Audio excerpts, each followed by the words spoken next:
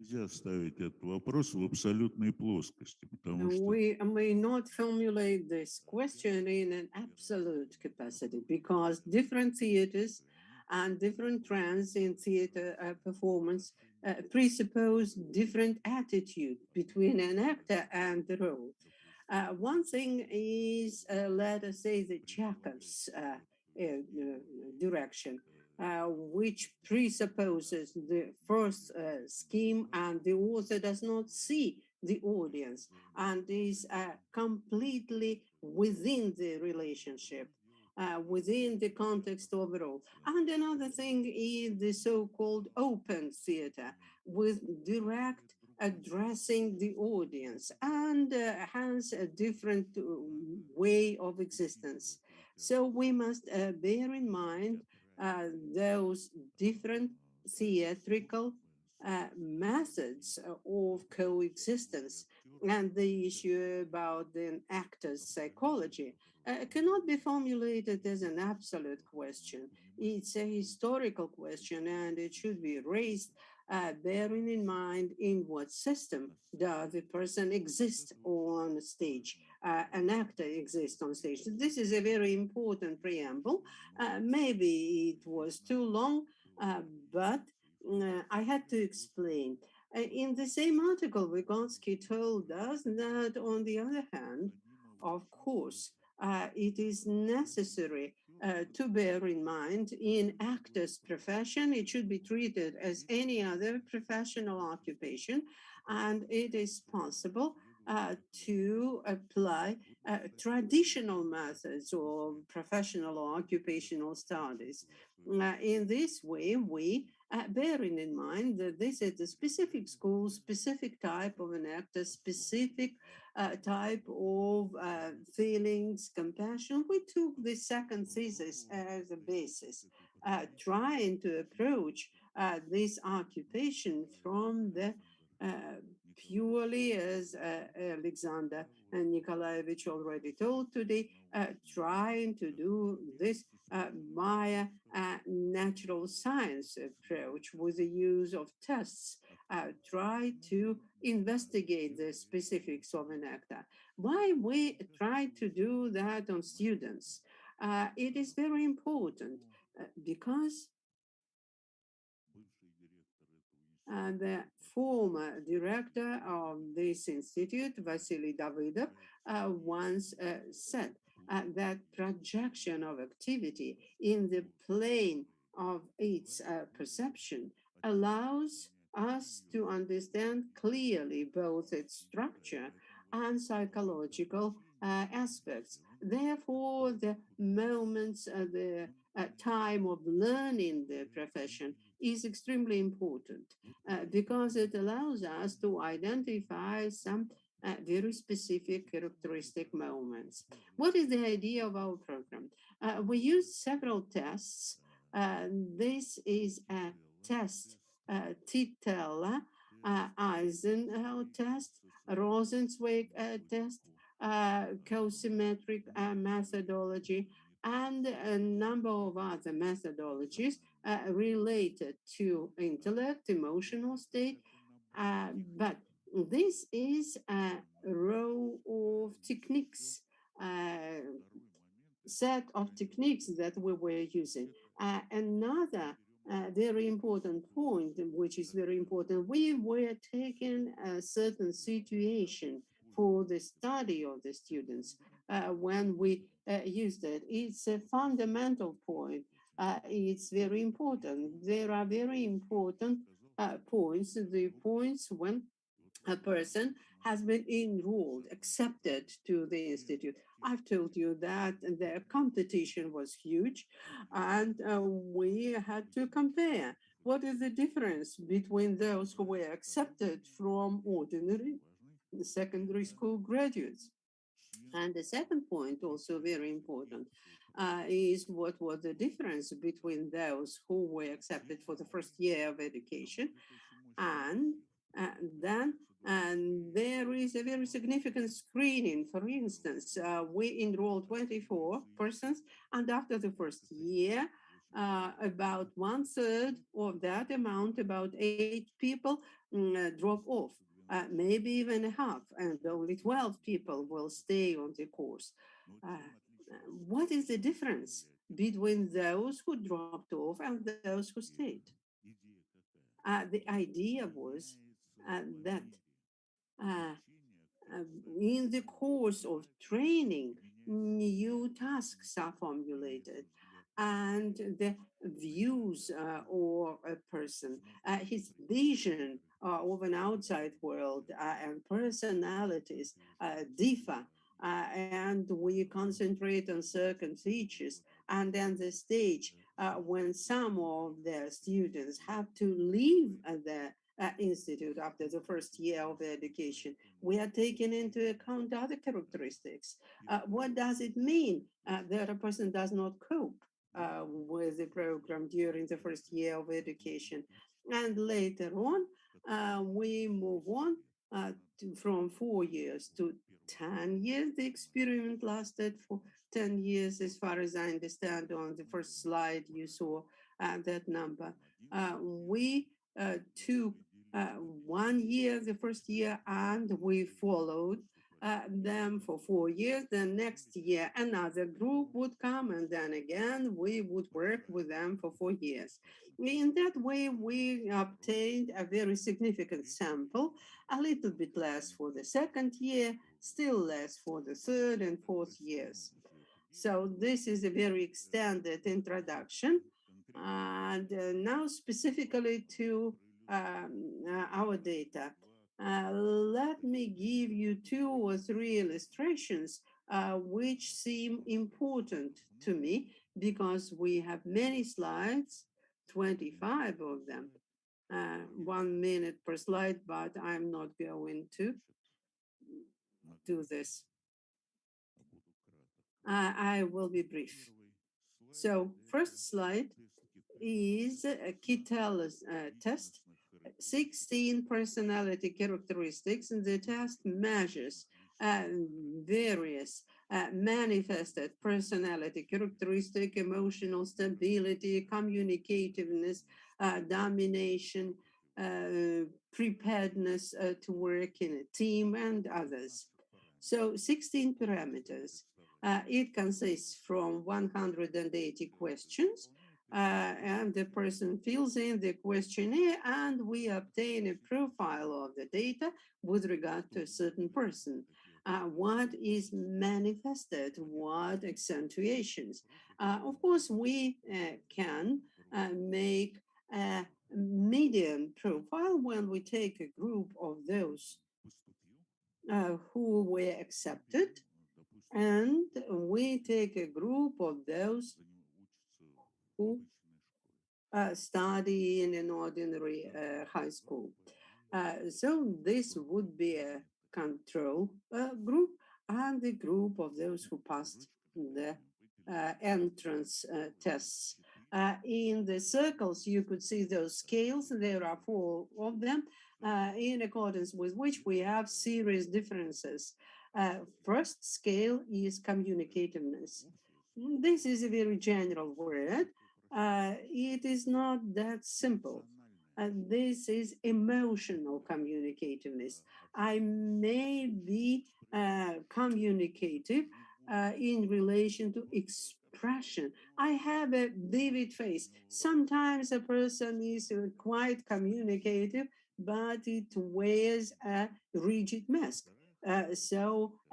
Expression, facial expression is what matters. Second characteristics, scale E, is the emotional projectivity, emotional sensitivity. What it is? This is a preparedness for compassion, for empathy. This is a moment related. Let me tell you, I'm telling you my story about my relationship with a woman, and one more of the women has left me. You listened to me, and then you started crying. And another person, no matter how expressive I am in my story about the women who left me, is still indifferent, remains silent, and is not responsive to my grief or my joy, as the case may be. I could tell him that my fifth wife has given me the twins. Well, I'm imagining the situation. As you may understand, these are not my personal feats. This is the emotional empathy, emotional sensitivity. The third is very interesting combination. You understand how important it is for an actor. Remember, in Pushkin's, I will cry abundantly over a fictitious story. So, another one is insensitivity, indifference, emotional insensitivity, uh, thick skin. If you look at what this quality represents, you will see that the authors implied a very important characteristic. And this is lack of fear of criticism as a kind of braveness. I am not afraid to be ugly. I am not afraid to be a negative personage. I am not afraid to demonstrate that my girlfriend has left me. So this uh, public braveness, which public courage, which is very important for an actor, because at the time of rehearsals, people may be told that a person may be told that he's doing something wrongly, he looked differently, you are lying, you are not convincing, simple things should be understood in that scene, and all that is public. Other actors are also present there, the students are present. And if a person feels uncomfortable, embarrassed in that situation, the person would be incapable of that collective openness. This is a very important point, which is also basic for this study. And the final one, this final Q2, conformity, conformism. Probably this is not a good word, but in reality, what we mean is the opposition to leadership and preparedness, readiness to conform, preparedness to participate in a joint activity. If we clarify this notion, this is preparedness for joint action, collaboration, actors, activity, acting. So this is what is implied in this category. It's surprising. What is an entrance test? A person comes to take the test, reads a fable, about a crow which was sent, or a piece of cheese, and so on, or reads a poem, and so on, or reads a piece of prose. Life is given to us only once, and we should live it, and so on. Not to regret that we wasted our best years. And it looks, there is a selection. And by those three, in fact, these are three different types of texts. And we look, we identify mostly those qualities: communicativeness, how communicative a person is, how courageous, how open, brave the person is, how the examination team understands it, how they feel it, I do not know. Probably their intuition. And the professors have their own expertise based on their personal experience. With sometimes they ask questions, and they may ask, "What is your family? Where do you come from?" and so on. So later on, there are several stories. I am not going to comment upon them. This is a comparison between girls and boys. And what is the difference between girls and boys in terms of those qualities? There are certain important phenomena. I'm not going to discuss this graph in detail, but there is a gender inversion. What we have, it seems that if uh, a girl, a woman is taken, accepted for the course, it must be feminine, it must be have some sex appeal, it's clear, but she must also have some internal qualities, softness and so on. But it's all the reverse. What requires is very firm masculine character, because the competition in this occupation is very hard. And with the men, with the boys, it's quite different. They are more feminine, they are softer than the general population. We discussed it later with Tatiana Anatolievna. This is a point related to narcissism, love, admiration for oneself, a desire to be admired by others. One thing is a narcissist who drowned because he admired his reflection in the water. And the other thing is a narcissist who is seeking applause. He said, I should be based in applause. I desire to be loved. This is more expressed in males. And since Alexander Nikolaevich is already coming to me, which means that I have to wind up my presentation, even though he passed by. Probably I have time. There are successful and unsuccessful. We also looked at those who were more or less successful. We saw with what characteristics is titled. This is a very long story. It evolved over 10 years, a story of relationship between a psychologist and the teachers. In what way did we participate in the process? That's also a very important and serious point when I only came and joined the situation in 75. Who is a psychologist? What it is? I did not know, particularly in theater. I remember I performed one experiment with God, and he asked me, and who are you?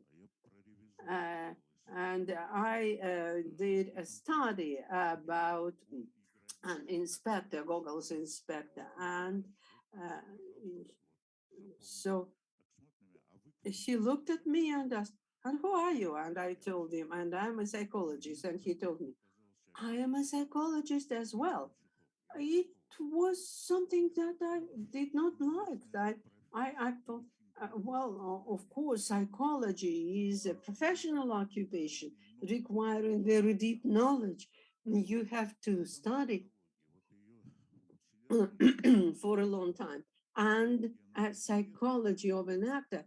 That is what I'm repeating. Psychology is not something that exists outside of ourselves. Psychology is within us.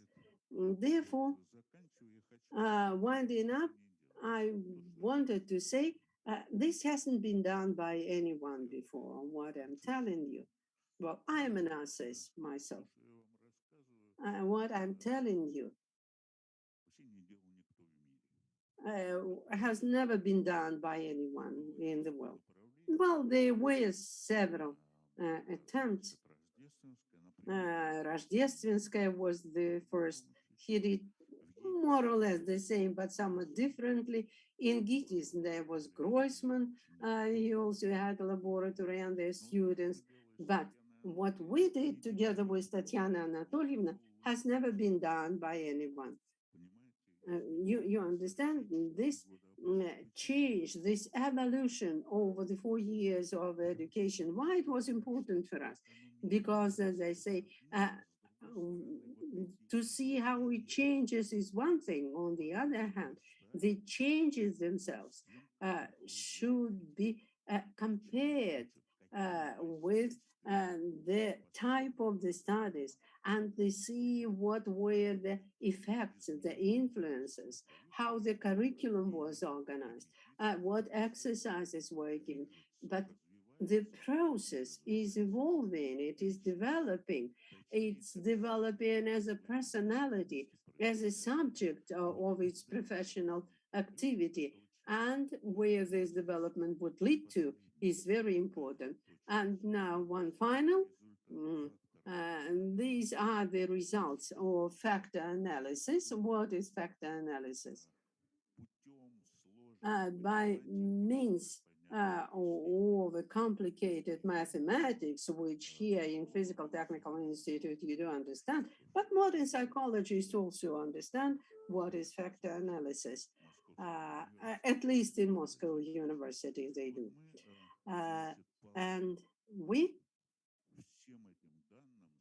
according to all the data over the 4 years of studying different flows, performing a factor analysis, we managed to identify those structures. One structure is F1. This is a factor that compiles different personality characteristics and show interrelationship. What scales are connected to which? 16 scales are interrelated.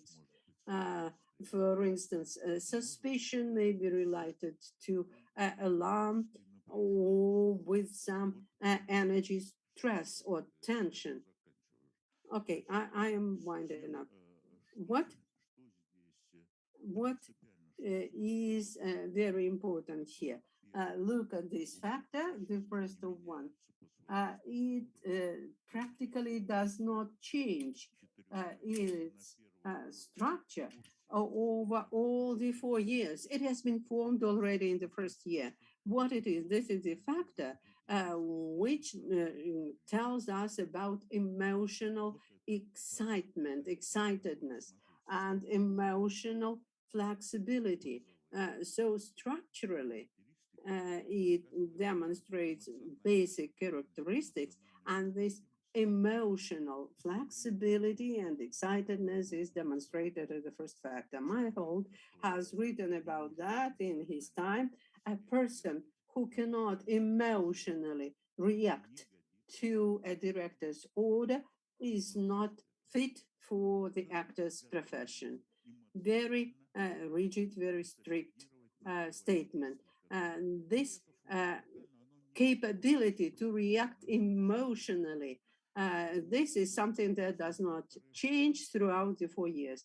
And probably factor F3 appears in the second year of education when they start to rehearse already some short extracts, not the whole pieces, whole plays, uh, but in those extracts, they start perform before the audience. They start working with the audience. It's a myth that an actor does not see the audience. He's not crazy. He sees everything.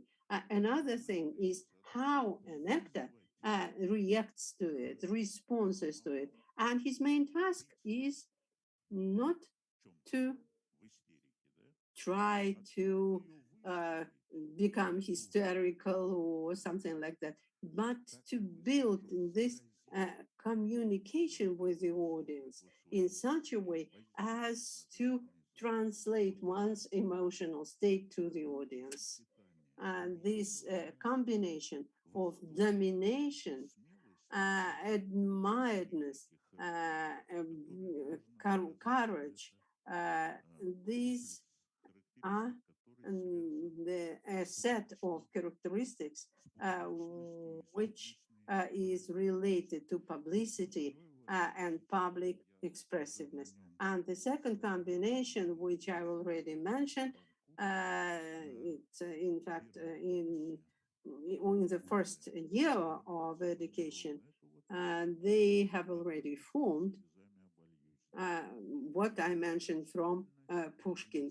I am prepared to cry abundantly over a fictitious story. I apologize for this long presentation. I have 17 slides more, but thank you for your attention. Dear colleagues, we may probably ask one question. Therefore, if you wish, we may give you a microphone.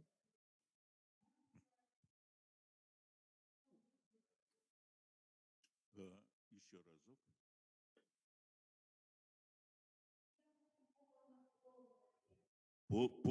Полная вот Татьяна Анатольевна покажет. Можно? Tatiana Anatolievna will show you the full presentation. You may take it. Если вот сейчас можете мою презентацию. If possible, you may open my presentation and the final slide. Ну вот монографии, не знаю. Unfortunately, translators do not hear the questions. So this is a monograph, Psychology of an Actor, at the start of a professional path. The authors, Tatiana Anatolievna and myself. Единственное.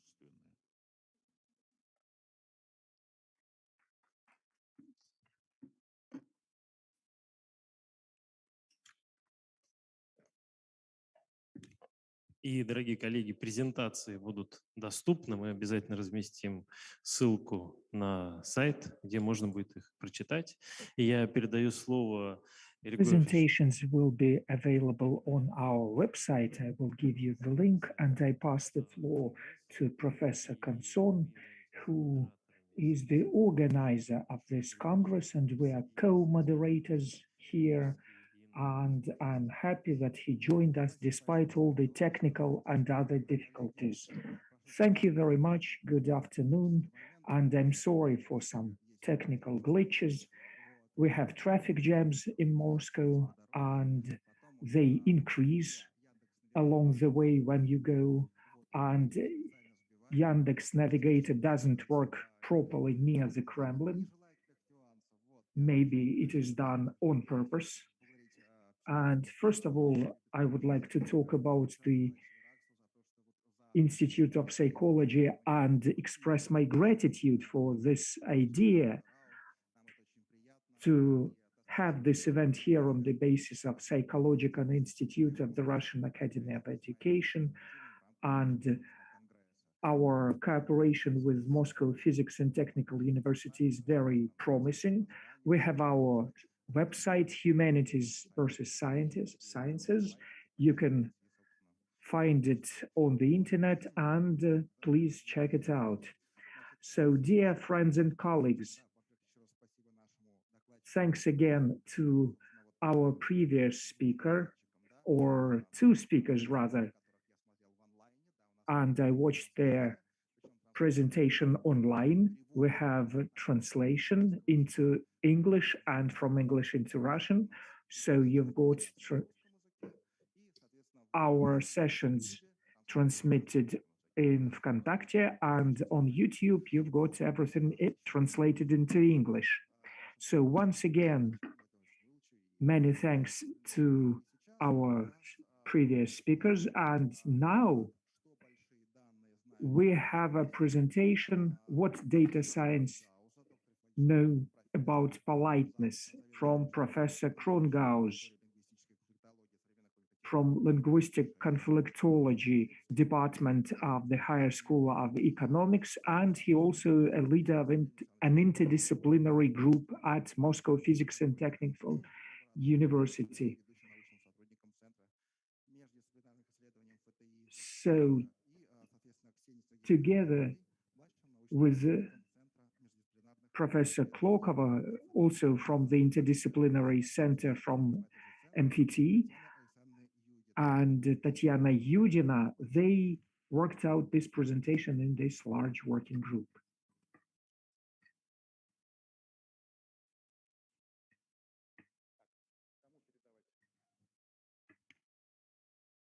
Who will take the microphone?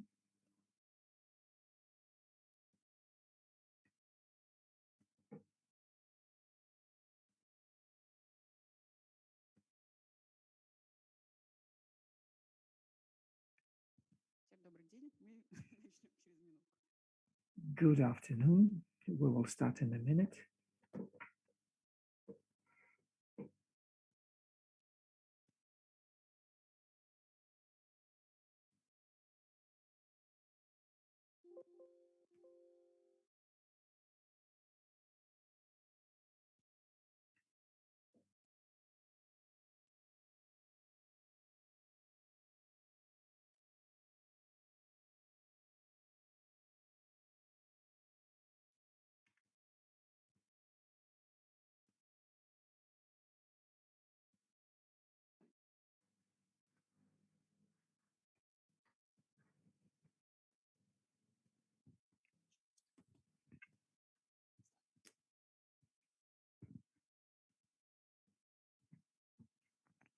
Добрый день, коллеги. Good afternoon, dear colleagues. My name is Valery Shuginov, and together with my team, we've been working at creating a multimedia complex of speech etiquette. Our team is going to present how we can study politeness using big data.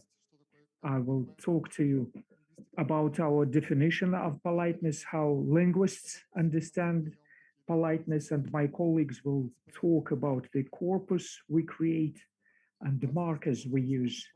We have different methods to destroy communication, that is boasting, libel, taboo, subjects, bad news, swearing. All this can lead to a conflict. But in many cases, we manage to cooperate in our communication. And usually a speaker doesn't want to touch upon raw nerves. So we use some cover to hide a potential threat to our interlocutor, and we call it politeness. Linguists subdivide politeness into two types: positive politeness, that is expressing good attitude towards the interlocutor, and there is the negative politeness, that is keeping the distance, sharing ideas. So this division into positive and negative politeness may seem strange, but it reflects a fundamental thing in social sciences, because many researchers study the autonomy and the linkage in the society, or public and private sphere, or authorities and personal relations, and we have to take into consideration the social context of communication. So interest towards society, towards social context, predetermines linguistic means. And when we use big data, we pay attention to social context, how it predetermines our strategies. You can see several levels of politeness for example, communicative situation, and there are social aspects such as gender, age, relationships, or their status of the people who communicate. And the last level is the lexical. So those are words and expressions people use, and that is interesting for linguists, but it is predetermined by the previous layers. For example, greetings, we choose between three options: привет, здравствуй, здравствуйте, and it's important whom we address, who is our interlocutor. If that's a child, then age might be the most important aspect. Despite the gender, despite of relationship, we would say привет because the age of the child allows us to do so. If we speak to an adult, options are whether we know this person or doesn't know this person. If we know this person, we would say привет or здравствуй, and we will say здравствуйте to the person we do not know. Age and gender may play a certain role, but they're not that important. And the most complicated thing is communication with a colleague, because status can be different. The colleague can be our boss or can be our subordinate, and we can have a close relationship, or we can take into consideration the age. So there are several parameters here which predetermine our choice of lexical forms, and we should take all these things into consideration when describing politeness. Our project is aimed at creating such a corpus with which we could study not only the lexical formulas, but also the social context, which is very complex and structured, and it's difficult to mark it. And how we study this corpus, my colleagues will tell you. Ksenia, the floor is yours. Our project is interdisciplinary. So we have social sciences, humanities, but on the other hand, we have computer linguistics and treating the natural language, computation of the natural language. And mostly we've conducted our research for English because we lacked resources for the Russian language. And when we speak about social linguistics, we can speak of micro-level analysis of individual language elements, their functions and their context. For example, привет and здравствуйте or спасибо. And we can talk about macro level, that is analysis of politeness strategies in direct or indirect speech. And for example, saying sorry and how it is related to categories as power, social hierarchy, status, and computational linguistic deals with the following things like periphrases or translation from one form to another form, to more polite form, for example. That is generation of dialogues. And we worked out classification to find trolling and the degree of frustration in correspondence. And the last task was to detect complaints in social networks. As the concept of politeness is multifaceted, we have to take into consideration social and paraverbal things like mimics and gestures, like body language. So our multimedia corpus of Russian politeness includes multimedia files, as on many occasions we can see different factors interplaying, and our corpus is going to include feature films or abstracts from Russian series because they include gestures, body language, mimics, and there is also historical pragmatics when we compare different stages. For example, the early years of the 20th century. The other thing is talk and reality shows, podcasts, because there are lots of communicative situations. And the last is publicly available phone conversations. A key and a unique peculiarity of our corpus is delineation, etiquette situations from communicative situations. And we define communicative situations as having four factors together: place of action, participants, unity of time, and purpose of communication. So, communicative situations are contextualized frames which can include a diversity of etiquette situations. And etiquette situation is one interaction between the participants. For example, if we have the communicative situation of a meeting, it can include such etiquette situations as greeting, introduction, farewell, and that is with the same social characteristics. And when social characteristics are different, the etiquette situations can also be different. So we go from communicative situation to etiquette ones, and on the level of etiquette situations, we have markers of politeness, linguistic terminology, and then violation of etiquette and paraverbal factors, that is, facial expressions and gestures. And on the level of the communicative situation, we diversify participants, their social linguistic factors like age, gender, occupation, etc.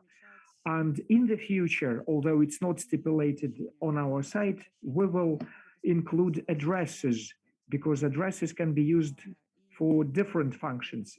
And to give you more specific examples, I would pass the floor to Tatiana. Good afternoon. I will describe our database to you, its structure.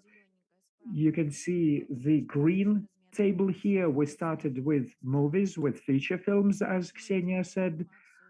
We select such information about them as the year of creation, the director, the title, the genre, and we're going to use subtitles to analyze lexis. Then we subdivide them into episodes, and we have starting time, ending time, location, and a description. So that gives you the context of the situation. And then episodes are subdivided into communicative situations, orange table, also marking the starting time, ending time, type of the situation. For example, it's a meeting, it's a farewell, it's a party, or it's some damage. And there is the title. Then the situations are broken into situational ones, which we're going to analyze. That's the left table in the top, and they are subdivided by time, starting time, ending time, type, that is again greeting, introduction, thanks, and there will be more types of etiquette situations added later on. For every etiquette situation, we have text, which we are going to analyze. We analyze whether there was a violation of etiquette, whether there was a conflict, were there any addresses, and so on and so forth. Separately, we are going to store information about the characters, about their characteristics, and about the relationship. Characters are in dark blue. We preserve the name, the actor, the age, occupation, background, profession, education, in other words.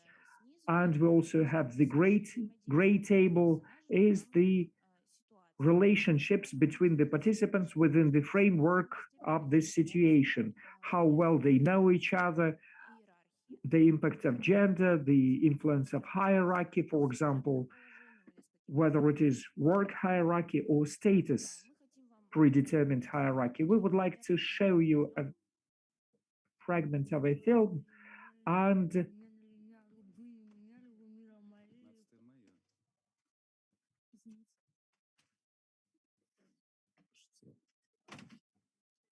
Извините. I'm sorry.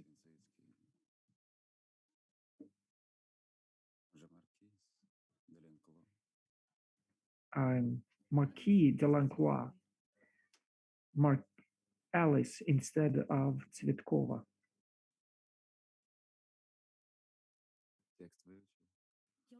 Have you learned the words? Yes, I have, but you can understand that we had to have rehearsals and we had only a 20 minutes meeting about the concept. Why haven't he told you about the concept? And where is Zhenya? That was an abstract from the movie. And on the basis of this movie, we would like to tell you how we break it down. We had 1 minute, that's the beginning of the movie. There are 3 characters. There is Alice, who is sitting in the compartment. She's a young actress, and then in comes Albert, and he says, 15th is mine. The seat is taken, and she apologizes. He says that he was joking, and she apologizes again. That was one communicative situation of a meeting of Alice and Albert, and there were 3 different situations within it. So that's acquaintance. Inside the acquaintance, there is apology because Alice apologizes twice. First, apologizes for having taken the seat, and then for not understanding the joke. And then there is the handshake. And then there is the second situation. A third person comes in, and again, there is the situation of greeting. But etiquette was broken, violated over there because Albert and Andrews are acquainted, and Andrews started the greeting not with some greeting word. He immediately started the conversation with a question. So what is of interest in these situations? We see as Alice is a young actress, she cannot violate the etiquette. She had to greet Albert, she had to apologize, she had to be very polite, while Albert and Andrews can violate etiquette. Albert starts acquaintance with a joke, and Andrews drops the greeting because they seem to have known each other, and apparently their relationship allows for that.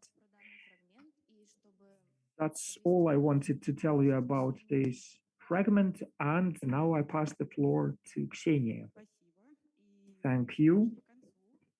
And we're coming to the end, and I would like to summarize in our multimedia corpus of speech politeness in the Russian language. We focus on etiquette situations and linguistic markers of politeness, but we also look at other levels, at the context, and we also analyze the language, the forms of etiquette, and the markers of interpersonal relationship. And it follows that our project is interdisciplinary, and modeling politeness requires inclusion of different diverse factors from social sciences, from psychology, from linguistics.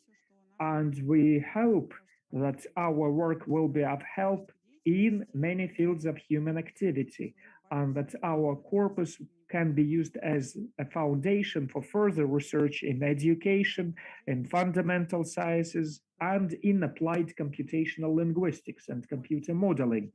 So you can create an assistant for those who study Russian as a foreign language or as a second language, and this assistant can prompt some speech formulas, or you can improve your speech assistance to make it more personified and will be establishing better relationship with the human being. If you are interested in our project, you have the QR code for Telegram for Valery. Thank you very much. And we're ready to answer your questions.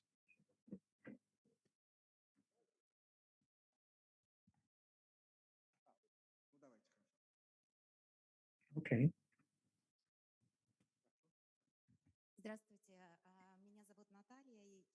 Good afternoon. My name is Natalia. I'm from the Ural Department of the Russian Academy of Science. Thanks for your research. And I've got two questions. Maybe I have missed something. Maybe you have already addressed this. So you look at communicative situations only between the people whose mother tongue is Russian, or you include communicative situations between people whose mother tongue is not Russian. Maybe the behavior would be different and the politeness will be different. And the second question is, in dynamics, we can suggest, of course, you know better than I do, but hypothetically, the level of politeness in different strata, in different social and cultural groups will be different depending on historical, geopolitical situations.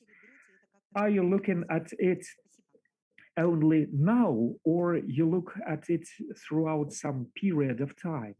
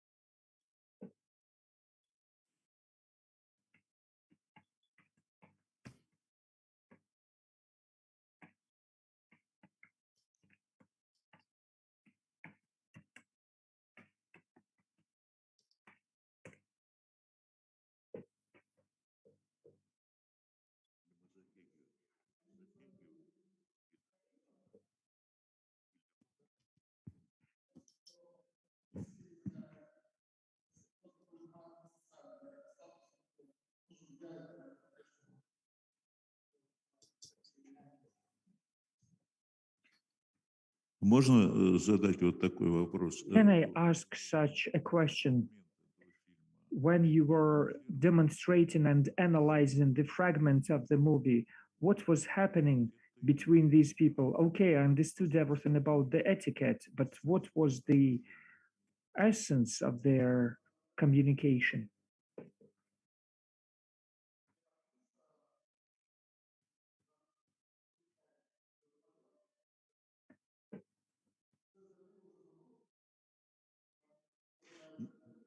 Они что, знакомятся или там... Are they getting acquainted? What is the point of this conversation?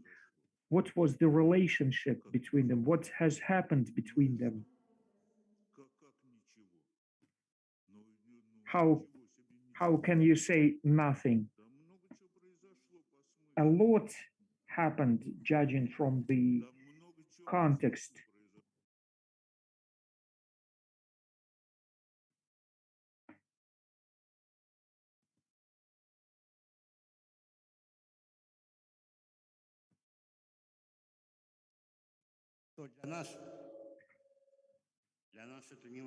For us, it is not important. It's important that it's an acquaintance, a situation of acquaintance. And it is very important that the other two are acquainted, and that predetermines their reaction. That is what's important for us. We do not want to describe the plot of the whole movie. We do not set such a task for ourselves.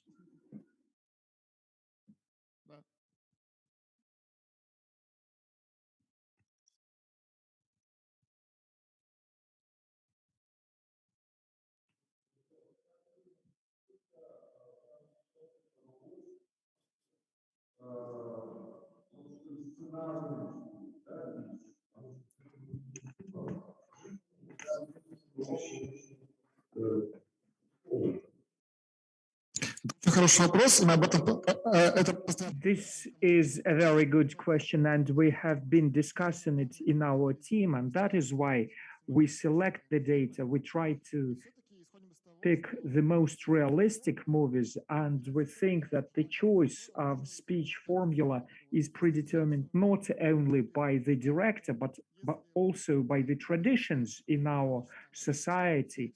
And if we think that the situation is realistic, then these formulas are not determined only by the decision of the filmmaker, of the director, but we can see that it reminds us of everyday situations in our society. It's pretty important for us to analyze situations and to analyze verbal components, and it's very difficult to analyze it only on the basis of the written text. We have to see the body language, and of course it's a compromise, but we are going to use podcasts and YouTube streams, reels. So far we try to do it on the basis of movies, and you can see that there is a lot packed into one situation, and we learned it due to analyzing of the material. It was not originally intuitively understood. So we have to make our database broader, but so far we started our work with realistic movies, feature films. Can I add something? I agree with what Valery said, and we try to choose movies which are more or less realistic, and they are created with a specific communicative goal. All these situations have some goal, and if we see it in the movie, we can think that this situation can happen in real life as well. And of course, in some situations, yes, there can be a huge influence of the director or of the script writer. Thank you.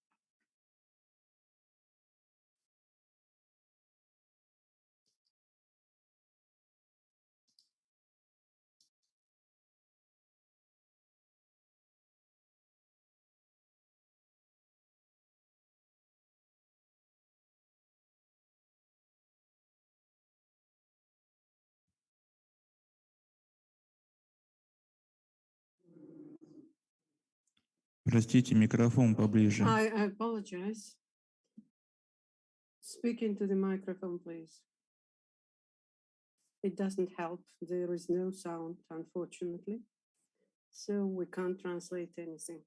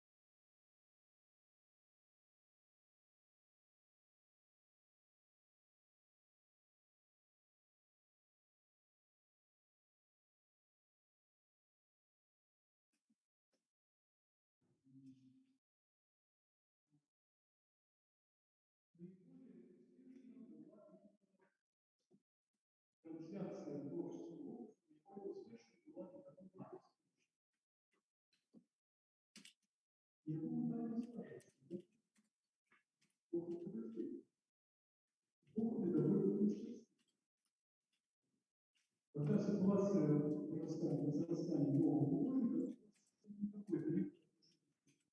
какой-то отношение власти могут быть властью. То есть никакой проблемы раскрытия индивидуальности, взаимосвязи, этого ничего нет. Мастер 15 века, он совершенно как он сделал раскрытие повторения индивидуальности, что он СМИ сейчас считается, как вот сейчас очень вырастает. Такое случалось, он не потому для самостоятельного будущего. Он берет того, чтобы створить будущий вопрос. Учит его тому, что успешного участия взрослых, и казалось бы, в такой ситуации, с нашей точки зрения, должны вырастать вместе настоящие, должны вырастать вместе, в каком смысле слова. И в самом лучшем случае придумать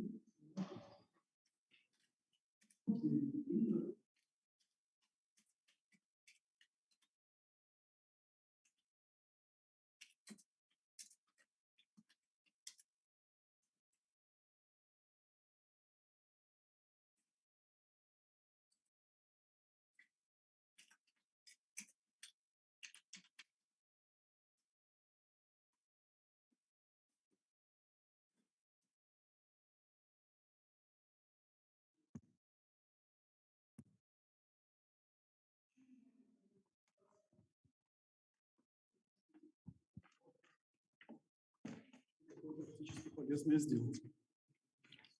Спасибо. Что-то лучше? Совсем другое дело. It's quite different now. Probably there are very many reasons, including the cultural situation and its uniqueness. And probably I would not even try to exhaust the situation. But for sure, we may say that one of the most important components of the success of the pedagogics in the workshops was the situation of evolution of an artist. What were its favorable specifics, which could be identified and later on think how it could be reproduced in another cultural situation, or probably non-reproducible at all? What I could answer. I myself was a student of an art school, and I know it from my own experience, some weak and strong sides of traditional education. We must say that it's person when he tries to learn purely technological things, or what we today call professional competence, that person would see immediately without even reflection, but consuming it with his own being, that all those means, all those tools in front of his or her own eyes become a work of art. We did not have it. You have learned to draw from a gypsum copy, a skeleton or an ear. You have drawn it, received a score, met some very successful things or seemingly successful would be stored in a fund, but in general, no one needs it. There is no criteria whether it's successful or not, whether you will be scolded or praised for that, but that person does not participate in the creation of the future work of art. Therefore, that person is in no danger to confuse a means for the goal. I remember that we had a teacher, one very successful teacher in the art school, and he formulated that a saying of all academies is that education is built in such a way that a student is beginning to confuse the tools, the toolkit for art itself.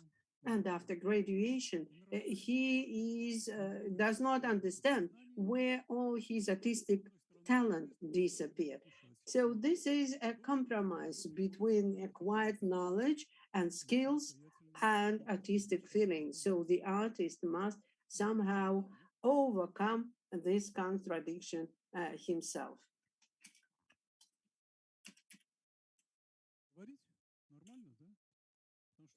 Okay, okay. Second point, which I wanted to point. They, at the same time, started in those traditional schools, children or teenagers of different ages. Each of them were at different stages of development, and each of them saw not only the master who was on inaccessible height, but his own peers or some stage of development which that person could reach in 1 year or 2 years and also participate in the work of the master. And that mixed different age group was another psychologically important moment. Socio-cultural importance of what is being done. In part, I have mentioned it, I have expanded it somehow. I've learned something. The fact that you are participating in something that it doesn't matter whether you are in the 10th or 15th row in line of succession, but you participate in something which has cultural importance for the city, for a church, for the Pope of Rome, for some member of aristocracy and their home gallery, and you understand that you are participating in something great. Another important point, which I'm not going to describe in detail, is in creating an artistic image that reality, which is taken as a basis, is transformed. And the very image of the person who poses serves as a model for the master, or a scene which is depicted what it is in life and what it becomes in future, bronze or some other material, what happens with it under the hands of a master. All that is transformed and is changing. Therefore, a person is learning, looking at the outside world, he is learning to predict, to foresee what can be done out of all of this in the work of art. There is another point. It is less rational, but I think we should have no doubt that it is valuable. This is a direct presence of a person, his proximity to a huge creative energy, a direct contact with an accomplished master. What is I don't know what we could do here. Contact with a creative personality, and that apprentice is replicating, copying the approaches of a master.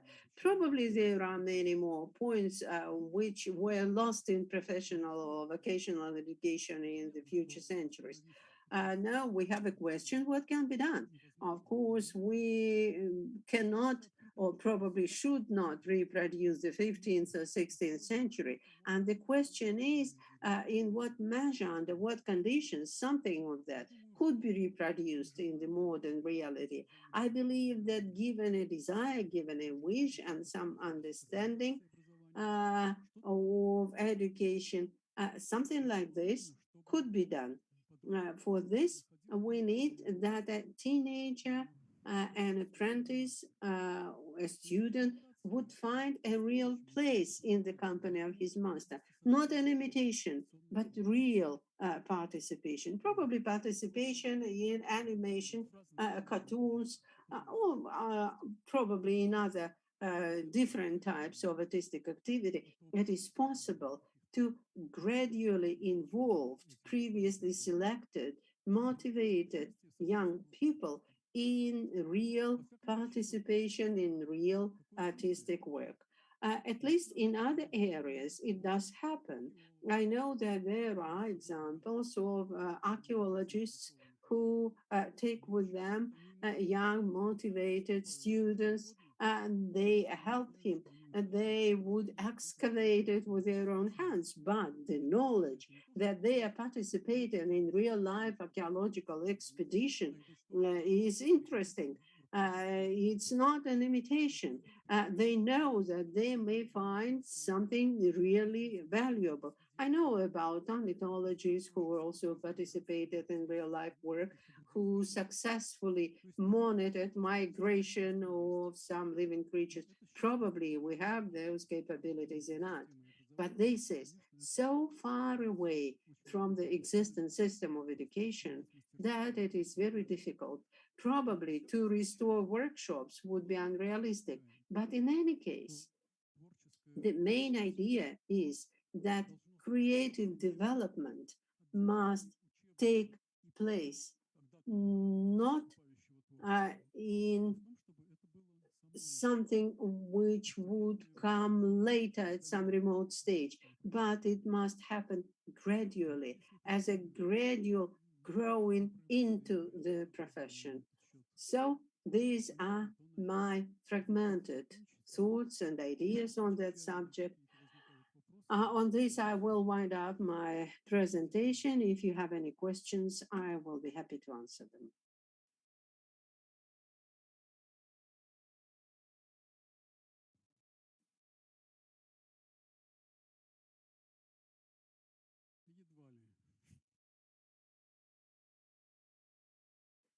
I didn't hear the question. The answer was hardly.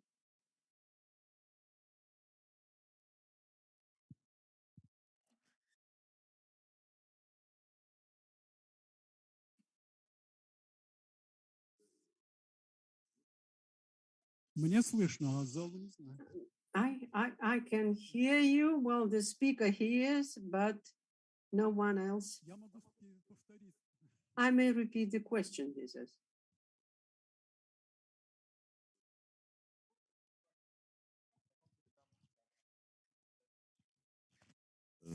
Это не вопрос, это комментарий. It's not a question, it's a comment, a very short comment, 2 minutes. Мне кажется, очень важно. It seems to me that the topic raised by you is quite important. And I remember an article by Slobodchikov and Zuckerman about maturing, the school of maturing, where they considered different ways of attitudes towards the practice of education. And for teenagers, they said that it is necessary to drastically change the relationship between a tutor and the students in elementary school and get closer to the idea of relationship between master and apprentice. I believe this is a very productive idea because all questions about the area of the nearest development, if they are perceived not as meaningful spaces, then this is what you have described. In one case, we have teaching, it's about teaching, education. In another case, it is about art. From what I know in the actor's practice, even the elementary teaching task in Tabakov's studio was brought closer to the act of art. He tried to make any exercise in traditional technique to be brought to such a level that it could be shown to the audience. Yes, I do remember now that Mikhail Chekhov talked about it. He said it would be wrong to train the voice, to teach the diction, to do exercises for the body. If a person learned to move in general, a person would not be able to move in a specific fashion required by the situation. Thanks a lot.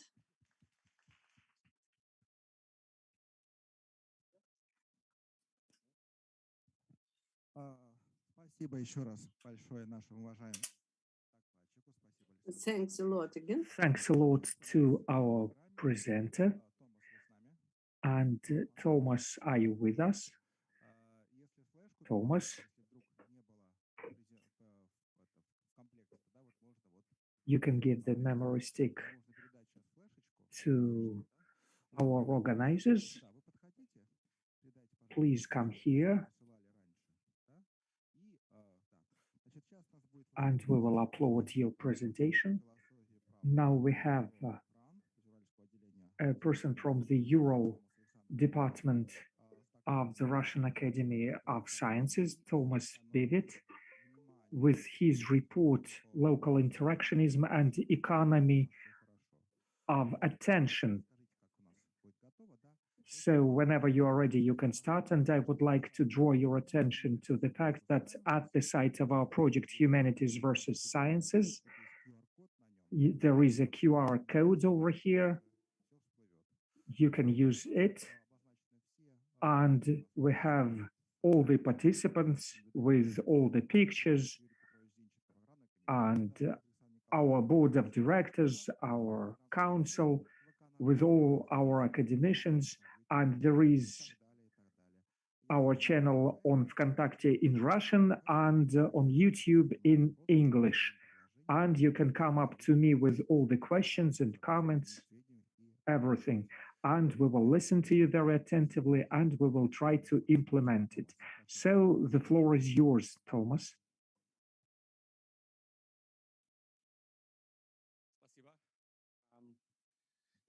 Thank you. I will be speaking English, but as you can see, I understand Russian. So if you do not understand anything, I may try to answer in Russian. Spevit. Вот, так. And I have been living in Russia for years. And I'm working at the Russian Academy of Sciences. Yekaterinburg. So I'm actually not a physicist or a special scientist. I am a specialist in scientific communication. And this means that I'm working with colleagues in the fields of science where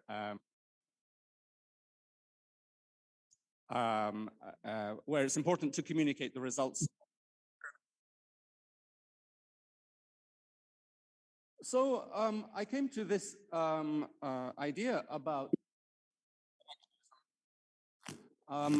during the course of translating some books by Russian authors. And well, I wanted to say that this professor, Vadim Vasilyev, and if anybody's heard of him, he works in Moscow, I know. And he came up with this term, local interactionism.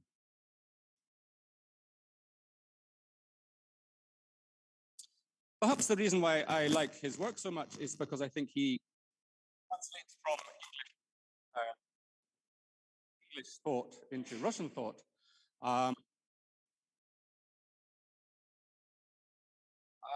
His term, local interactionism, is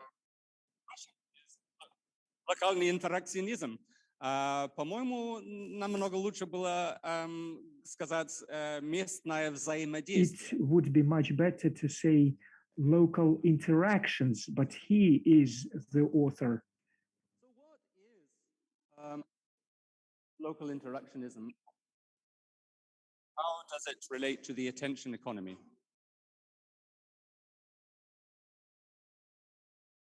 So let's first consider what is the we are in the attention right now. You are paying me attention, I hope, and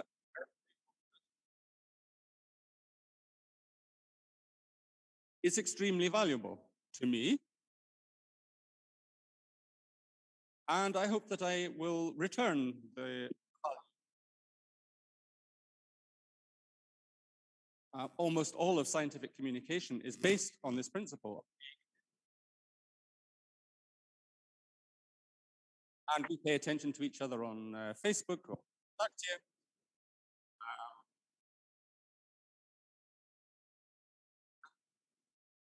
And this attention is harvested by the network. And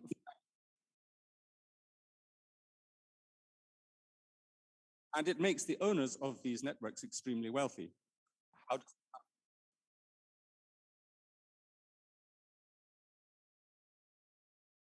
So Nobel economics laureate Herbert A. Simon said, attention, a wealth of information creates a poverty of attention.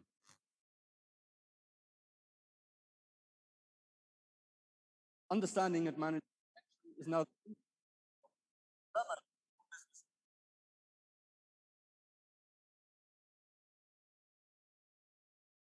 Senders employ costly signals to attract the attention of receivers.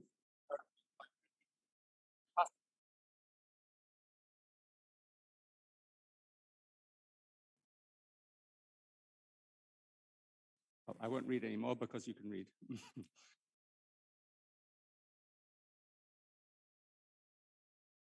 So what is information? There's so much of it around, right? In physical, and we are physical beings, we can describe information in terms of entropy. Is about information about the energy microstates of a system, energy and material.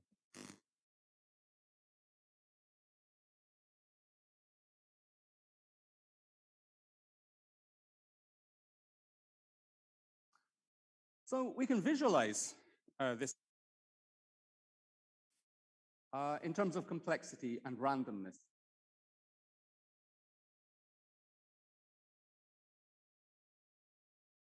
So on the left here, we have a situation where there are many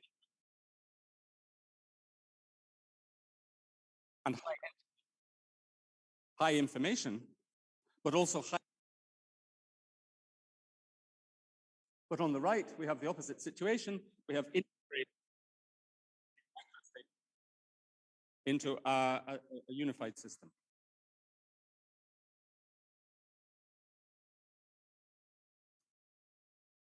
Lies, damn lies, and probability. Well, the original quote is statistics, but it's the same.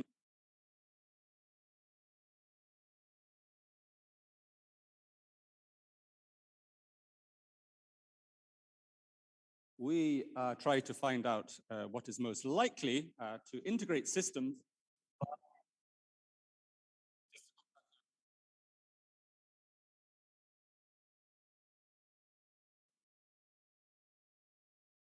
Is information the same thing about information about a system the same thing as the system itself?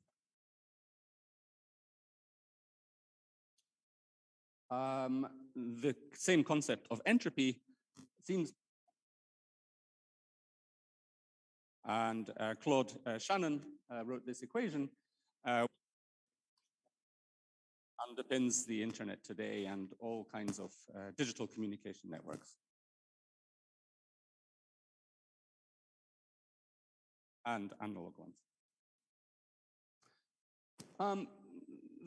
This is a very simple 8-bit information system. The configuration space of the system is given in terms of the possible on-off combinations of the three.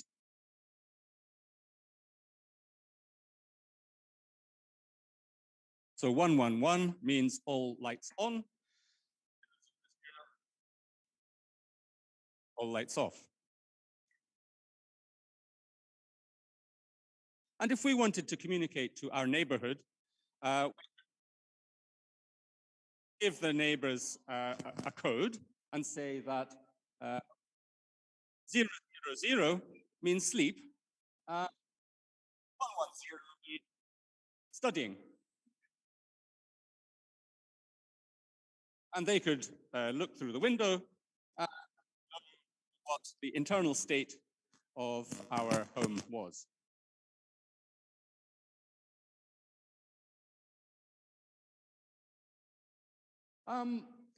This illustration was taken from a paper by Eunice Engel, Turkish information engineer. And he reminds us that information is knowledge. So zero information means complete knowledge.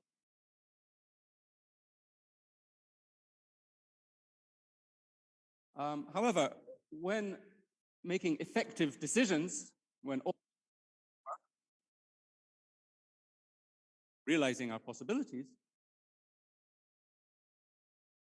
it's necessary to combine order and certainty with a high number of degrees of freedom.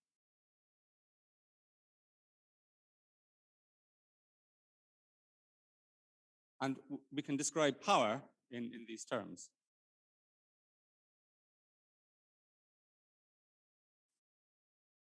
Moshество или власть? Власть. Okay. Another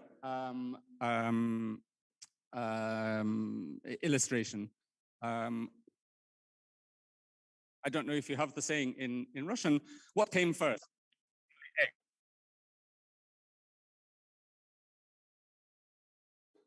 Well, it's a good question. We can't answer it. But we can answer which of these two pictures is the more probable condition. Is it going to turn into a little chicken, or is it going to turn into our breakfast in the form of scrambled egg?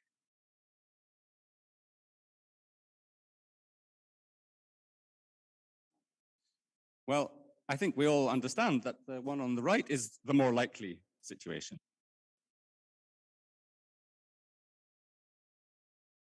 But the one on the left is the most surprising situation. And this surprise is what we call life, and it represents all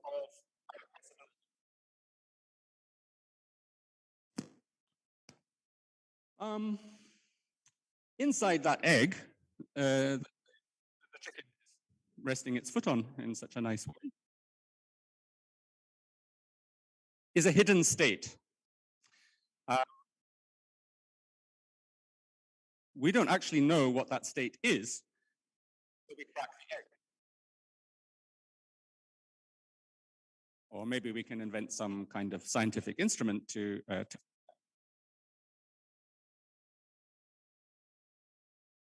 Here's a cracked egg, and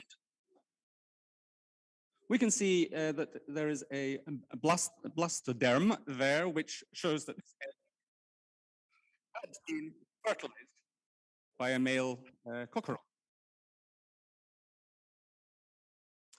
If we hadn't broken the egg, it still has the possibility to become a chicken. But unfortunately, now it's lost that possibility because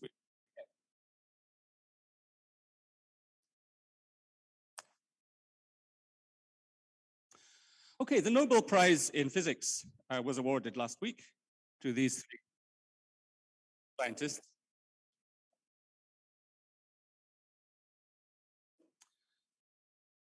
And there were many articles on the internet. Perhaps you read one of them,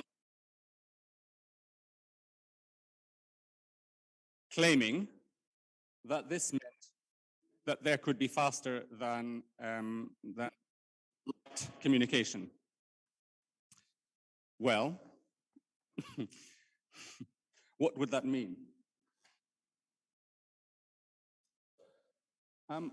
We are sitting here in the present, and our past is limited by a light cone, which tells which events from the past can possibly affect us. If the events are outside the past light cone, they can have no possibility of affecting us.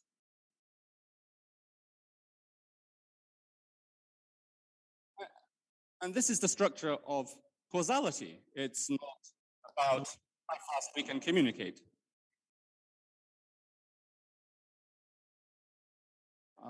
And the same applies to the future. If it's not in our future light, we will never see it.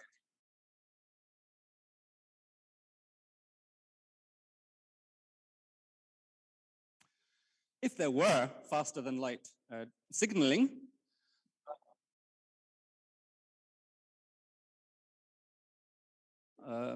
A could go into B's light cone and change his destiny. But that's not going to happen.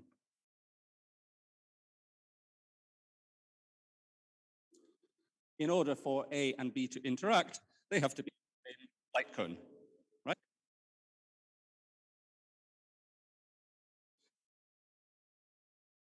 And if we give up this assumption, then we give up everything else. We give up science, morality, possibility.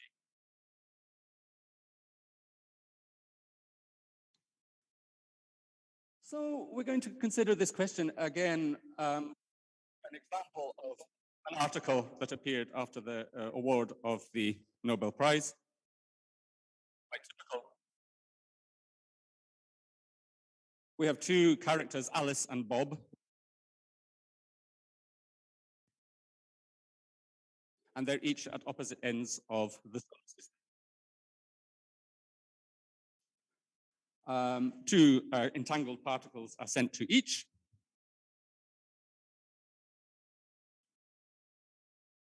And it is claimed that when Alice determines the spin of her particle to be up, then for Bob's particle, the spin will instantly be down.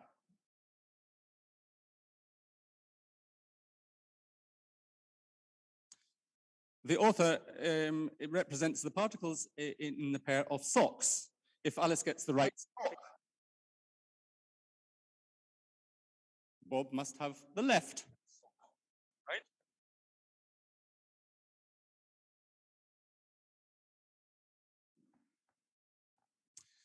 But as we know, there are no left and right socks. They're the same. This morning, I put on this on my right foot and this one on the left. But I didn't know which one was which. I still don't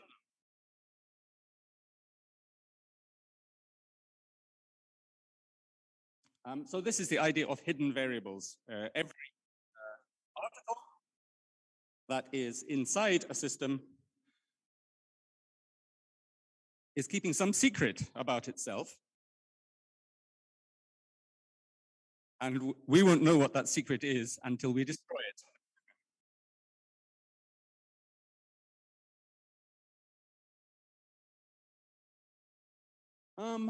So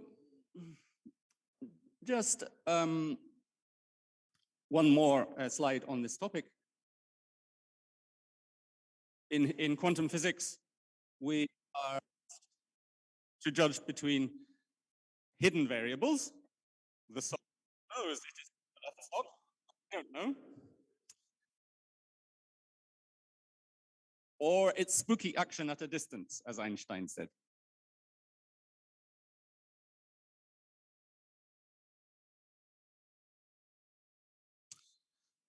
And if you don't like either of these ideas,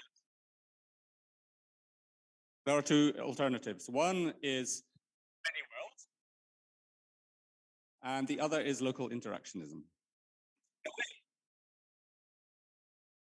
In a way, they are the same because worlds, according to local interactionism, are created by our interactions.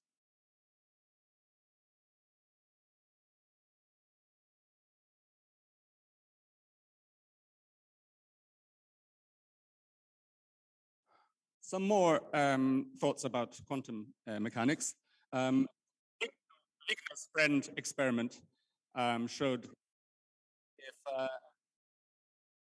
Vigna's friend is in a box and she's whether it's the left sock or the right sock.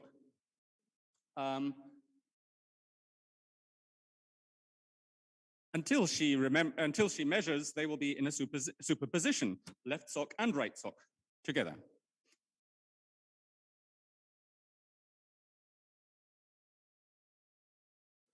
But because the friend is in the box, in fact, the friend and the system are in a superposition. And we can stack up a system like this where a particle is interacting with an observer.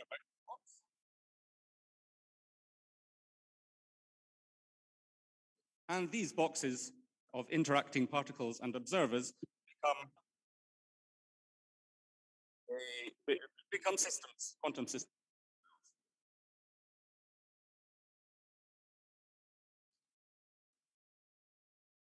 This is the famous wave function graph.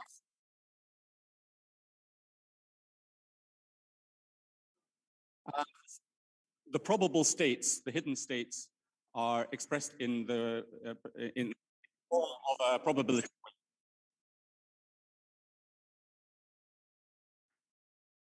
We can have different levels, and this is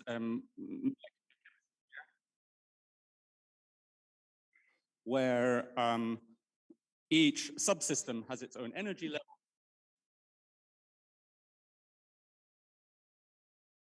Which is accessible to the containing system through measurement in the form of information and energy. And this is also related to frequency somehow. Well, this is just a metaphor. I'm not a physicist. But coming back to the conclusion of my presentation here, it appears that these worlds of possibility are created by interactions between particles at the same time, particles or systems.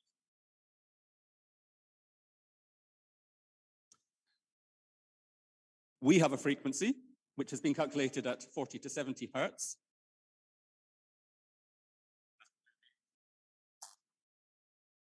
And if you used the relationship between frequency and wavelength calculation, posit the wavelength of human conscious interaction to be around approximately the radius of planet Earth.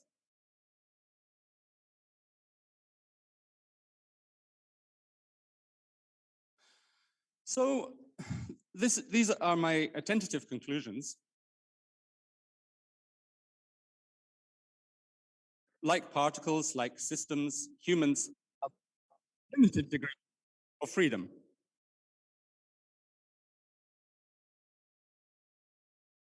All of our possibilities are realized in the world and maintained by our reciprocal interactions.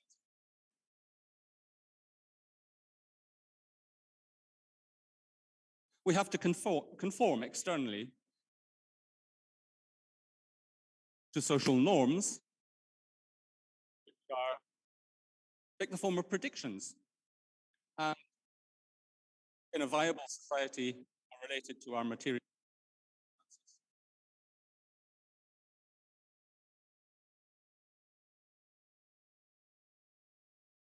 AI can be used and is being used to predict and control our reciprocal interactions. But in order for AI to have something to predict or control, first, we have to interact.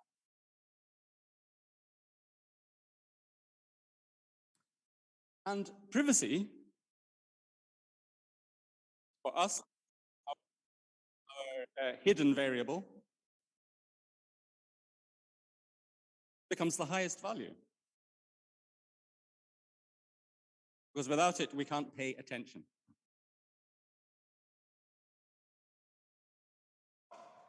So I'm just going to leave you with some questions. Perhaps you would like to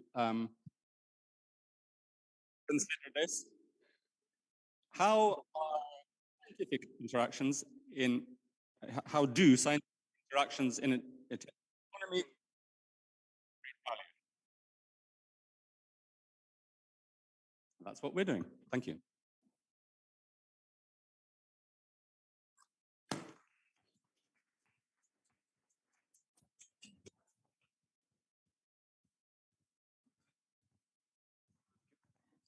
Дорогие коллеги, если Dear colleagues, if you would like to ask questions, please ask the questions, but use this microphone. We have only this one left.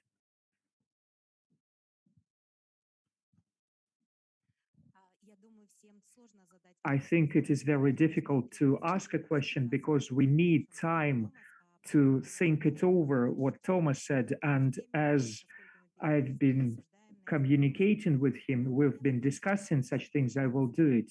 I will ask about publishing. All of us are involved in scientific publications. How the status of contemporary publishing, or how our changing world can be interpreted from the viewpoint of this attention economy, from the perspective of this attentive economy. But I will answer in English. It's easier for me to frame my thoughts in English. So Natalia Gennadovna just asked how scientific publications can be analyzed in the form of local interactions in the attention economy.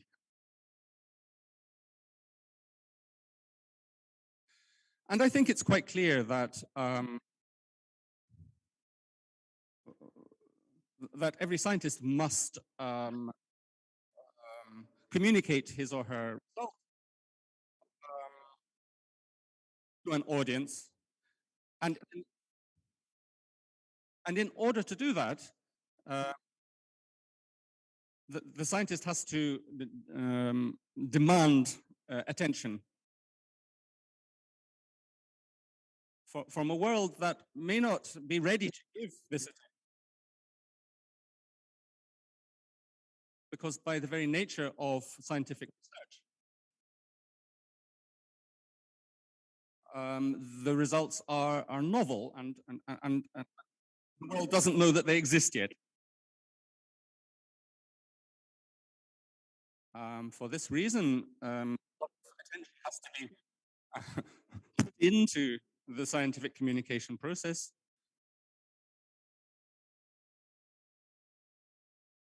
And for this, funding is necessary.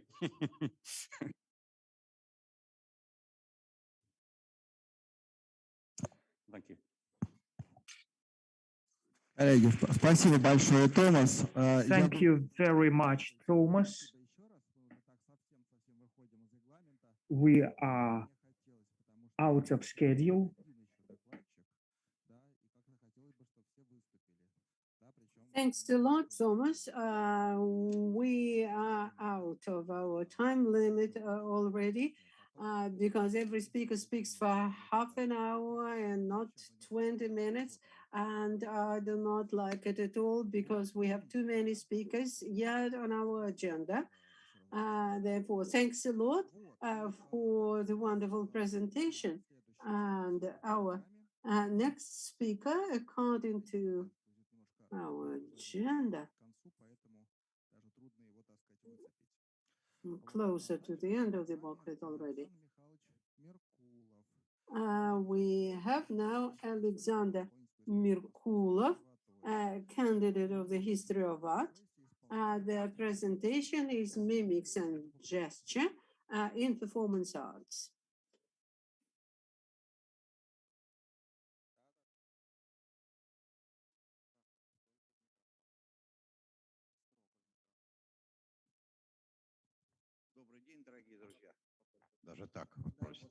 Good afternoon, dear friends.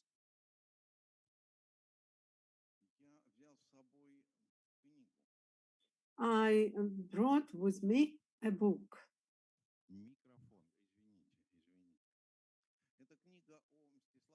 And this is a book about Mstislav Smirnov, a person who has some relationship with psychology institutes will probably know that name quite well.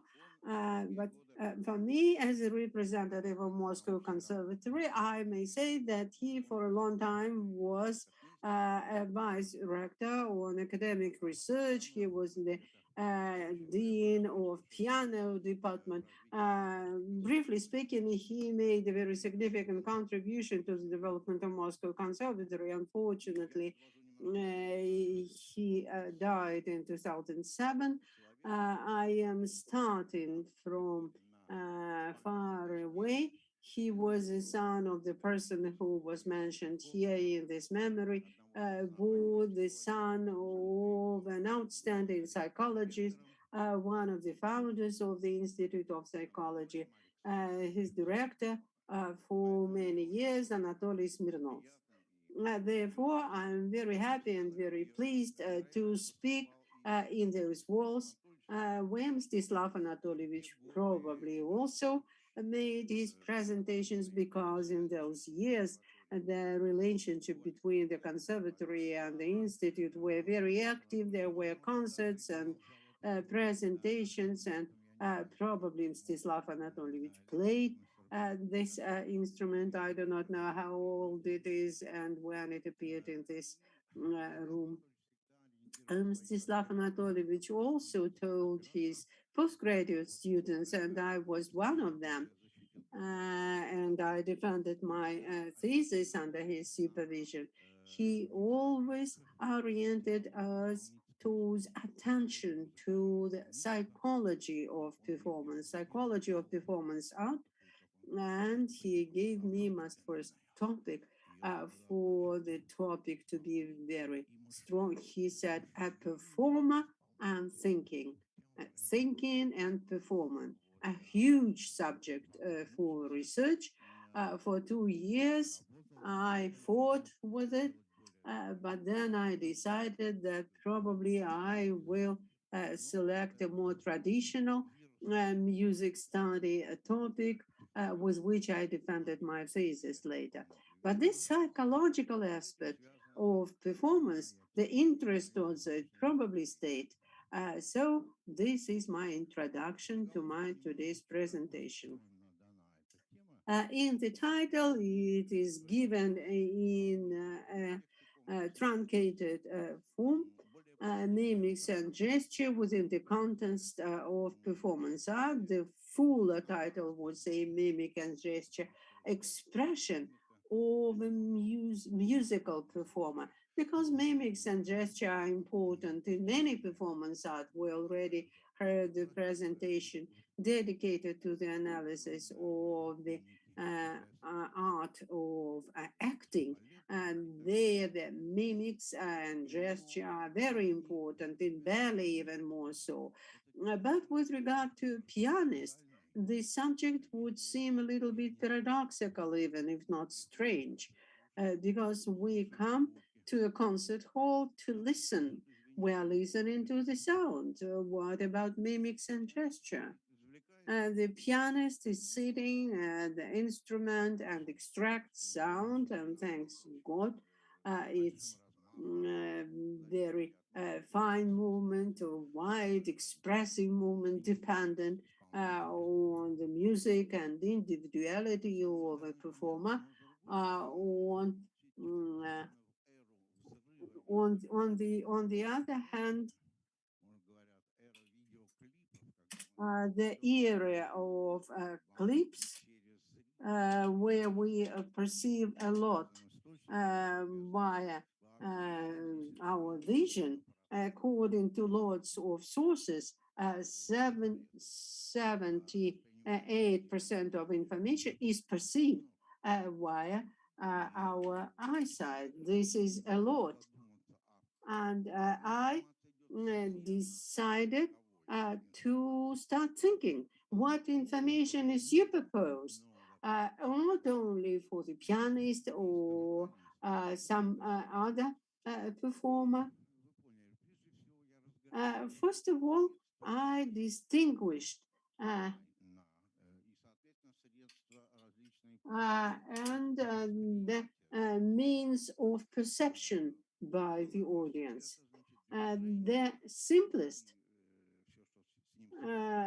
idea is to represent movement, and everything that relates to it relates to the extraction of sound, technical moments. Sometimes we call them techniques or just play movement. You have to press the keys, whether you like it or not. But there is also a different area of the gesture. This I call them clarifying or refining or adding meaning, explaining the meaning. They do not have any direct relevance to what the person is doing with the keyboard, but they are very important. It's not my subjective perception. There were very serious experiments performed by psychologists. For instance, a well-known psychologist, Bachkarev, had staged a very original test. He took a phonogram of Chopin's piece and he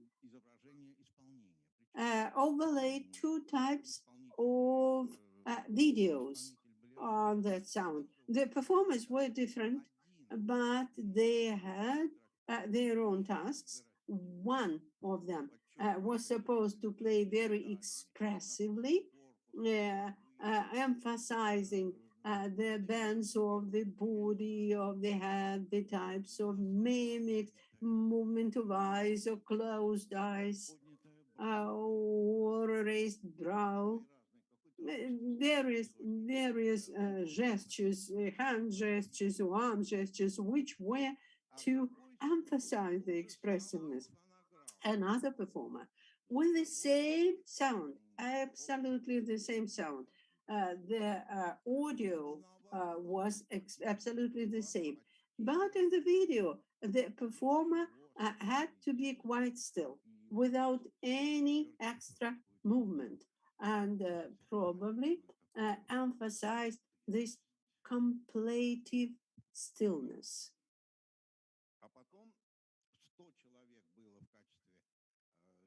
And then we had 100 persons in the audience. We asked them to answer, to give an answer, and they told us that those were two absolutely different performances. Can you imagine? The sound file was absolutely the same, but the audience emphasized that the tempo was different, articulation was different images were created. Can you imagine that? Can you imagine how visual perception affects the general comprehension here? If we're talking more about experiments, there was another study by one psychologist from the UK, Davidson. She staged a very interesting experiment, the role of movement in performing arts, in order for the sake of the purity of experiment. She did it in a closed room, and to the arms, shoulders, and hands, some light sensors were attached. And the team which was responsible for the experience, watched that music was the same, performers were different, but one performer was very actively gesticulated, another one was quieter, much quieter, and they decided to exclude the interference of the gender of the performer, because some people may like feminine performance. Some other people do not like it. The same with men. In order to exclude this interference, everything took place in a dark room. Only those lighted sensors. As a result, she came to a conclusion similar to what Bachkarev did, that visual perception of movement acquires almost the primary role. The sound is the sound, but the way a person moves, how he adds additional information through movement or does not add any information is important. And sometimes we have this question, not particularly correct. What is more important in expressive means, sound or pantomimic component? But it seems to me that the formulation of the question is not quite correct because there is a whole set of expressive toolkits and they include one, the second, and the third. It's the same as asking what is more important. Is articulation or detalization or the strength of the sound? All that produces a very strong effect on the audience. We may touch upon a little bit on the history. I found out that already in the 5th, 4th centuries BC, one of the instrumentalists, as his contemporaries wrote, complemented his play with a kind of dancing movements, and owing to that was very successful. That came from a very, very remote past. And later on in the Middle Ages, in the art of the Middle Ages, in greater detail, we know about that in modern time. For instance, Puberan, Francois Puberan, he wrote that it is necessary to look a little bit from time to time at the public, at the audience, with the expression of the face to be neutral or without expressing anything. That was one manner of performance. But we must bear in mind that this is an etiquette of the court. Of course, playing in a palace in high society, he could not dance the instrument or raise his hands high. But at the same time, there were musicians like Torelli, for instance, who, when he played violin, blushed intensively, and he played with such stress that his eyes bulged. The most brilliantly, brightly, this different approach to performance were manifested during the Romantic age. Liszt, his performance was referred to as a theater, Liszt theater, because he did not sit still at the instrument. He bent over it, he had long hair, he had some artistic actors' techniques, he raised his arms high, and it was a theater of one actor in front of an instrument. But he had his rivals. One was Sigismund Thalberg. He built his career on being an antipode. And in order not to bend his body to and fro from side to side, he always sat and smoked. He had a very long mouthpiece. It was so long that he couldn't bend. He always smoked during the exercises. Everything was arranged in such a way so that avoid any movement. and to have a totally impassive face. And he was successful.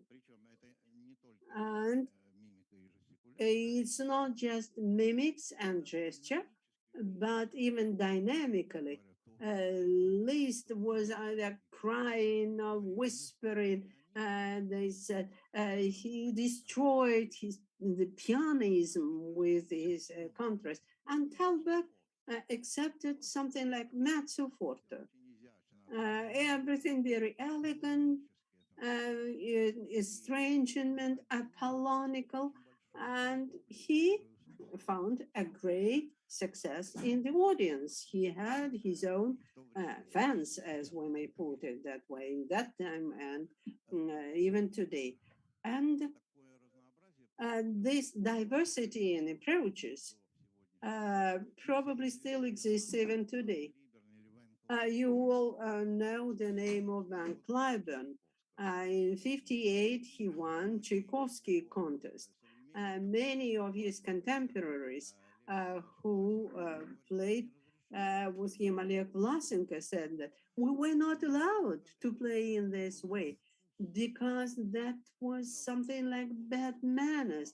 He played very freely.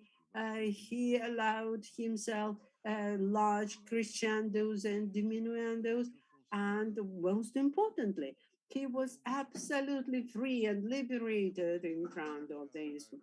Quite often, he looked up into the skies. He also had very expressive hair, and particularly the women loved him a lot because all our pianists played elegantly and very timidly, and he did not look at the piano. He looked to the sky. There were even arguments among the jury. Lev Aborin, who was a classical pianist, he came to Bernabes and said, Alexander Borisovich, what is he doing?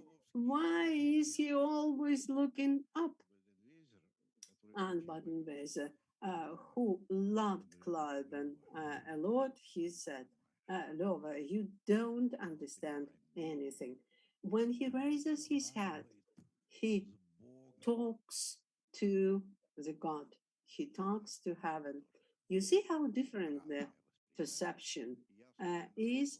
And I remember Shalapin's words, who said, a gesture is not a bodily movement. This is a movement of the soul. A movement of the soul. I do not know whether I have any more time. Probably it's time for me to wind up with some good episode. But I just wanted to say that this factor, probably external factor, mimics and gesture expression, we must pay attention to that. The teachers must pay attention to that because the audience, even when we close our eyes, when we listen involuntarily, we see with our internal vision performer. There is no going away from that. Thank you for your attention. Any questions? But it seems to me that everything's clear. Any questions? Thanks a lot again for this artistic presentation in all senses. I don't remember who will be the next speaker. Who the next person is. And our final presenter before the break may give us some musical examples, and Boris Borodin, a professor from the Ural Conservatory from Yekaterinburg. Yes, I have announced your presentation because Ekaterina Salnikova is not feeling well, so we have you now. And there will be an illustration to his report. Anton Borodin, his son, will be making illustrations at the piano.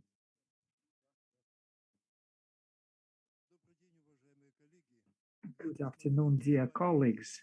When I looked at the title of our panel, I thought whether I'm right to be here, and I had to reformat my presentation because I do not think there are too many musicians here. Do we have musicians here?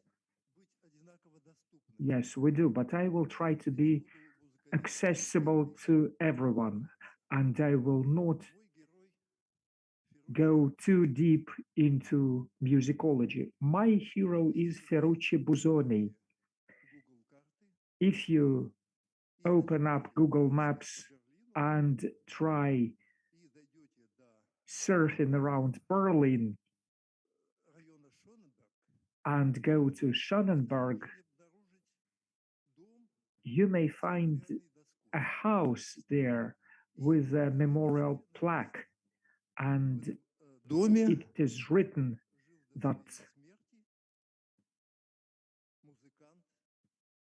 musician, thinker, and teacher Ferruccio Busoni lived here.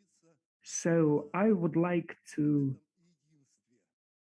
discuss this unity of a musician, teacher, and thinker, because what Busoni did unified all these three things, and his major idea is the unity of music. So what is this idea about? Music is everywhere in the universe, so composers do not create their work. No, they just write down what is in there. So there is nothing new, nothing old, no modernism or nothing connected directly to the past. There are things that we know and we do not know yet. So when composers create their systems, they discover what has been unknown yet. The major idea of Busoni is that music is whole, unified, and it's young in comparison with other arts. It's younger than literature, younger than architecture, younger than painting, and he meant European music, European professional music. And he thought that music develops in such a way that a genius discovers an unknown and embodies that into specific forms. And apart from a genius, there is a lawmaker, and the lawmakers turn discoveries into dogmas. So the task of any musician who would like to become a creator is not to follow the dogmas, but to discover unknown. But it does not mean that the musician should reject what has already been discovered. So Busoni's idea is that music itself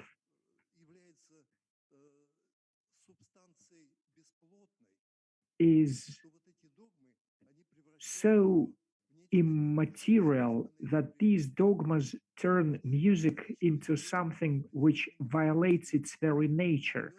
These dogmas put music into the notes, into the lines,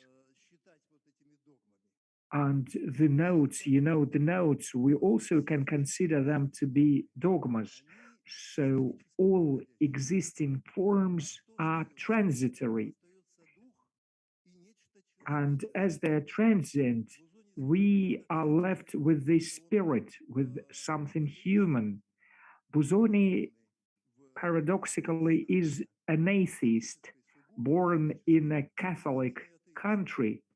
Nevertheless, he was an atheist. But I think he was a deeply religious person because this spirit he mentioned all the time in his books and in his communication with the students, that was the most important thing for him and the whole universe. So those ideas were implemented in his teachings, and his teaching methodology was unique. It was difficult to call him a pedagogue, a teacher in the strict sense of the word. He never taught a strict system. And he cooperated, for example, with Moscow Conservatory. He used to teach there for a year. And with Vasily Safonov, he could not establish a proper relationship. He taught at Helsingfors, he taught in England, and he was dissatisfied with these traditional institutions of education, which turned everything into routine. He hated routine. And that is why his communication with his students was very free. He did not have regular sessions, and he gave kind of private lessons. And what is important, he did not charge anything for those lessons. By the end of his life, while he was in Berlin, he taught at the Higher School of Music, and he had that official status of a teacher. But it was very unofficial and it was free. The major idea of this unity is that he exercised a complex influence on his students. He often turned his sessions into conversations, and he was always surrounded by students, by young people. And he went to a cafe with them, and those hours in the cafe were the most educational. And his communication with his students was so free that one of his students, Edgar Ress, prominent modernist composer, he recollected that he rejected advice of Busoni, and then Busoni said, "I'm no maestro. You can call me Ferrucci. We can be on the first name basis." He understood that his student has ripened as an individual, as a bright personality with his own understanding of music. And he was inspired by that. So the influence of Busoni can be called a network or networking, because his network is connected not only with his students, it is connected also with the teachers, and he was an autodidact. The largest part of his life was connected with self-development, and he learned from Bach. Yes, there is this standard understanding of the link Bach-Busoni. Even the wife of Busoni, Gerda Strasser, sometimes she was addressed as Madame Bach-Busoni, and he learned from Liszt, but not personally. Personally, he heard Liszt only once when he was 12, and he learned his technique from Liszt, and he learned from nature. He thought that music is a natural phenomenon and it's the closest to nature. And the dogmas that lawmakers try to impose on music, they contradict the very nature of music.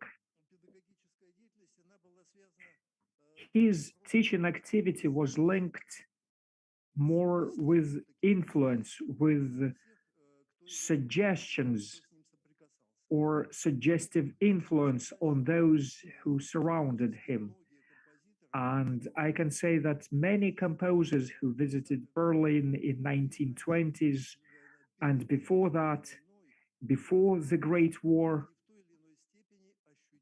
all of them felt the influence of Busoni. For example, Arnold Schoenberg, an innovative composer, also felt the influence of Busoni. And Busoni helped Schoenberg with advice, but also he transcribed his piano play. Now we will listen to a short bit from the play by Schoenberg, transcribed by Busoni.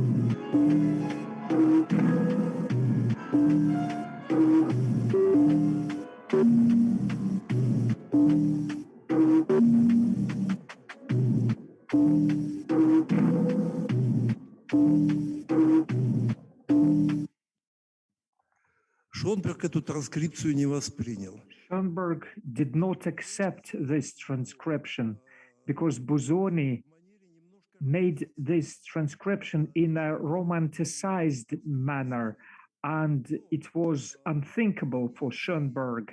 But many ideas of Busoni were implemented later on in techniques, in composers' thinking.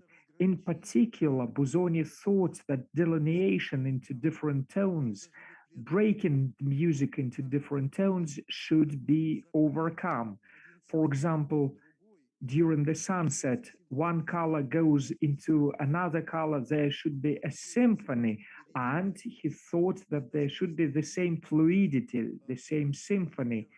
And he felt it in such engineering discoveries. For example, as the apparatus of Tadeusz Kehel, that was an American engineer who invented the first electronic organ. It weighed 6 tons. And can we have the first example, please? That's how it sounded.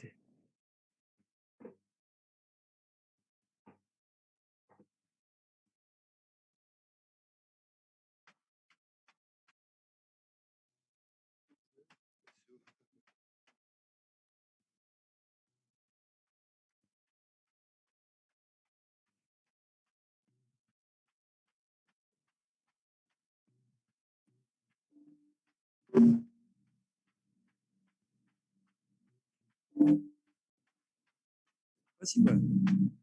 Знаете, в Москве в музее Thank you. In Moscow, in the Museum of Music, there is ANS machine which was built much later, and it was built by a Russian scientist Murzin. And I think that that machine continues this line of electronic music.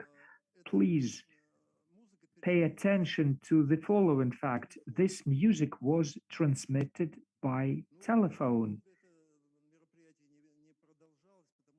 but it was not for long because it was very costly at that time. So this machine remained an artifact in history. Yet another example I would like to make. One of Busoni's students, a pioneer of electronic music at Gares, that was electronic and specific music. He did not only use electronic sounds, but also different sounds produced by mechanical machines, and he put them on tape. This is a piece by Edgar Varese. That's an electronic poem. Poem electronique.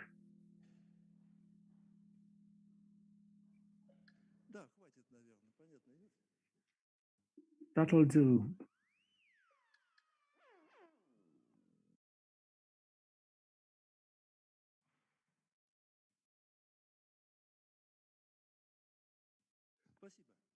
Thank you. And by way of contrast, one of his students was Kurt Weill, who worked together with Brecht and the author of the famous opera.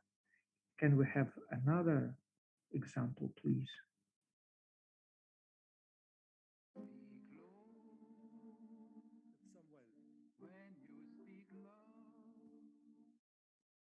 How summer day withers away too soon.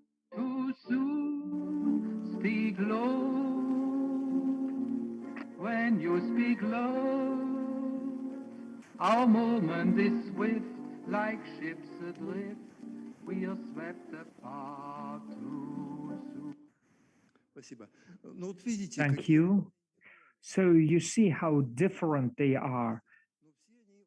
Different personalities, different individuals, but all of them are students of Busoni. And this network of Busoni goes on and on because Edgar Varese delivered lectures at different universities in the United States, and a number of his students accepted ideas of Busoni. Busoni had such an idea that music should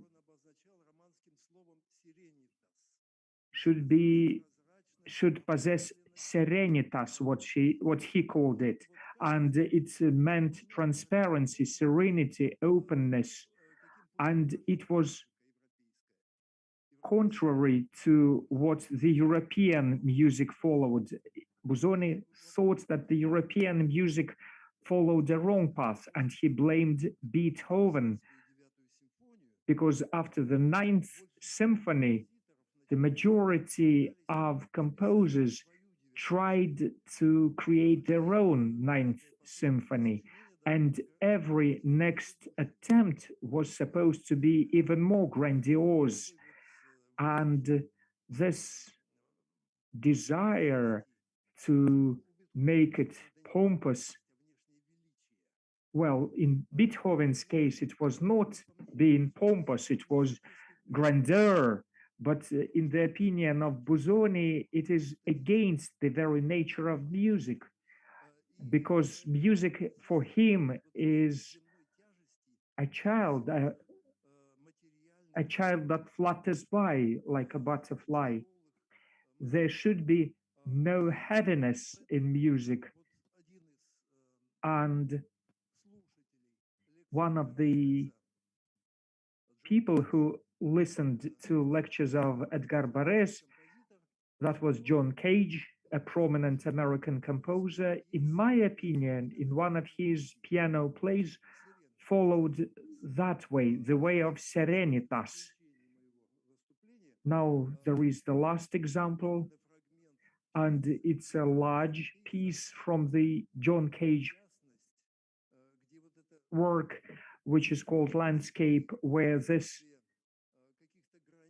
absence of some musical borders and this openness can be felt very easily.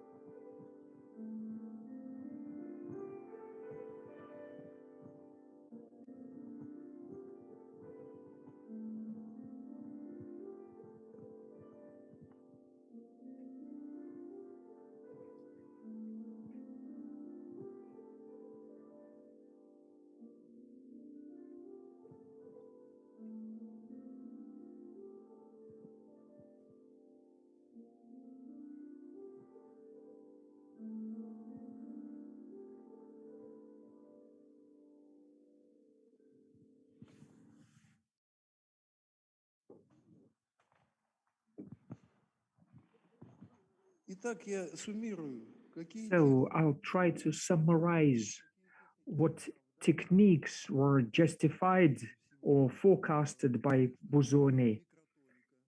First, microtonica, when all the pauses between the tones are filled with something. That's electronic music, that's minimalistic approach.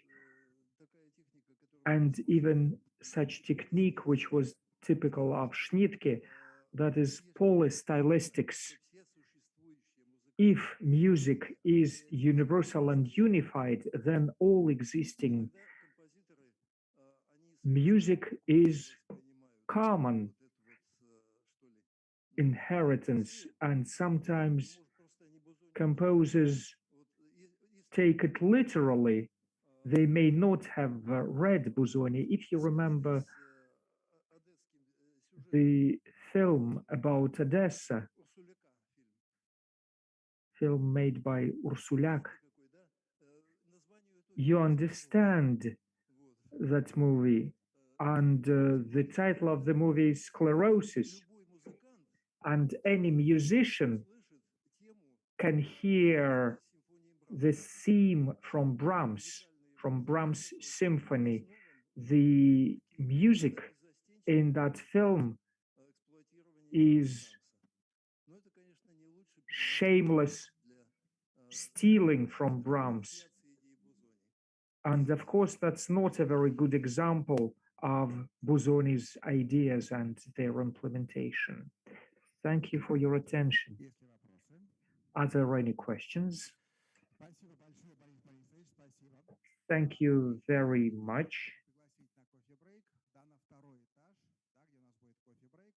Хотел бы для сведения отметить, что в одном из докладов звучали, так сказать, названия определенных социальных сетей, которыми владеет компания Мета. Она запрещена в России. Соответственно, сети, которые туда входят, Facebook, Instagram, и некоторые, так сказать, вместе со своим владельцем являются официально признанными в России запрещенными, экстремистскими и прочими. Этот момент мы ответили.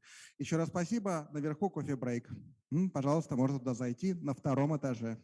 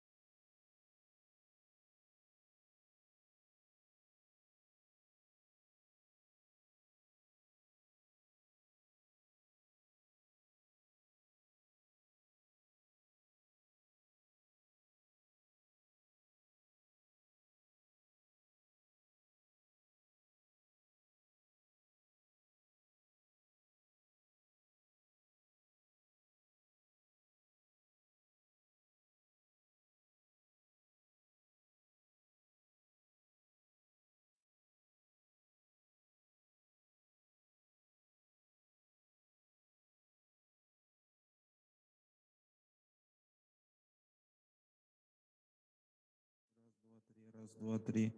Раз, раз, раз, раз, раз, два, три. Раз, раз, раз, раз. Раз, два, три. Раз, раз, два, три. Раз, два, три. Раз, два, три. Раз, два, три. Раз, два, три. Раз, два, три. Раз, раз, раз, раз, раз, раз, раз, два, раз, два. Раз, два, раз, два, раз, два.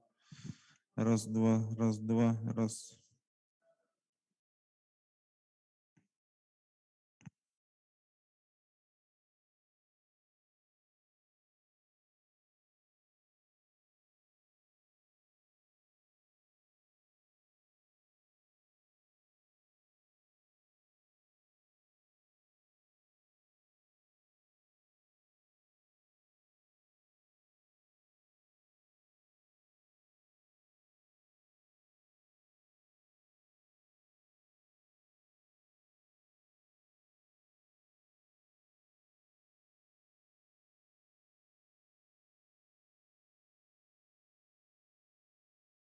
номер два, микрофон номер два, микрофон,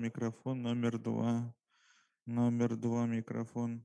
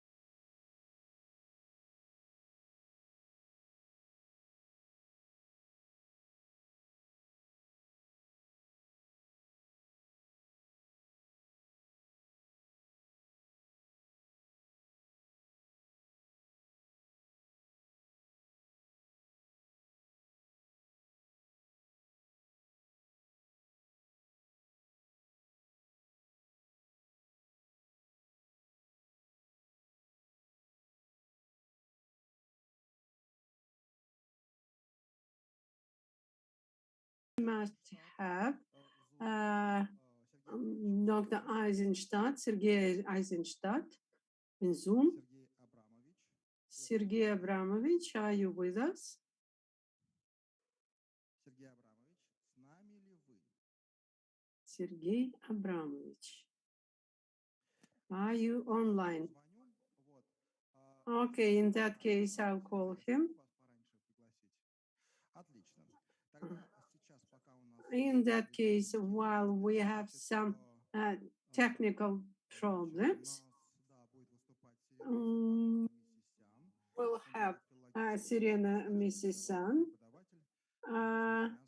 senior teacher of Armenian University, gender stereotype and the modicums of surprise. Oh, no, I apologize.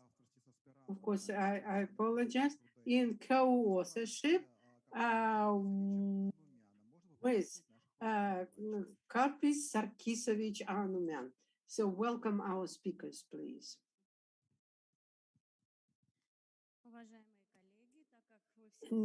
Dear colleagues, since you are all tired, we'll try to be very brief in our presentation in preferences between men and women in the use of emotive lexics. So we see the slide, the phrase, sentence, discourse.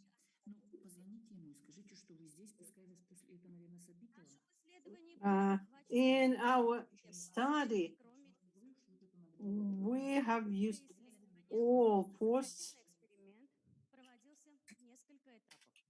На первом этапе был проведен цепной ассоциативный эксперимент. Свободный. Почему и то, и другое? Потому что мы не хотели ограничивать... Why this or that? Because we wanted to restrict our migrants in some semantic qualities of the studied units. Therefore, we obtained this wide theoretical material which allowed us to study modicum of surprise from all aspects. We should define the term itself, which was introduced into the literature by my co-author. So,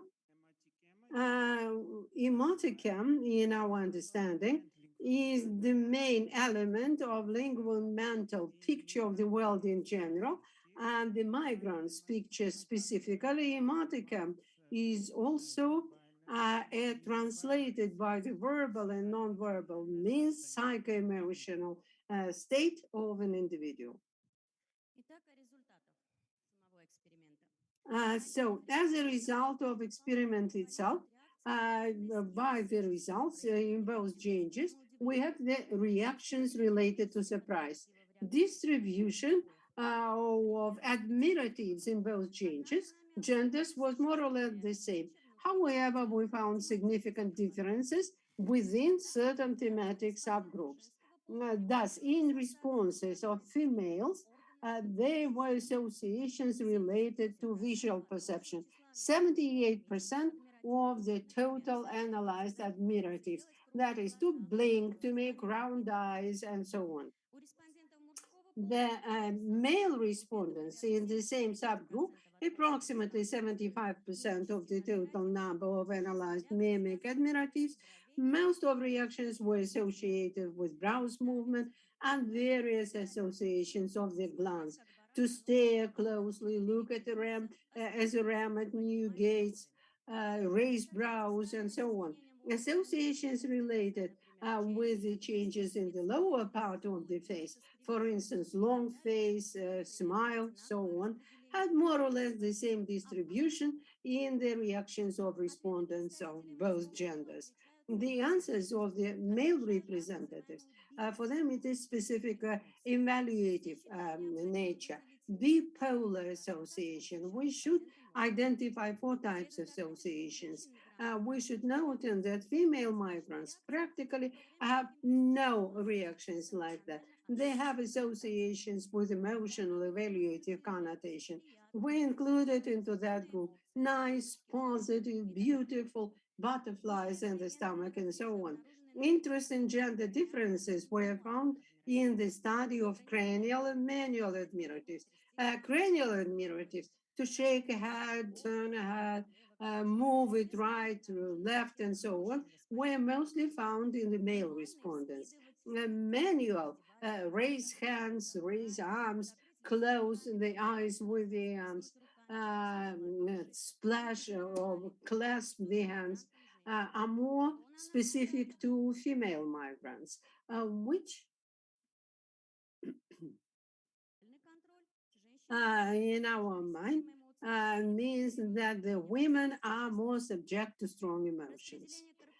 Distribution of corporal admiratives in the answers of respondents in both groups was more or less the same. However, women respondents more often had associations related with sharp movement, raise up, stand up, jump, and so on, while male respondents had associations with the sensation of movement, stop still, sit still, and so on. Which, in our mind, is explained by the tendency of women to spontaneous behavior, while male are more careful. Later on, we should talk about the result of free associative experiments. So I give the microphone to my colleague. In the course of a free association experiment, we formulated to our respondents formulated the following task. The respondents were the representatives of Armenian diaspora in Russia, and they were supposed to write several words, reactions or respondents, describing emotion or surprise. A very important point was that they had to write the words, response words, without thinking. First response, first that comes to your mind. In this way,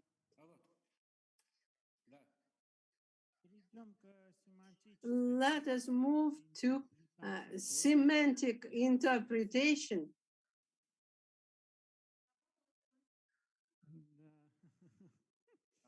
Well, of the obtained results.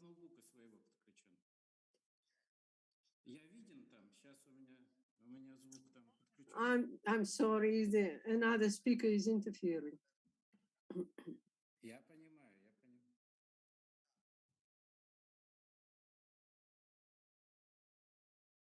Forced interruption.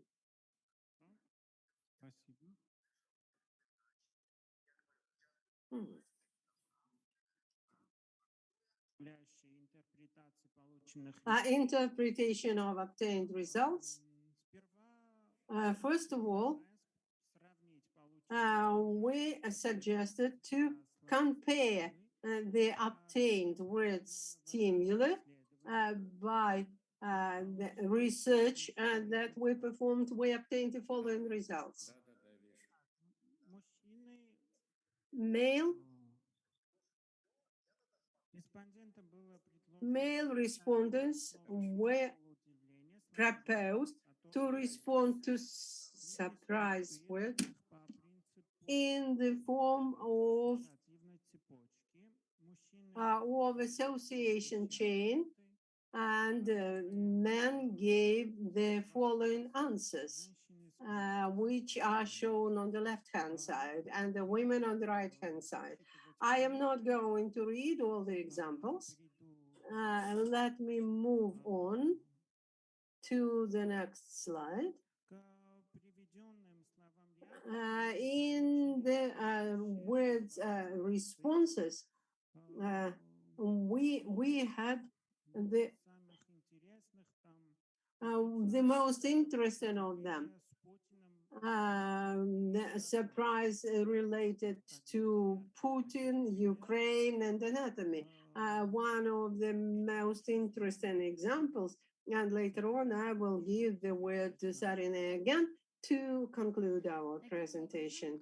In this way, The analysis of results in associative experiments allows us to conclude that in association of male migrants, we have more often elected with exact nomination, and representation of male is represented by their own emotions, while women express it implicitly. In responses of male, we quite often have contextual lexical units. In female answers, we very often have a self-emoticam of surprise. In the course of the study, we also found out that the women are more emotional and much less often express their emotions openly. They use the lexics of describing emoticon itself. Also, in the analysis of male and female language preferences, we identify the richness of female emotional thesaurus, which is not limited only with the neighbor emoticon. Summing up the above, we must say that in general, male and female emoticons used by migrants fully correspond to their use in everyday life. Thank you for your attention. If there are any questions, we'll be happy to answer them. Colleagues, if you have questions, because they were quite in time, surprisingly, as my specific thanks for that. Are there any questions? Please use the microphone. Good afternoon, dear colleagues. A very interesting presentation, but my question is related. This was initially the choice of topic, surprise. What was it related with? The choice of this emotion. This is the first, and the second, even while I'm not a psychologist, we all know the relationship between feelings and emotions. What was the deepest emotion, the deepest feeling? And do you see any going in depth from emotion to expression? Let me answer your question. We were interested in surprise because it is bipolar emotion. If it is joy or anger, it's plus or minus. We may study it in the positive or negative context. Talking about sense or feelings, there is an interesting paper on the subject. We did not go into that theory. We just used the term emoticon, which was proposed by my colleague. Thank you. Another question.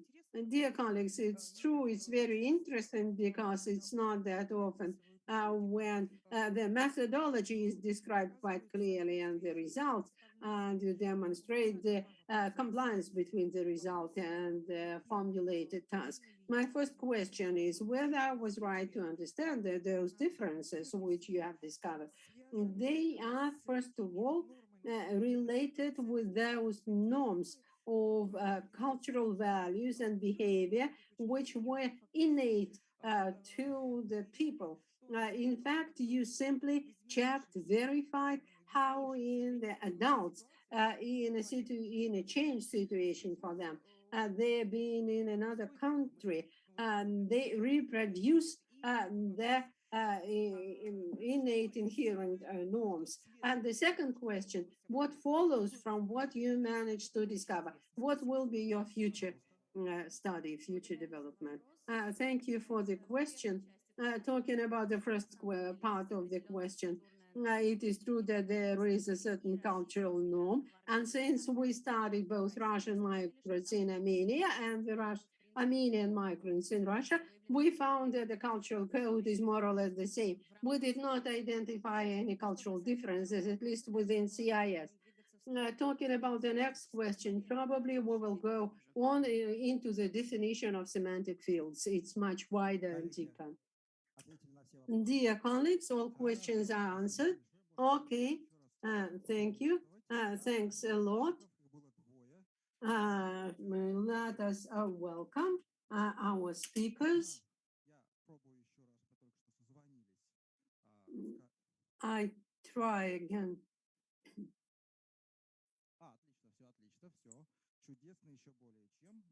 This is wonderful. I'm quite happy to welcome Sergei Eisenstadt, Doctor of Art Studies from Novosibirsk Conservatory, classic fortepiano and pop culture of South Korea.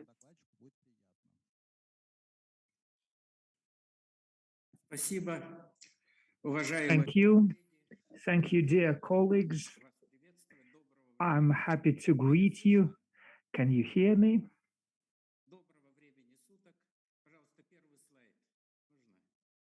Greetings, and can I have the first slide on, please?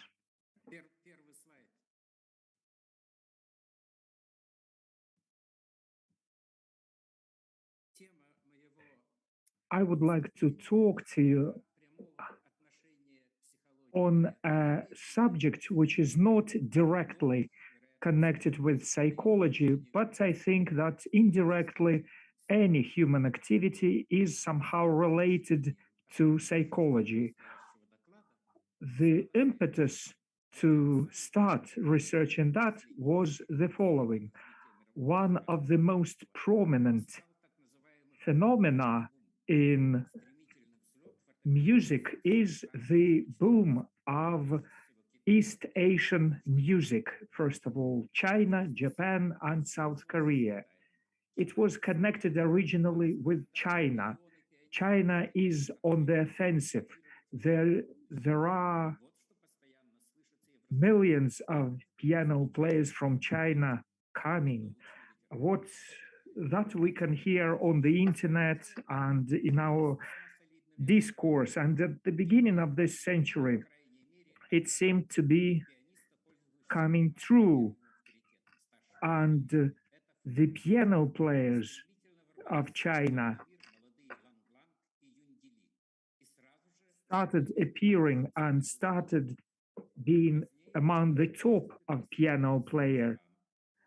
And representatives of China started winning the most prestigious international competitions. Yun Li won the first place in Chopin competition in the year 2000, but then 2020 came. Fu Cun died. Lang and Yun Li were still popular, but went down in rankings, and their places were taken by young people, young performers from South Korea. And what happened to competitions? Here you can see the results of East Asian players, the places they took in international competitions, and we speak only about laureates. The international competition of Tchaikovsky, the competitions in Tel Aviv, Warsaw, London, and others. And the first place is taken by South Korea, 22 laureates. Then the second place, ethnic Chinese, but who reside in the USA or Canada. And they're migrants of the second or third generation. Then goes Japan, third place, and China has no laureates. And in scientific literature, this boom of East Asian performers is connected with the system of social lifts.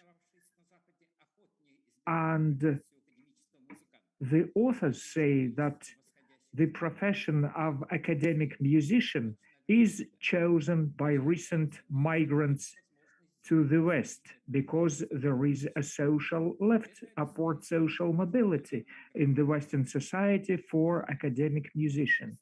And that is why we have a lot of ethnic Chinese participating here. But it does not explain why South Korea fares much better than Japan.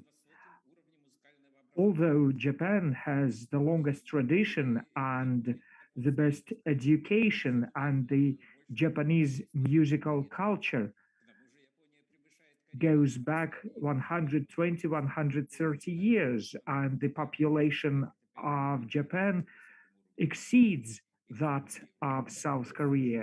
And interestingly, in China, there is a lot of development and there are lots of piano players and there are brilliant opportunities for them to study abroad. I've been trying to answer this question and looked at another social and cultural event, and South Korea is very prominent in that trend as well. That is the so-called Korean wave.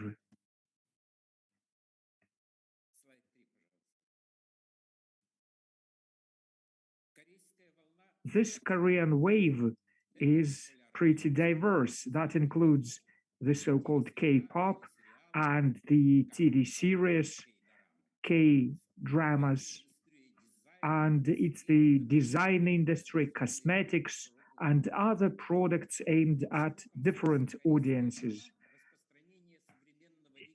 Basically, Korean wave is the distribution of the Korean way of life, and the major target audience is in Asia, China, Kazakhstan, Japan, Indochina, but recently it is becoming increasingly popular in Russia, in Latin America, and in the USA.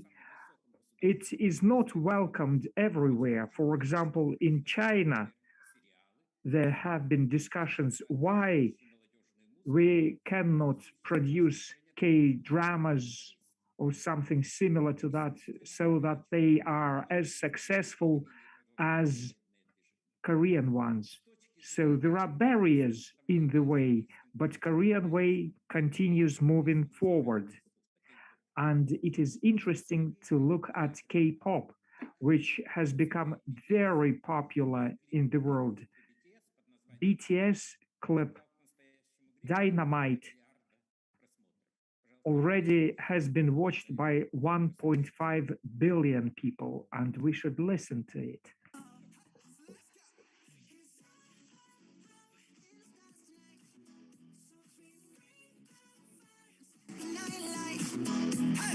Shining through the city with a little funky soul. So I'ma light it up like dynamite. Whoa, bring a friend, join the crowd. We wanna come along. Word up, talk the talk, just move right up the wall. Tell night, sky's the light, so we dance to the breakdown. Ladies and gentlemen, I get the medicine, so you should keep your eyes on the ball.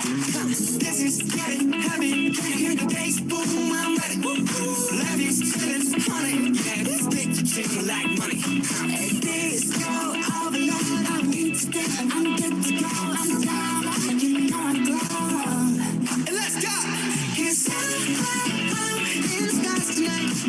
So we bring the fire, set the night light. Hey, shining through the city with a little fucking soul. So I'ma light it up like dynamite. Whoa.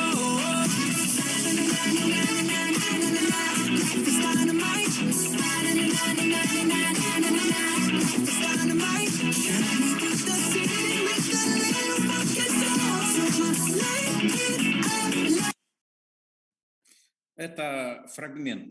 So this is a fragment of a 3-minute clip. And of course, K-pop is a product of mass youth culture. And it looks sacrilegious to compare it to the creative abilities of the best piano players of South Korea. Yet we can find parallels here. Although it is pretty different, there is a lot of difference between classical piano players and K-pop, yet both started distributing in the world, spreading in the world on the borderline between the two millennia. And the Korean boom was predicted to end very soon, and the reasons were seen as similar. So, Kung Hwan, one of the researchers of Korean culture, predicted that both of them would end very soon because it's the initial stage of adapting to the Western culture. But contrary to these forecasts, both K-pop and Korean piano players keep on developing and keep on being promoted by the government as national brands and as an instrument of creating a positive image of the country. Next slide, please. 유럽에서는 이른바 K 클래식 돌풍의 비결을 담은 다큐까지 등장할 정도라고 합니다. 김정인 기자가 전해드리겠습니다.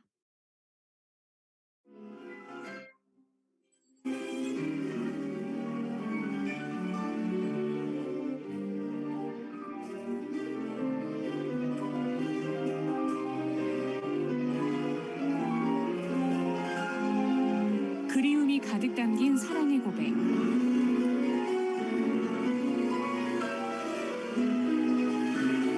쇼팽의 곡 중 가장 우아하면서도 열정적인 피아노 협주곡 2번입니다. 국내에서는 처음 선보이는 작품입니다.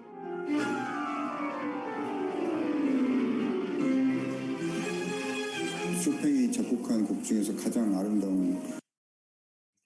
Обратите внимание на подпись к этому Please слайду. pay attention to the lines over here. You can see how many views it accumulated. This is a very popular clip of Sung Jin Cho, almost 4 million views, although it's not 1.5 billion like with Dynamite, but 4 million views is great for a classical piano player. Next slide, please. So both K-pop and Korean piano playing are the children of globalization. I would not call it a synthesis of East and West.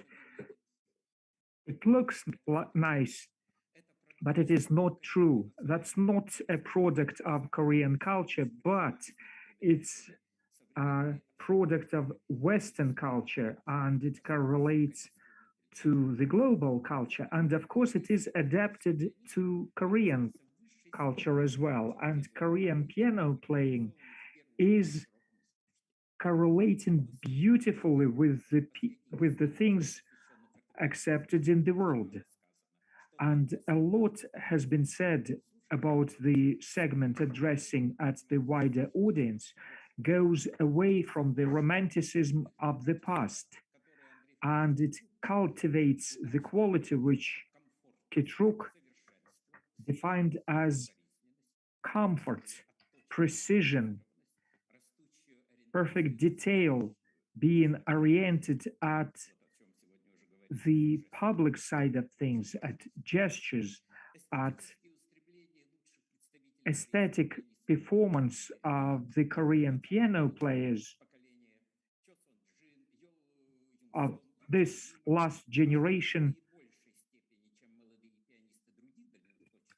better rather than other piano players correspond to what Hitruk discussed as the mainstream of musical culture. The musical heritage is absolutely open, transparent, comfortable, and the world of comfort is ready to consume it. This is ecologically pure, environmentally clean. So this line is preserved by these piano players. This is a very sustainable trend. Let's look at the mass culture. Researchers also discuss the growth of hedonistic tendencies. People would like to have glamour rather than what they had back in 1960s. So K-pop is attractive not because of the quality of music, not because of the sense of the lyrics, not because of the talent, but because they're precise, because they're theatrical, because the video is attractive, and it is not shocking, it is not too luxurious, it's not too erotic. Young men and women are elegant, attractive, and they move fast.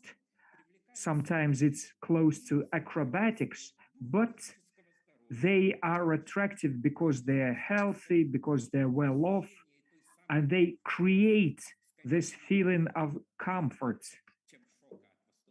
rather than shock of Eastern exotic. So we should not compare piano playing and mass culture, but there are some commonalities, some similarities, and it is defined not only by the global trends. You can find the sources of it back in Korea, the Confucian ethics, harmony, balance, and this is typical to be very precise, to be very attentive to minute details, and to be attentive to perfection of human body. And it can be clearly seen in advertisements which promote the image both of K-pop actors and piano players. So you see the pictures taken of classical piano players, and to the right you can see pictures of K-pop artists, and you can see the similarities. They are similarly elegant. They do not look like crazy romantics of the past. And interestingly, that advertising materials of the Chinese players were deliberately shocking, were deliberately eccentric. They are popular, but still much less popular. And you see the difference. So the success of contemporary Korean piano players is that they correspond to the trends of the world hedonistic culture. And this adaptation is not artificial, it is natural, and it draws from the original Korean roots. The same reasons are applicable for the Korean wave, although the quality, the genre is different, but yet all of them are reserved, comfortable, elegant, rather than shocking punks of the past.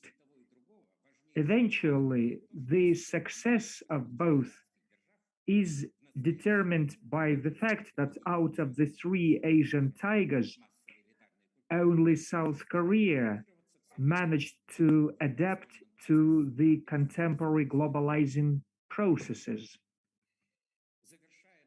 And summarizing my report, I would like to share one more thought. Last century, some people thought that the major role would be played by China. That was the most widespread opinion. But times are changing, and small South Korea is taking the first place, and the role of South Korean piano players and artists will keep on growing. Quite possibly, Korean musicians will say a new word in the academic musical art. And maybe in quite unexpected forms, in this or that way, Korean wave can go as well in that direction. Thank you for your attention. My presentation is over.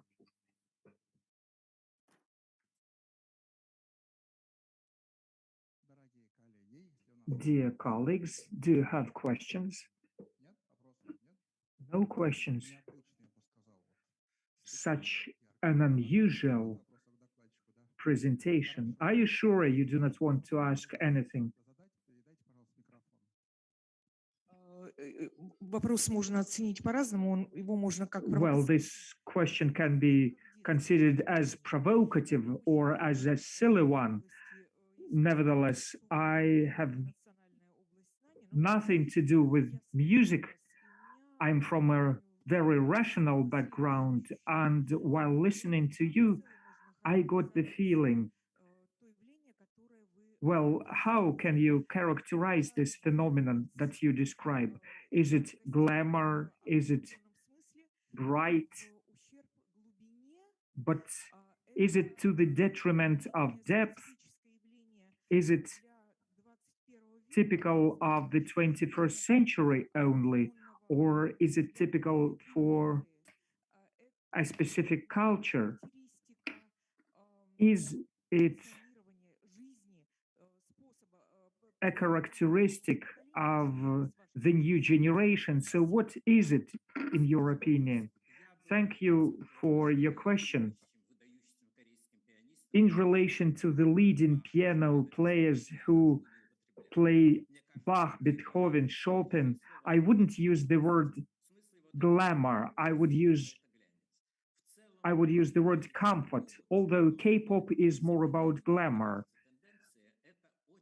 The major trend right now is separation, very deep separation between experimental art, including piano art, and including pop culture. So there is this experimenting, which is very far from the general listener, and then the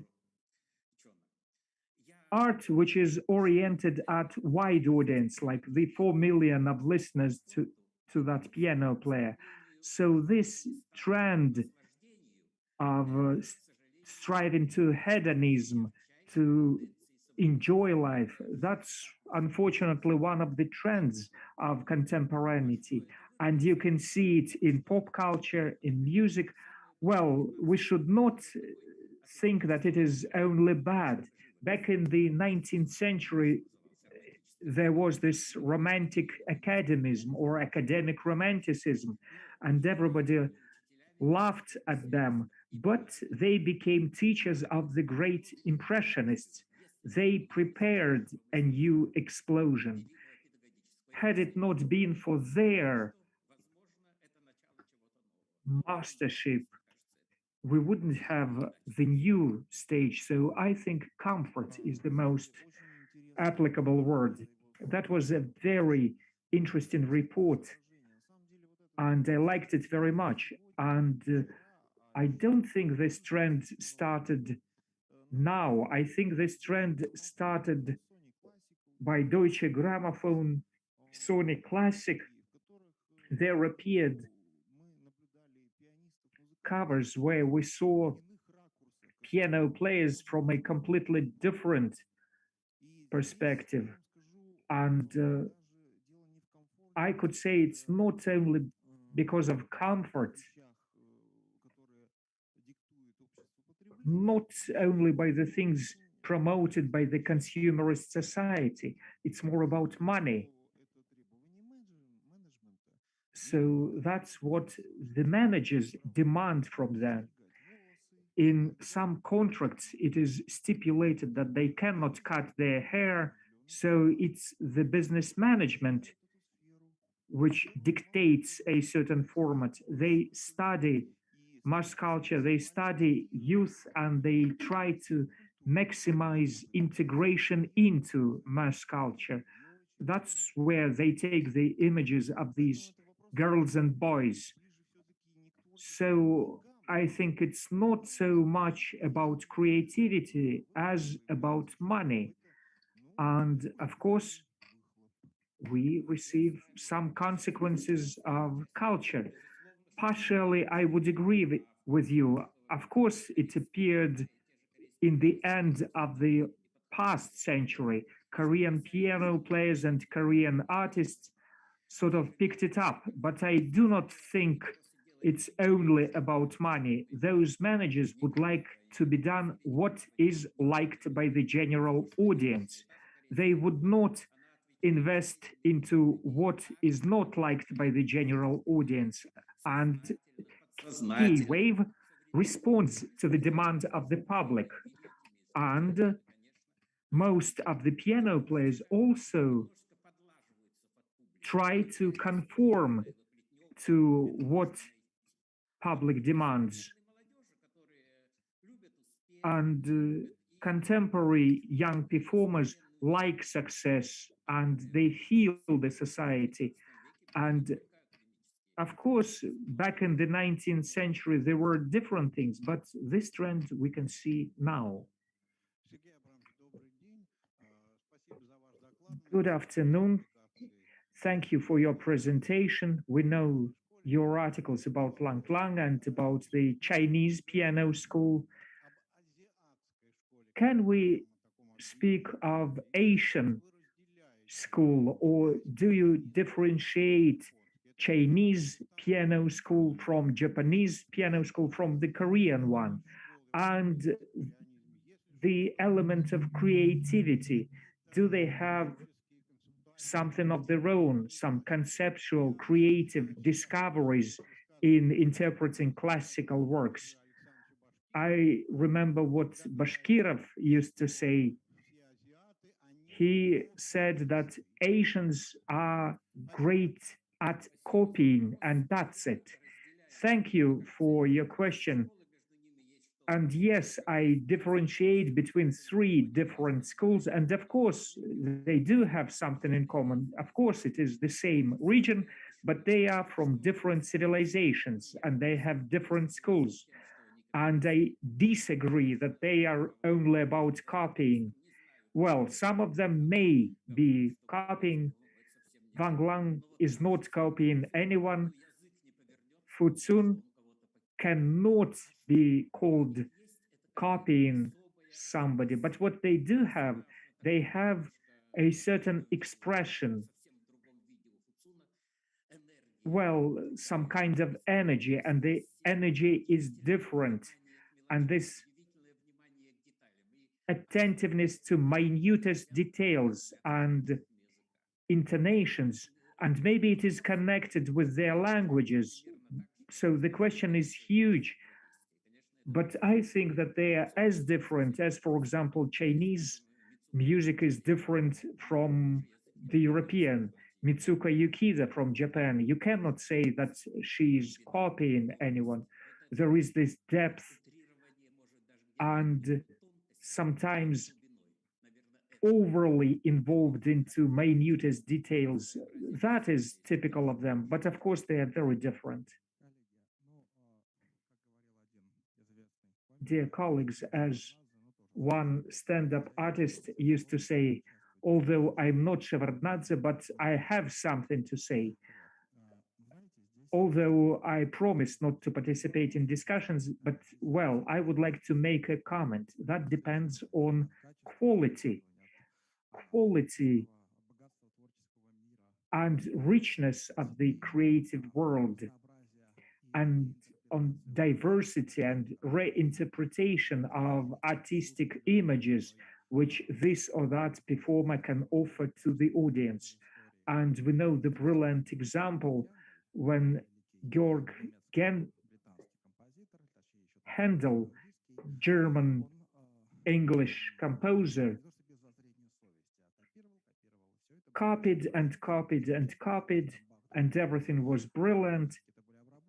And when Bach changed something, then Handel took large pieces from other composers, but nobody accused him, even thought of accusing him of plagiarism.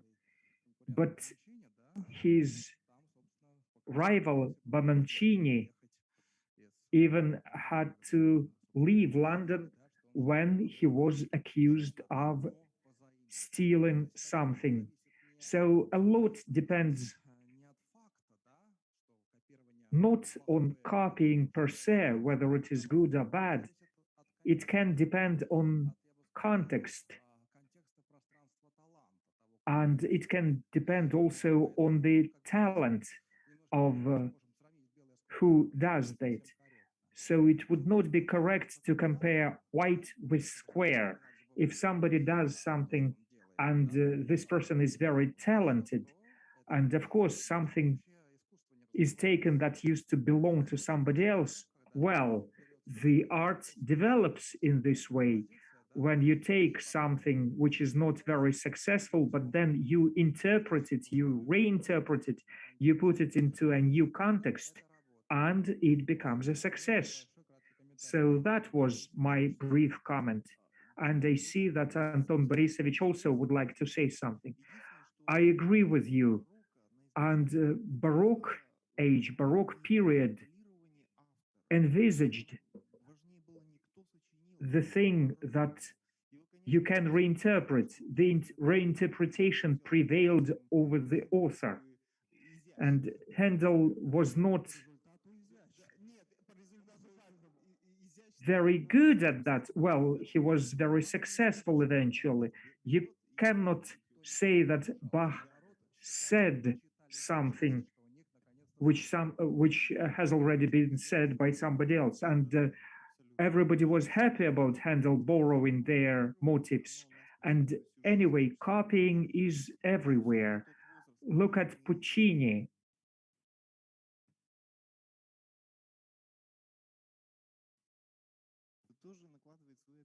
It also imposes some impression on, well, Baroque is a pearl of a different size. Can I say something? But nobody can say what is right. I just want to say that we are trying to discuss psychology over here, and there is the Chinese school, and in China or in the East, there is this paradox. When we think of Russian school, do we remember Vladivostok or Chita? No, we do not even remember students of Moscow Conservatory. We remember Rachmaninov, Skrябin, Pletnev, and others. But when we talk about the Chinese school, immediately we see a horde of piano players who do not have a face. We do not think about Fu Tsung or Pan Plang or the Korean song Jin Cho. You cannot even dare accuse him of copying, but we always think of multitudes of some performers who do not mean anything. So when you think of the Korean school or Chinese school, these are great masters. That is specific figures from Korea, China, Japan. We should not run parallels like that. As you are correct, you cannot compare square things with white things. Thank you very much. I think that our creative, fruitful discussion should stop at the moment. Thank you very much.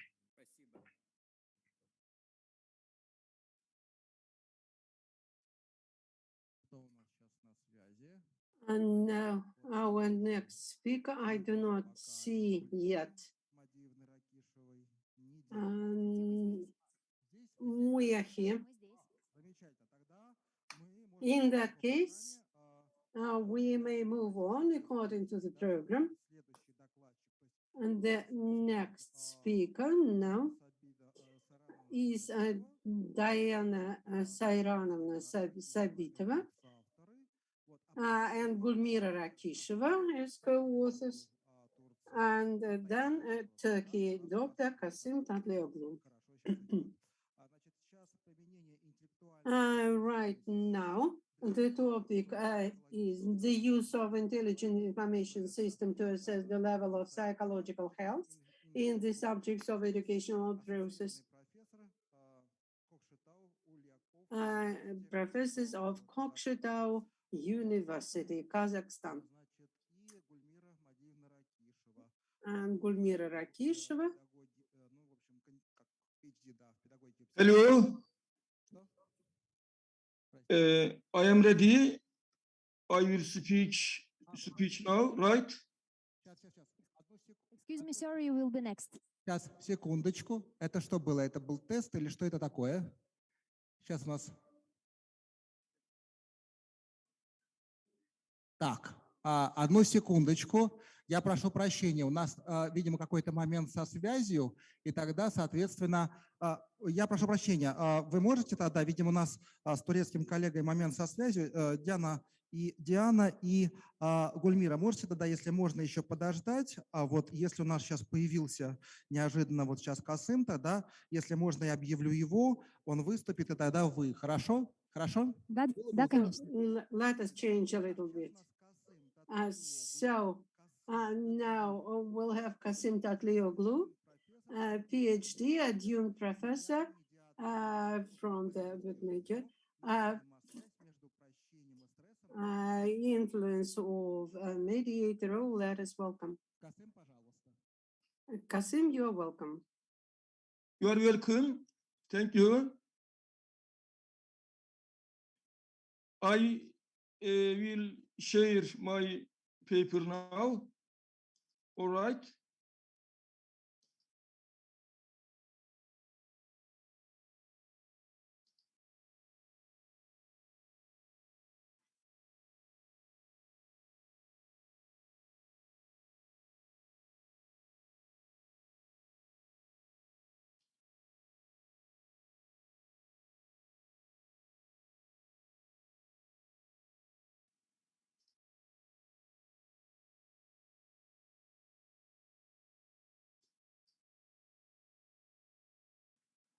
Коллеги, у нас что-то идет.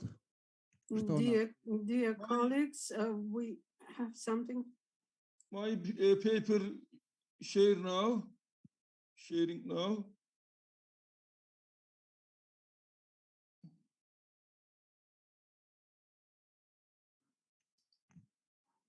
Пока мы не видим вашу презентацию, пока не видим. Right now, we do not see your presentation. Theoretically, we do have it, and we may try to start it from our own computer. Right now, we don't see your presentation. We do not see your presentation, but you have sent it to us. We do have it. If it does not work, then we may try to start it via our computer.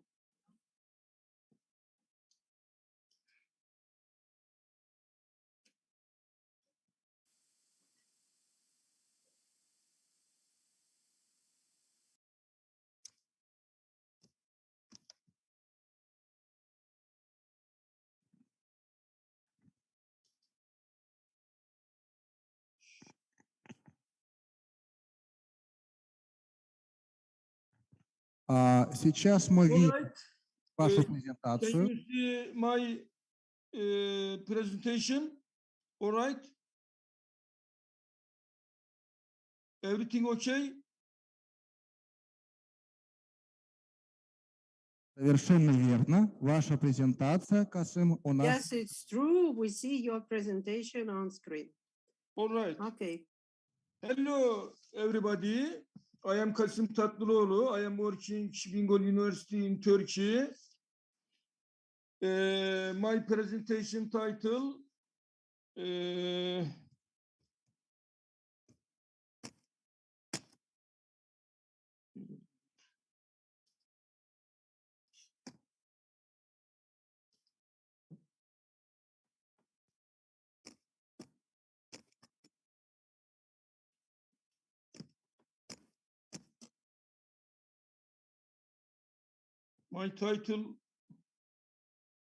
presentation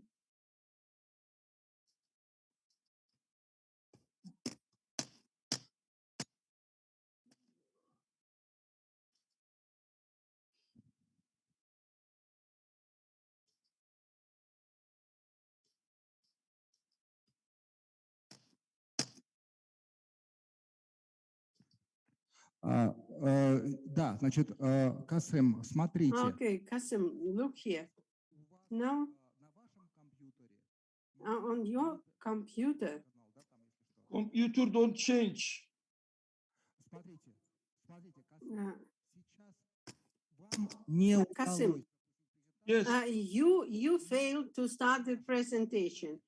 We started presentation on our computer. We have started it. We have started it. So you can give us when to move to the next slide. Next slide, and we will change the slide. Okay? All right. Okay, we will do it ourselves. All right. To make it convenient for you, just continue speaking. Okay? All right. Отлично. Тогда вы можете приступать к своему докладу. Okay, you may start with your presentation.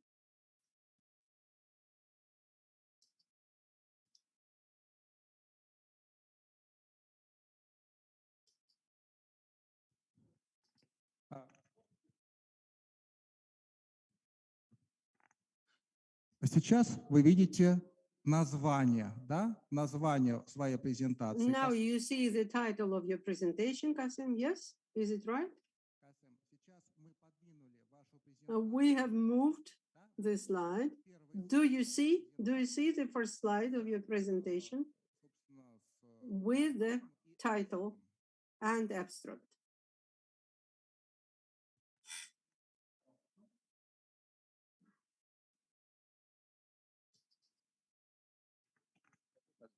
Еще раз. Касым, вы нас сейчас слышите? Once again, Kasim, can you hear us now? Yes. Can I start now? Can I start now? Да, вы можете начинать. Yes, please start. All right. Свою презентацию. Сейчас, одну секундочку, мы запустим вашу презентацию. Секунду, еще раз. Just a second, we'll restart your presentation. Now it is sharing. Секундочку. Вот ваша что там происходит? There's some technical problem. They are trying to restart. You, for some reason, has started presentation on your screen. Please cancel it. Kasim, okay, now everything is fine. We have your presentation. All right. All right, fine. Great. Thank you so much. I think there are a little technical problem. My presentation title, the mediator role of life satisfaction and the relationship between forgiveness and stress.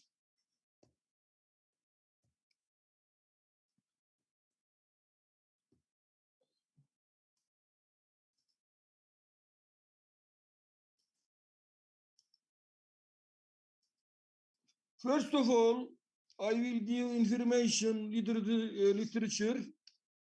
Life satisfaction is the pleasure level that a person has reached as a consequence of completely assessing his her own life quality. So we can use well-being and happiness for life satisfaction. It can be accepted as an important indicator of one person's level of satisfaction from life. Life satisfaction refers to the result reached by the completion of the expectations of the person and those in real life. And it is the way people evaluate their lives and how they feel about their directions for the future. Life satisfaction is a measure of well-being and may be assessed in terms of mood, satisfaction with relations with others, and with achieved goals, self-concepts, and self-pursuit, ability to cope with daily life.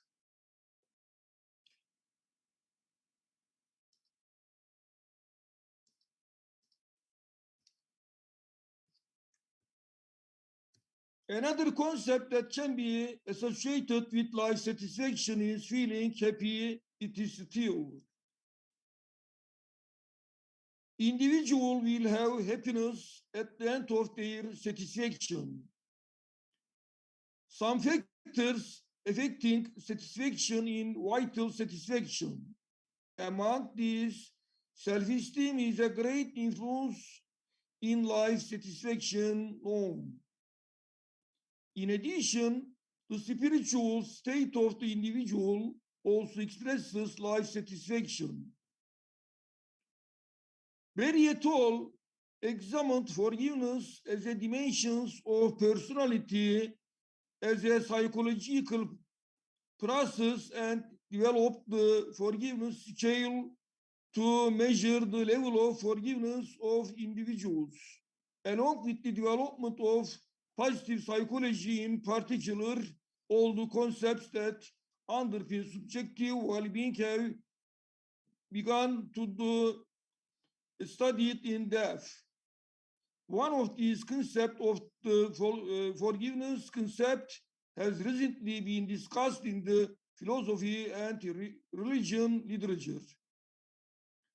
For centuries, societies have matched the concept of forgiveness with positive personality traits. Forgiveness is also important for the soul health of a person. Without exception, all psychotherapists accept forgiveness of human relation, especially their sincere relationships. Positive sense of forgiveness is the thought most of the literature is not explicitly stated in the majority. Psychoanalytic theorians are positive for forgiveness, emotionally mature and healthy. On the other hand, many of the stronger stress factors that are encountered in life suddenly emerge, or we cannot predict them. The concept of stress began to be used in the field of psychology in the 1950s, and research was done on this field. Stress is described the outcome of the imbalance between demands and resources. The inexorable response of the world to oppression and willingness. The human body, whether positive or negative, necessarily has a biochemical response to external demand. The reaction to the stress causes a number of diseases to develop over a long period of time. Stress experienced psychologically, it decreases the level of immunity, and as a result, the disease situation is more prevalent in those who have intense stress, because stress destroys the body's defense mechanism. Now, I will give information method. Participants. The participants were 391 university students enrolled in various undergraduate programs at the Manisa State University, Turkey. Their ages ranged from 18 to 27. Measures. Used to three scales in this research. First scale, trade forgiveness scale. First scale. The scale consists of the items, e.g., I can forgive a friend for almost anything, and each items ranging from 1 strongly disagree to 5 strongly agree. Yield total scores from 10 to 50, where higher scores indicate more forgiveness level. Second scale, the stress subscale of the depression, anxiety, stress scale. the stress subscale of the depression anxiety scale was used to measure stress levels of participants. Participants rate their agreement with 14th statement, e.g., I found myself getting agitated using a Likert scale from 0, didn't apply to me at all, 2, 3, applied to me very much or most of the time. Third scale, the satisfaction with life scale. The satisfaction life scale consists of 5 items. e.g., in most ways, my life is close to my ideal using a Likert scale from 1 strongly disagree to 7 strongly agree. A sum of all scores yields a total score that ranges from 5 to 35. A higher score indicates a higher life satisfaction level. Now I will give information about procedures. Firstly, permission for administration of the scales to the participants was obtained from related chief departments. Then participants were informed of the purpose and of the voluntary nature of study and were ensured anonymity for all responses given. Self-report questionnaires were administered in a quiet classroom setting and the scales were administered to the students in group in the classrooms. To determine the relationships among forgiveness, life satisfaction, and stress, the Pearson correlation coefficient and regression analyses were used. In this research, Pearson correlation coefficient and multiple regression analyses were utilized to determine the relationships between forgiveness, life satisfaction, and stress. In order to test whether life satisfaction mediated the link between forgiveness and stress with regression analysis. A mediation model is one that seeks to identify and explain the process that underlies and observed relationship between an independent variable. Rather than a direct causal relationship between the independent variable and the dependent variable, a mediation model proposes that the independent variable influences the mediator variable, which in turn influences the dependent variable. So the mediator variable serves to clarify the nature of the relationship between the independent and dependent variables. Results. I will give now about results. Descriptive data and intercorrelations. Table 1 shows the means descriptive statistics, intercorrelations, and interconsistency coefficients of the variables used. Variables life satisfaction, forgiveness, stress.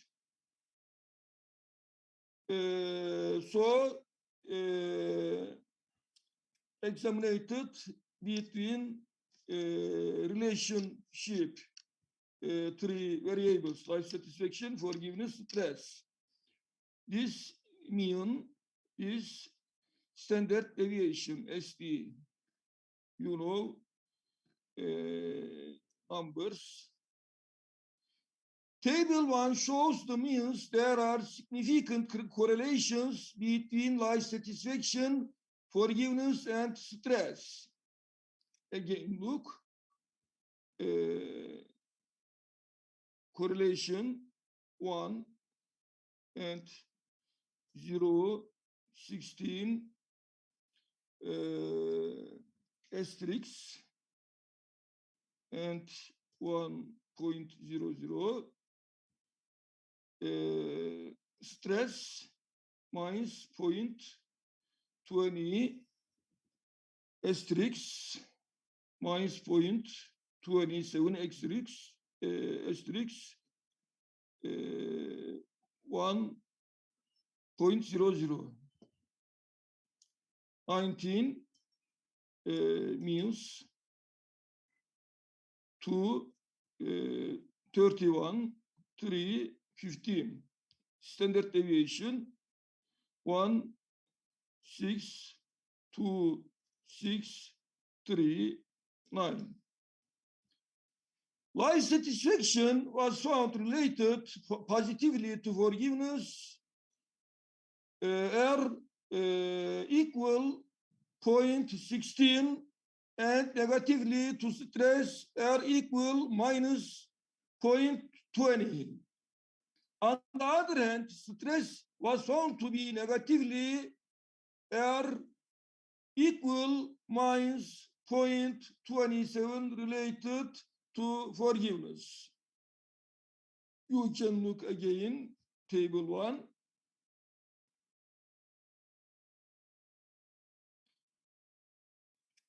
The mediator role of life satisfaction in the relationship between forgiveness and stress. Following the steps of the mediation procedure, firstly, it was verified that forgiveness and life satisfaction were positively related. You can numbers. Then it was verified that stress and life satisfaction revealed a negative relationship. To test the third and last steps of mediation procedure, regression analysis was done. The results of the regression analysis demonstrated that forgiveness was negatively associated with stress. But when life satisfaction and forgiveness were taken together in the regression procedure, the magnitude of the relationship between forgiveness and stress.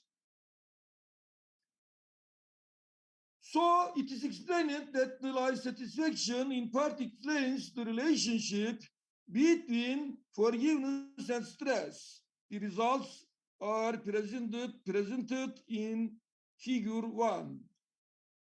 This. You can look figure 1. Life satisfaction, stress, forgiveness. Life satisfaction, stress between relationship, minus 0.20 asterisk. Life satisfaction, forgiveness and stress.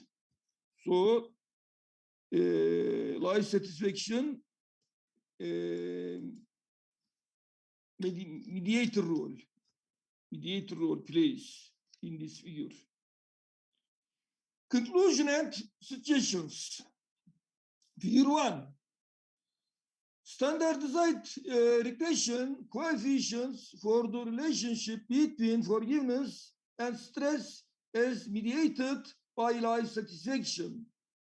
The standardized regression coefficient between forgiveness, stress, controlling for life satisfaction is in parentheses.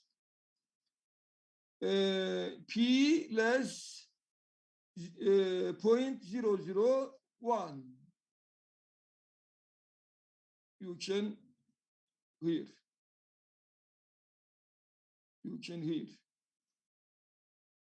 P less now between relationship P value P less 0.001. Discussion.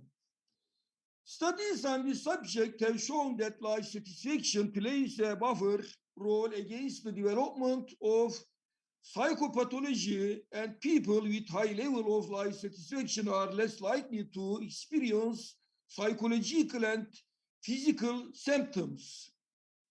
It can be concluded from the research findings that life satisfaction was predicted positively and stress was predicted negatively by forgiveness. On the other hand, stress was predicted negatively by life satisfaction. In addition, life satisfaction mediated on the relationship between forgiveness and stress. These research findings support the findings of previous researchers. This is because similar findings have been obtained in many studies conducted in the context of the stress-forgiveness relationship. According to the results of the research, Aslan 2016, the scores of forgiveness and life satisfaction of female students are significantly higher than male students. Trait anger scores of male students, on the other hand, are higher than female students. There is a meaningful relationship between the forgiveness, behavior, and age and ongoing education level was found. According to researchers who adopt to the psychodynamic approach, the most hidden power underlying the forgiveness is love and unconscious loyalty. This viewpoint contains more positive and even affectionate feelings towards the victim. Forgiveness is seen as concept intertwined with being understanding towards oneself and others. Found positive relationships between forgiveness and self-understanding. It's claimed that people who are self-conscious may be receptive to others. Forgiveness is sometimes dealt with at a depth that extends to forgiveness and reconciliation, and sometimes forgiveness is the form of forgiveness. Forgiveness, thinking what forgives, and forgiving negative events and situations, spices. Forgiveness is a problem in the West or in many countries, our country, and still continue to work in psychology and religion psychology fields. The work of forgiveness in today's studies is to be primarily religious, anger control, personality, life satisfaction, happiness and health, and so on.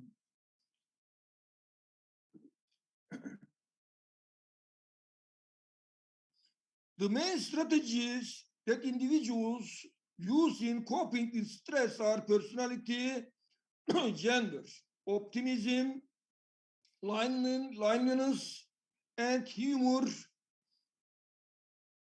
Have indicated that different methods such as mediation, relaxation, exercise, giving biological feedback, effective communication skills, self-positive dialogue, stress reducing eating habits are used to cope with stress.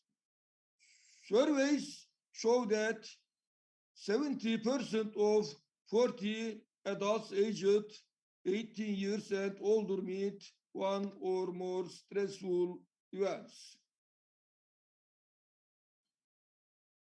The development of the capacity to forgive requires consciousness, empathy, self, and the need for appropriate metabolism of aggression. Today, between 75% and 90% of the patients who are referred to doctors have underlying stress, mental tensions, and psychological depression. Many studies show that forgiveness, attachment, rumination, anger, stress are closely related to empathy, psychological well-being, and life satisfaction.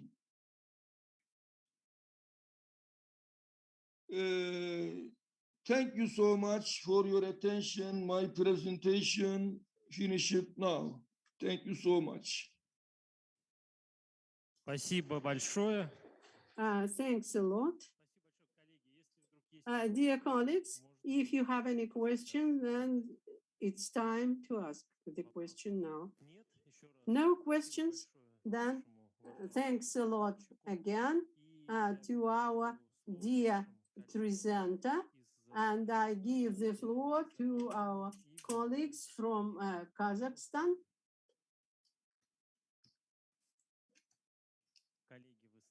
Dear colleagues. Good afternoon once again. Can we take this presentation off the screen, please?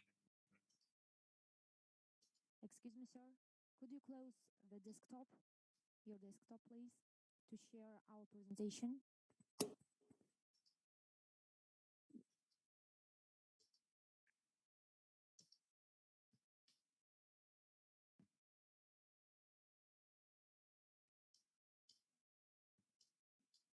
Can I close my share? Yes, please. All right. Аға рахмет.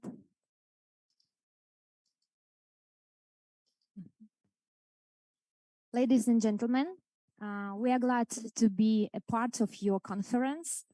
Let us present our presentation. The topic is the use of an intelligent information system to assess the level of psychological health of the subject of the educational process.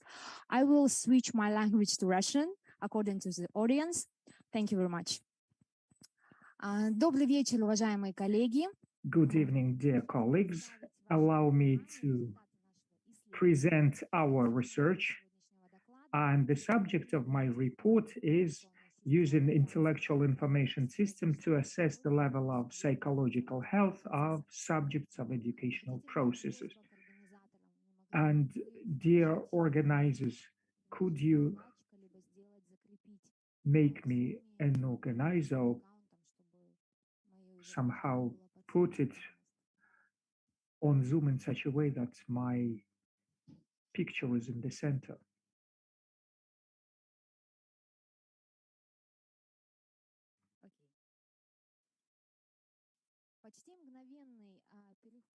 Almost immediately, we had to transfer to COVID-19 type of education, and it required dramatic changes.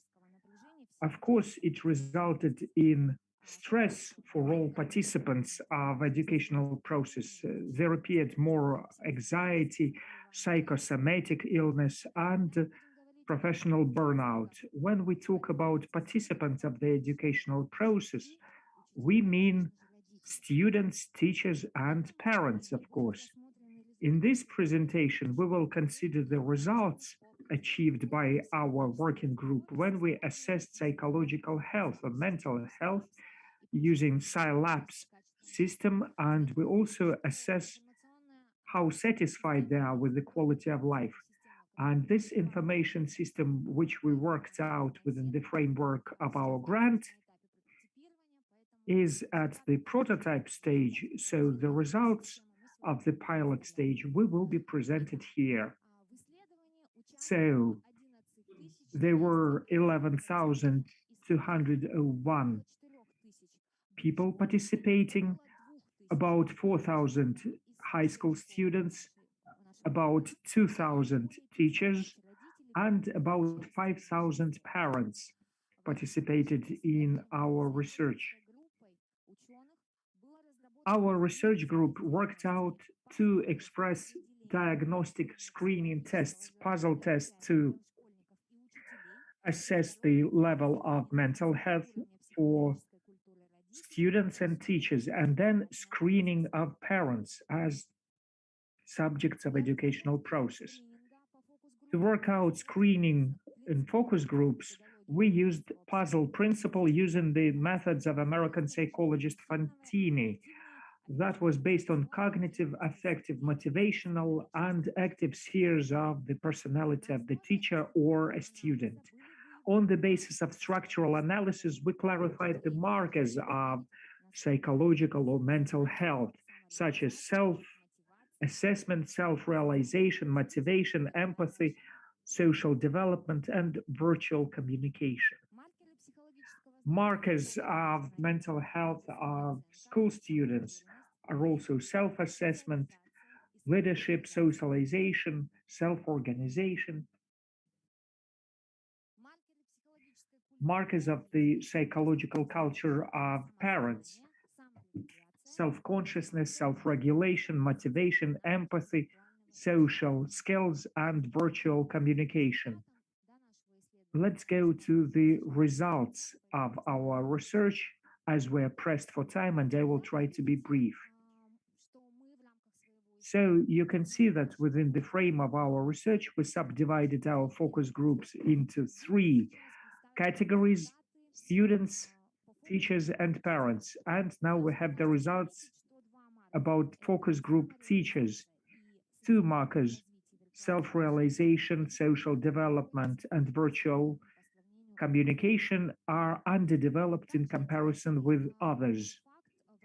There was also an interesting fact about gender.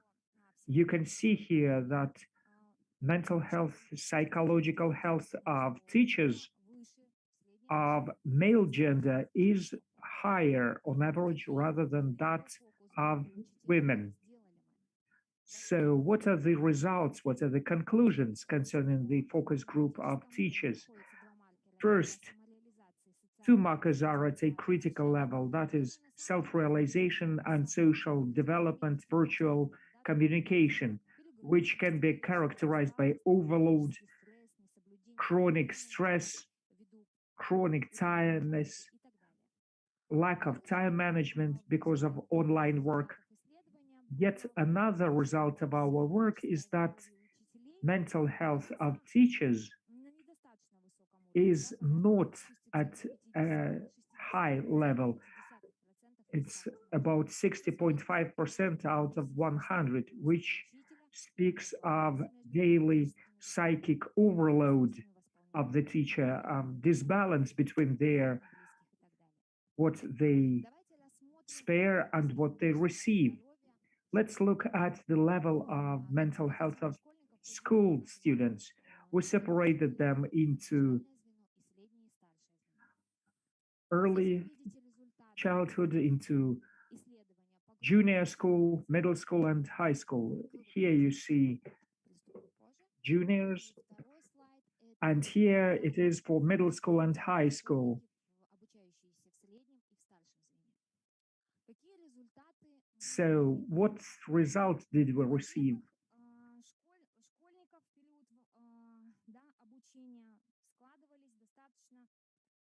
Junior school students, there were great changes, and we noticed that junior school students conducted their education at a very good rate, and their mental health was all right. The only marker we were concerned about is self-awareness, which could lead to anxiety, to depression even. And as for this focus group, there was also marker leadership. With the focus group of middle school and high school,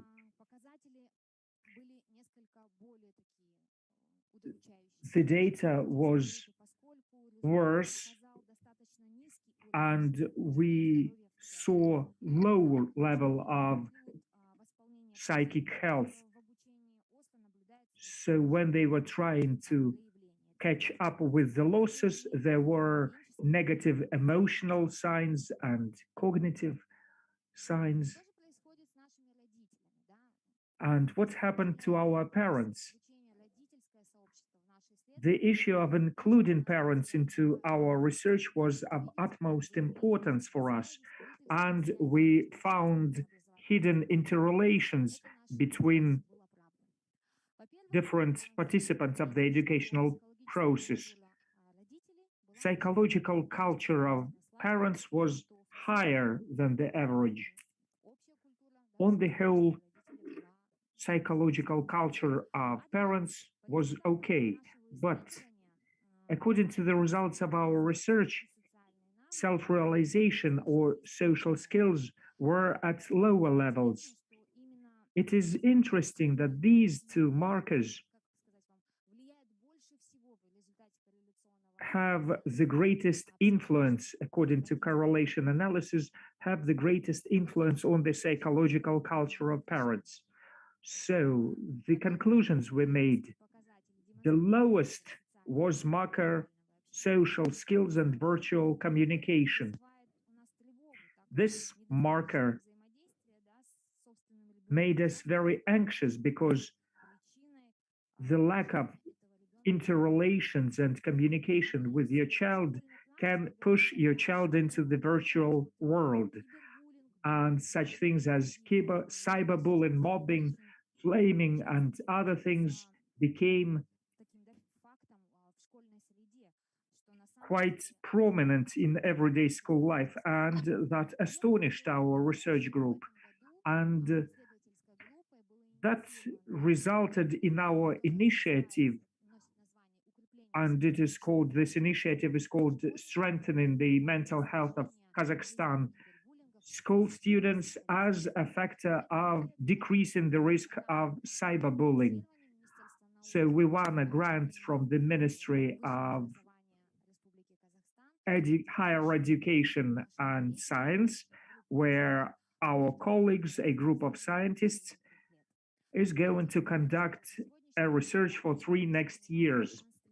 So the results we've demonstrated to you is a good platform for further research of cyberbullying phenomenon in school.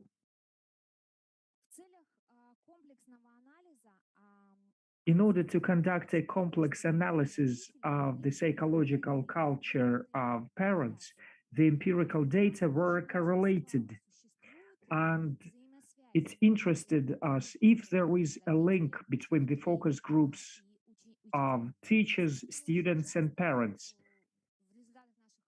Very often, after our questionnaires, we thought that the link between teachers and students and parents, well, they took it for granted, but in the result of our research, we found out that the direct link in middle school and high school depends directly on the psychological culture of parents.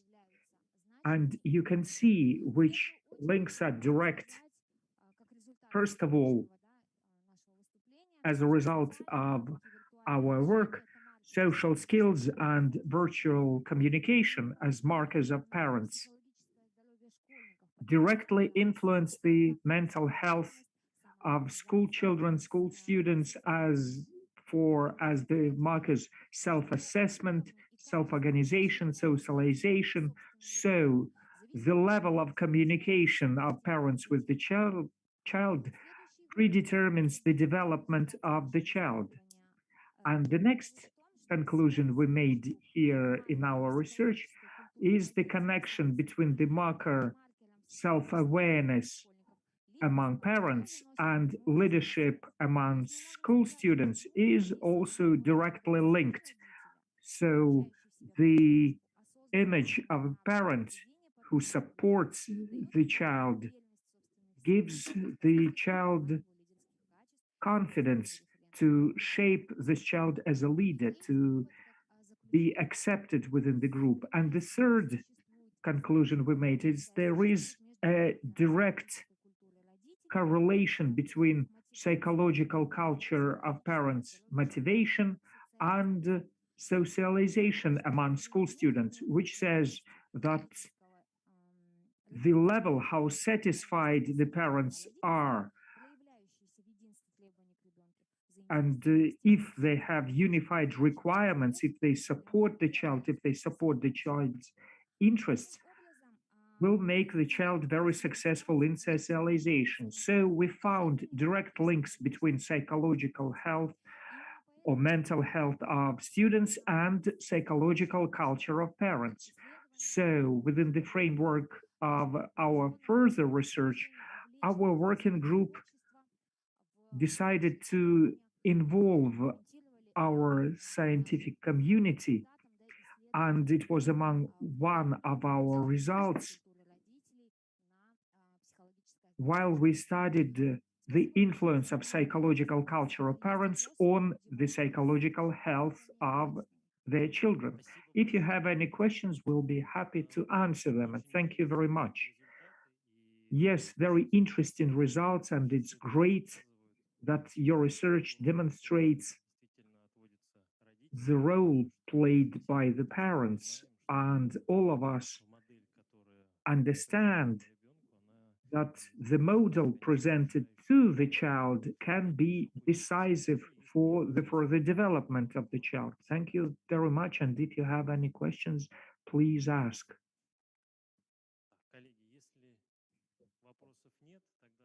If there are no questions, then thanks again to the presenter. So our panel is over. We will have a roundtable talk, and thanks a lot to everyone. And I would like to thank again all the presenters. And I would like to express my thanks to the delegation from Republic of Sakha. And I hope that it was of interest for you. Thank you very much. And we are going to have a break now.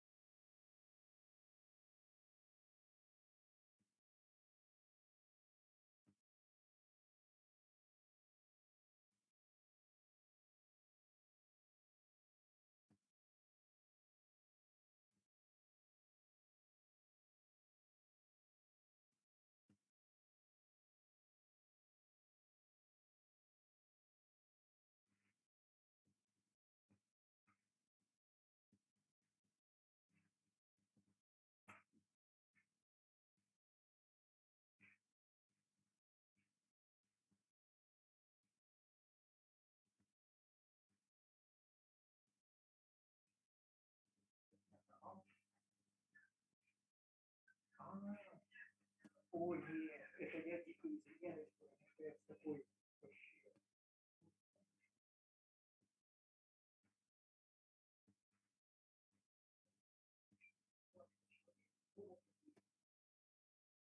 Ну, вот рядом с ней такая высокая, красивая девушка. Вот у нее сын. Сын информатику заканчивал, всякие сети.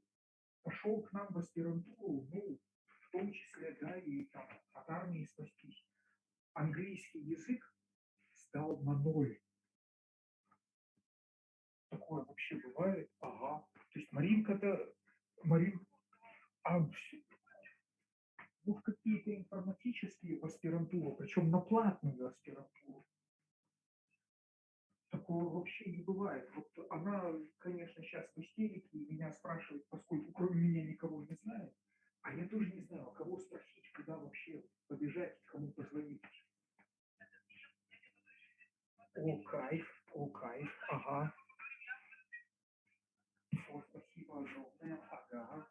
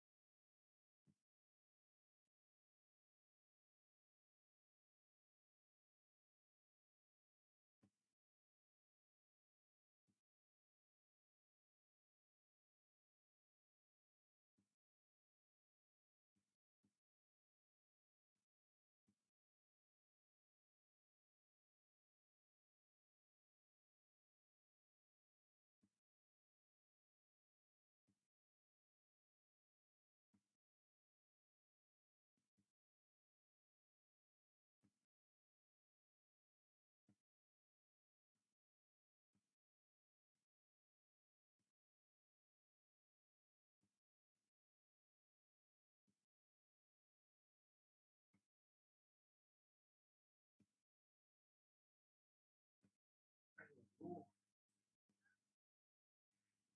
вообще цирк. Не, в программке-то есть, но непонятно что. Вот по этой, что ли, ссылке так и пусть она и фурычит.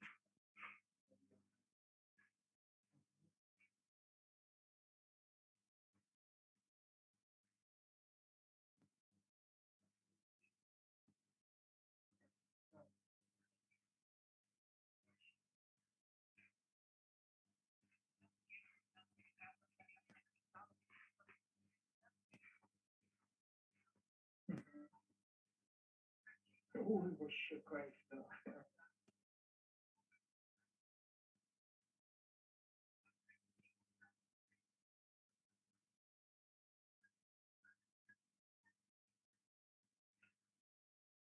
Может, он чудовищно уважаем? Не знаю. Да, я тоже переписывался. Ага, ага.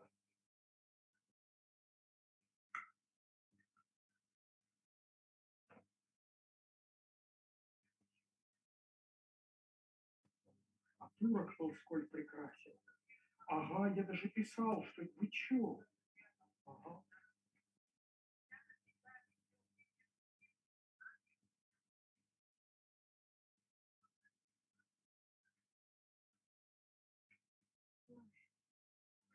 О, турок прекрасен. Ага.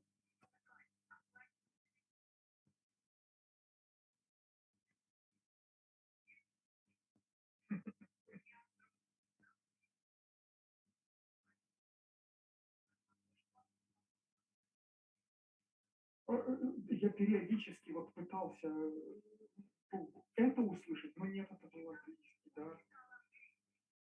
Анжер, ага. Энгер, в смысле, Анжер. Ну, капец. Ага, ага.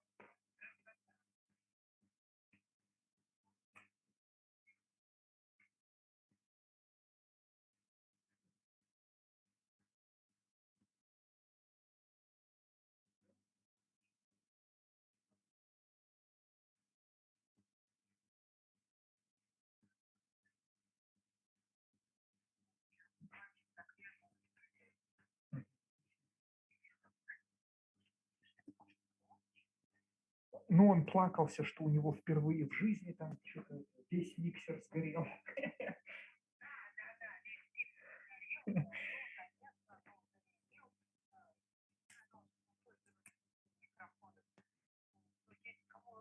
Мгм, мгм. Да, через Лену, через Мишу, непонятно куда.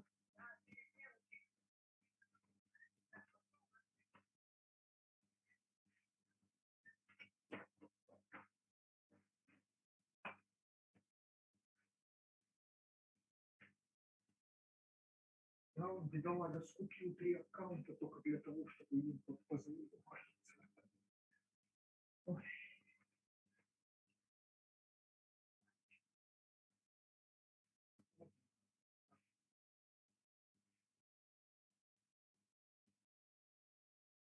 О, прикольно.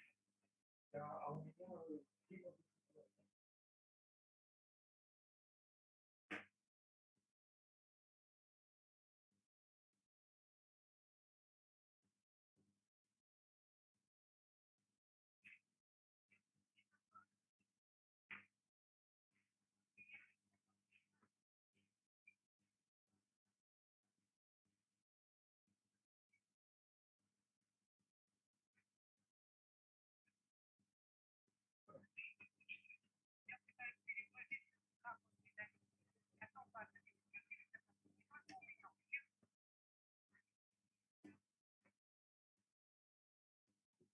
И не подключили переводчика. А,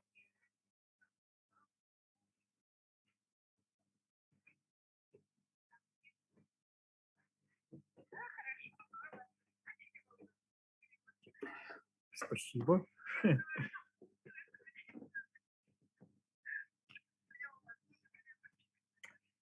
Ага.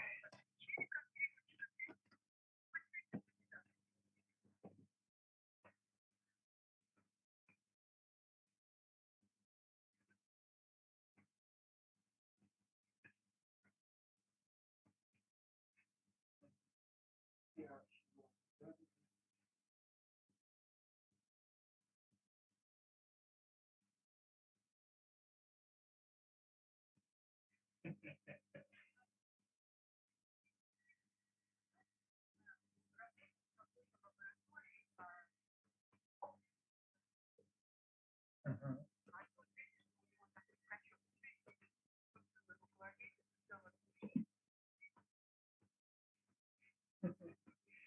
Как лягушку через соломинку.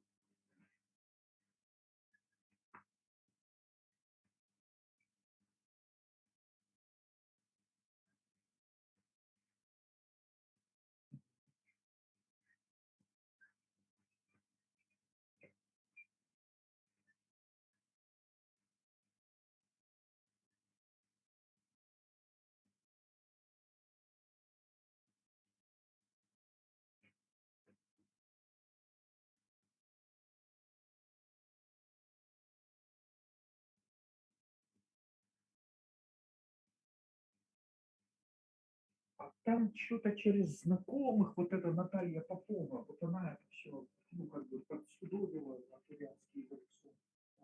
Давнишнее местное. Ага.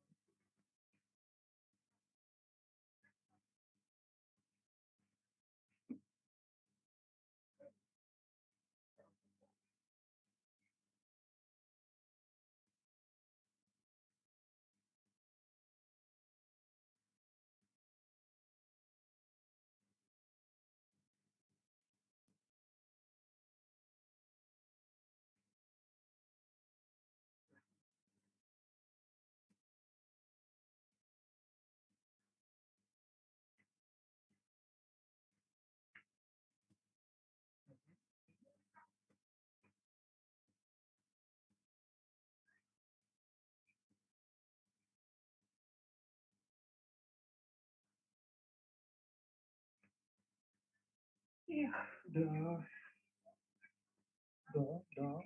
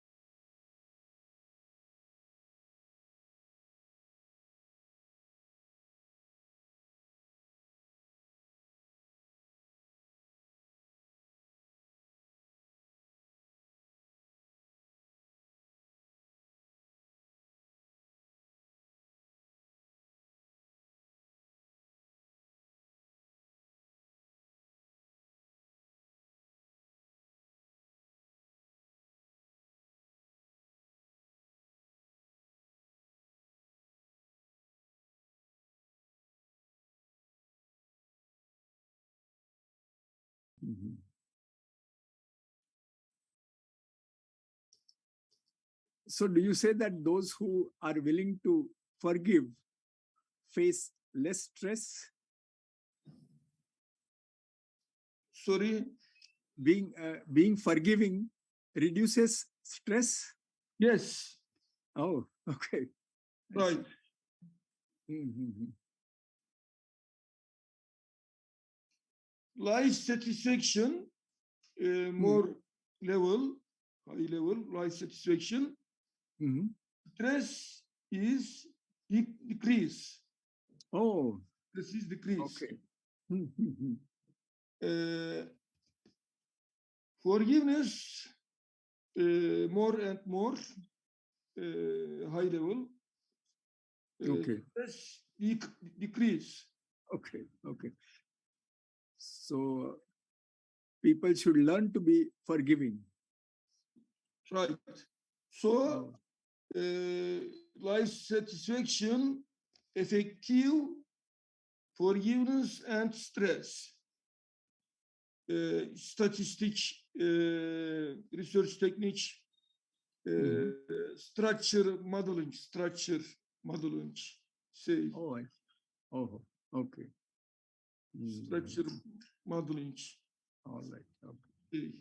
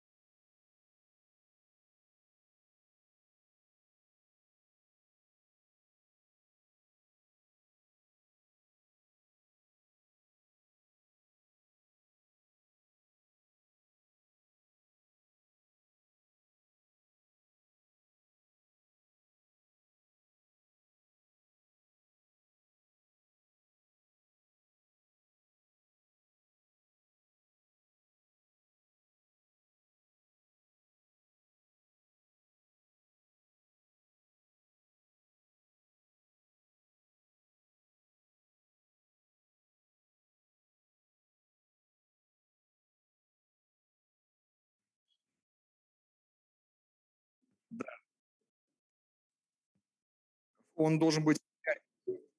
Да-да-да, смотрите, круглый стол должен быть 5 часов, но у нас есть докладчик, который... The roundtable talk starts at 5, but we have a presenter here who is supposed to have made his presentation at the previous panel. So now he's with us, and we would like to give him an opportunity to speak. So let's allow you. him this opportunity.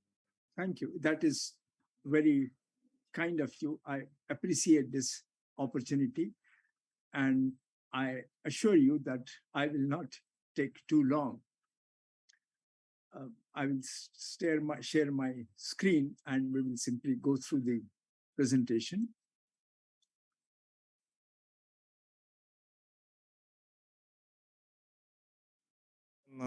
Два перевода идет. And so we have two translations. All right. So it is a particularly interesting theme that this conference has chosen, that it's humanities versus science, or science versus humanities. Although I will say that rather than using the word versus, which means that they are opposites, I would say that they work together. And in this talk, I want to share with you some examples as to how science can help us write better, because writing skill is essentially a part of humanities. Scientists are not often taught how to write well, but they can learn to write well only by reading very good literature. So let us begin our journey. And I will start with some examples of research. Now take a simple example. Here's an experiment. So the participants in the experiments were shown all these characters in random sequence, letters of the alphabet, lowercase and capitals, numerals, some mathematical operators, and so on. And they looked at each character for 34 milliseconds, and then the character was changed. And what was examined? Accuracy. That is, as soon as they saw a character on the screen, they had to hit the correct key matching to that character. And what they found was that many people mistook between small c and e. They could get only 10% right when Garamond was the typeface, the font that was used. Whereas when it was Vardhana, accuracy was 100%. Now, when they discussed why this was so, they found that these two features, what was the gap between the baseline and the center, and how large was the open space in the top of E. So you see, this is kind of guidance that we can get from research. Here's take another example, that good writing is always based on concrete words, words about objects, things that we can touch, smell, feel, hear, and so on. And there's neurological research to emphasize this, that we are able to process concrete words much better than abstract words. And I will show you some examples of that also. Here's a research article in neurophysiology, neuropsychology, if you want to follow it up. Then there is another example. Now, this is interesting, that the text was about how to perform a particular exercise. And some people read those instructions printed in Arial, which was very easy to read. And when they were asked how long they thought it will take to complete that exercise, the average was about 8 minutes. Now, when the same instructions, without changing the text at all, were printed in a font that was not easy to read, the estimates nearly doubled. People thought that it will take as long as 15 minutes to complete that exercise, although the instructions were identical. So you see, the way you present something can have an impact on the results of people reading that text. This is a concrete example of that. So what are components of written communications? So these are the components, and I will touch upon some of them, not all. We don't have the time for that. Letters, for instance, I shared with you the research on what makes letters more legible. So let's get into that, some examples. Now, for instance, if you are talking about English, if you make a tally of all the words that are used, now the 1,000 basic words account for nearly 85% of the total used in these 88 British and American television programs. Just 1,000 words, 85% of the total. The next 1,000 words, only about 4%. So what I'm getting at is, if you want to be a better communicator, if you want to write better, you should use words that are more frequent, and those are short words. Again, there is research to show that short words, when they occur throughout a dense text, make it more dilute, make it easier to absorb. That is the function of these words. So we should use them more often in good writing. Again, there's research to show that. Now, why? Because it is easier for us to understand any text when it uses only words that are familiar. Again, as a number, I would say, if you are reading a piece of text, so long as you understand 98% of the words that make up the text, you will be able to read that text easily. So that's, again, good example of research, what science can help us with. And why is that? Again, a very important point to note when you are writing is that in a sentence, always keep the subject of the sentence close to the verb. Don't put too many words between the subject and the verb, because if you keep them close, people will find your writing much easier to understand. Always keep the verb close to the subject. That's the science of scientific writing. Then when you use lists of bullet points, now in fact many of the speakers would use them in a PowerPoint presentation, it is important that to keep the list parallel. Now what do I mean by parallel? When all the items in a list, all the bullet points, they should be complete sentences or sentence fragments. I will give you examples, or single words or short phrases. So if a list consists of 7 items, all the 7 should be either complete sentences, or all the 7 should be sentence fragments, or all the 7 should be words or short phrases. That is what makes a list parallel. And a parallel list is easier to process. Here's an example. See, this is a parallel list. The role of a telescope. How has the telescope helped? It has helped in helping estimate, detecting black holes, revealing, discovering, capturing, studying. That is a parallel list. Whereas, here's an example of a list that is not parallel. What are the instructions? Please ensure that you have a valid passport. You are at least 20 years old. Okay, these two are parallel. But then the third item, those who wear glasses are not eligible. Now that is not parallel. The first two are parallel. The third one is not. So this is not a good list. In a list, you should also keep in mind things like spacing and repetition of words and how you end the list. Again, to give you an example, here's a list. physical changes take place. Now you see that is the introductory sentence, that is introducing the list. So why is that so close? Whereas list items are spaced wider apart. That is not a good list. Now let me ask you to imagine if this is the data that you have, there are labels to describe wind speeds. So if it's less than 1 kilometer per hour, we say it is calm. It is between 1 and 6 kilometers, we say it is light air.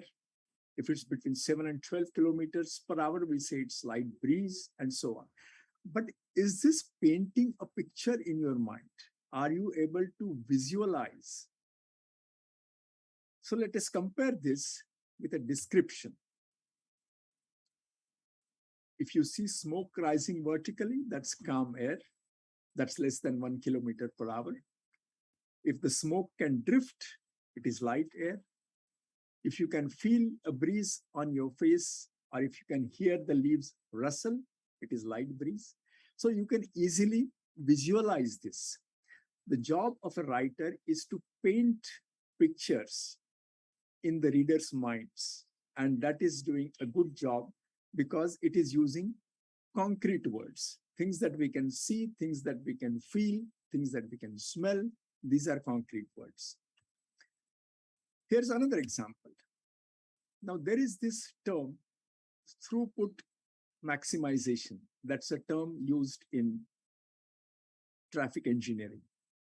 Now the challenge was how to explain that term to the general public. And there was a competition. There was a prize for $1,000. And how was the success? How did the winner explain this? The winner said that think of a funnel, and there's a beaker below the funnel. You take a fistful of rice and put it at the top of the funnel. If you put too much rice, not a single grain will flow.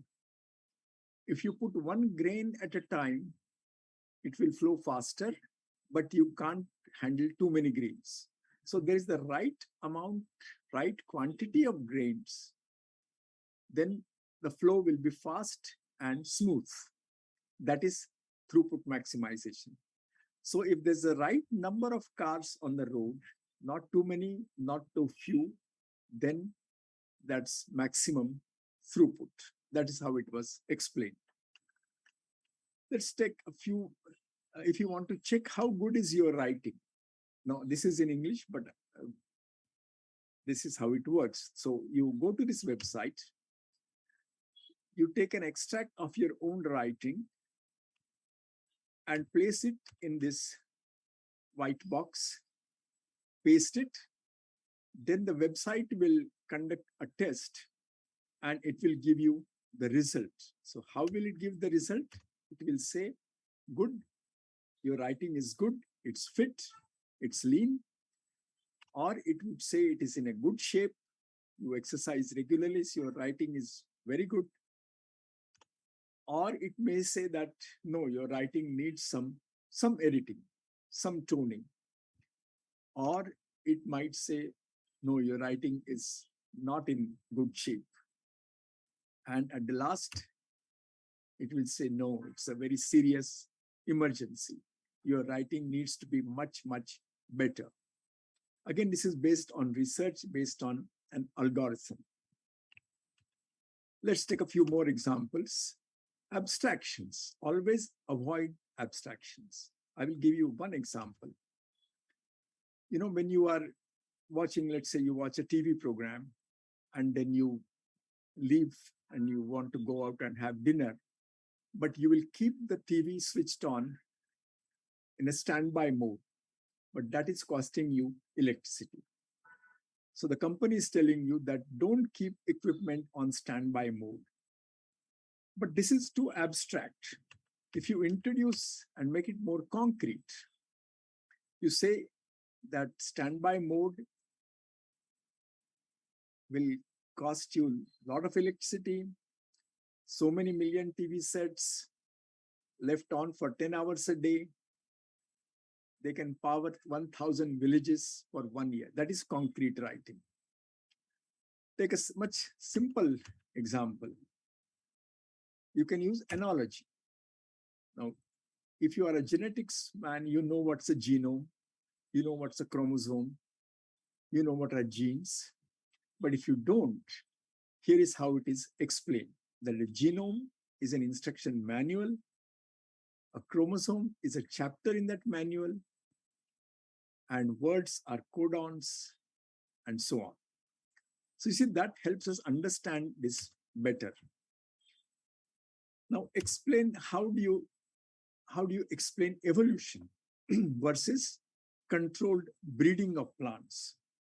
Now imagine that you have a box of Scrabble pieces and you take out letters at a time. What are the chances that you will get the word evolution in one go? You can't. It will take too many attempts.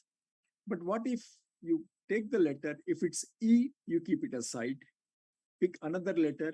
If it's not V, keep it back, take another.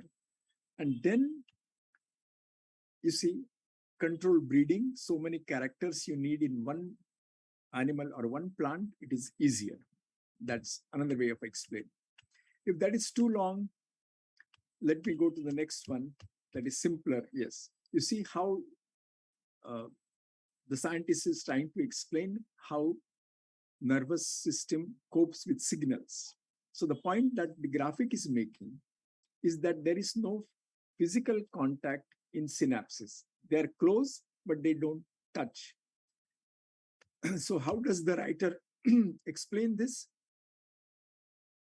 The writer says that it is like you are whispering something into somebody's ears. So your lips don't really touch the ear, but they are very close. So that's a synaptic communication. And it is written by Eric Kandel, who was a Nobel laureate for his work on memory. Let's take another simple example, that here the writer is explaining that something does not have to be solid for it to be strong. And what are the examples? Bones, that's an example. Bone is strong, but it is porous. It is full of holes. It is not solid, but it is strong. Or music, that's an analogy. Music is not continuous. There are pauses. That is what makes it a music. Take a very concrete example. Now, one writer, this is how the writer has said that when Marie and Pierre Curie were purifying pitchblende to get uranium, they used huge amounts. Now, what is huge amounts? It doesn't build a picture, but compare this, how an award-winning writer puts this. It said several tons of the ore, pitchblende, 400 tons of water. And what did they get? Just a few milligrams of radium. By bringing in numbers, by bringing in sizes, the writer has made us understand what a gigantic effort it was on the part of Marie and Pierre Curie to extract radium. That is what good writing is. We can also process things faster if they are in positive terms. So instead of saying we cannot admit more than 50, we change it and say we can admit up to 50. That's positive. That always works better because we process positive instruction faster than negative instructions.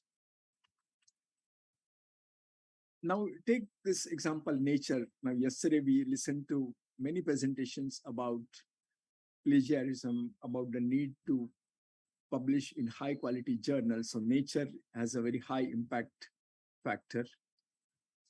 And when Nature was redesigned recently, when it completed 150 years of publication, that is what its creative director said, that Nature, because it presents the best in science, it should also present it in the best possible way. So what did they do? They studied articles in Nature. They found that it requires all these special characters, Greek letters, so many symbols,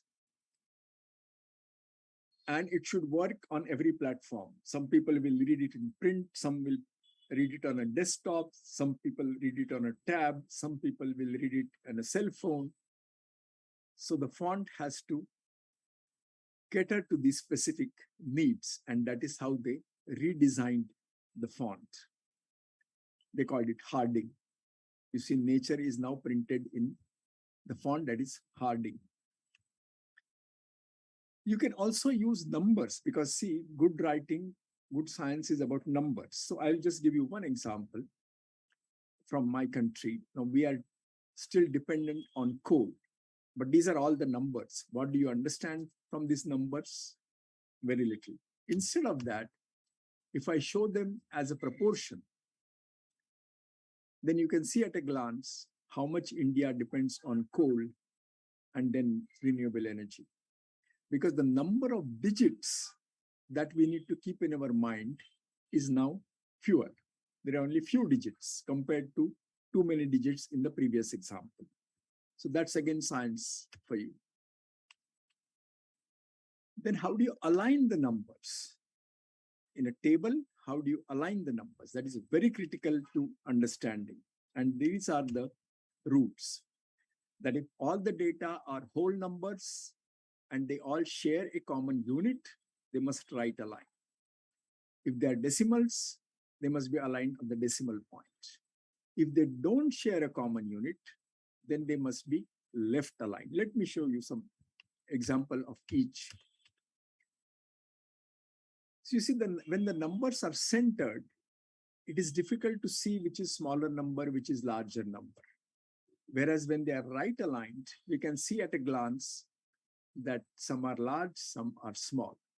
So when all are whole numbers and they share a common unit, right align them.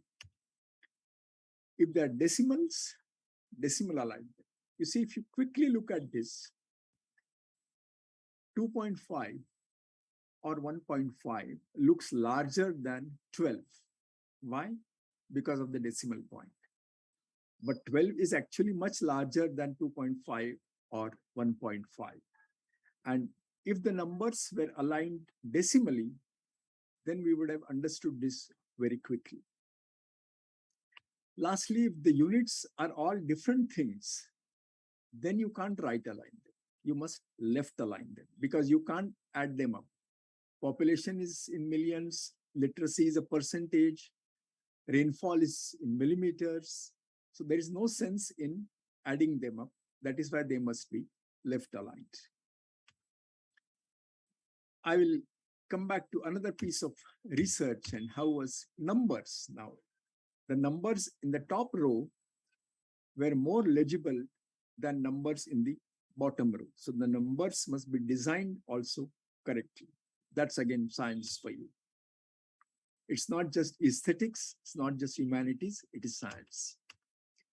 I want to end this presentation with a number of books that, of course, they are all in English, but I'm sure some of them will be translated in Russians. So I will simply show you the covers of this book, The Science of Communicating Science.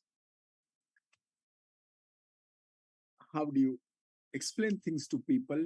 How do you use numbers?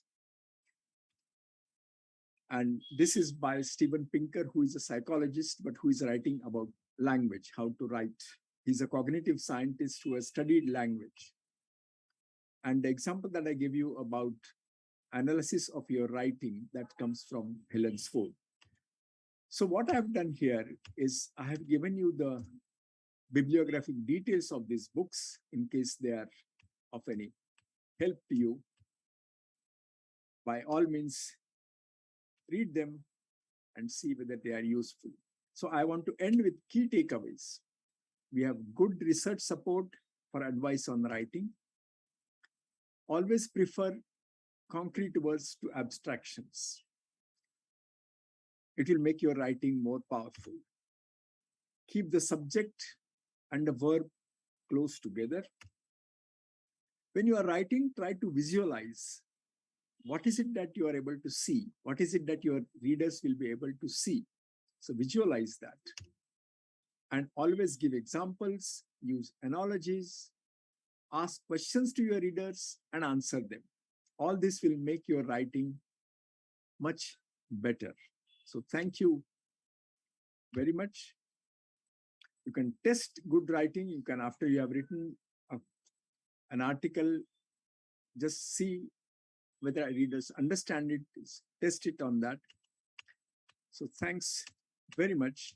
I'll be happy to send a copy of this presentation in a PDF if you want to. So thank you very much once again for giving me this opportunity. Thank you and goodbye. So I will stop sharing. And if you have any questions, I'll be happy to answer them. Большое спасибо, профессор Ятиндра. К сожалению, у нас, да, не очень много времени остается, но мы... Thank you very much. We do not have enough time, but I will give the floor to my colleagues who will ask questions. I'm very happy to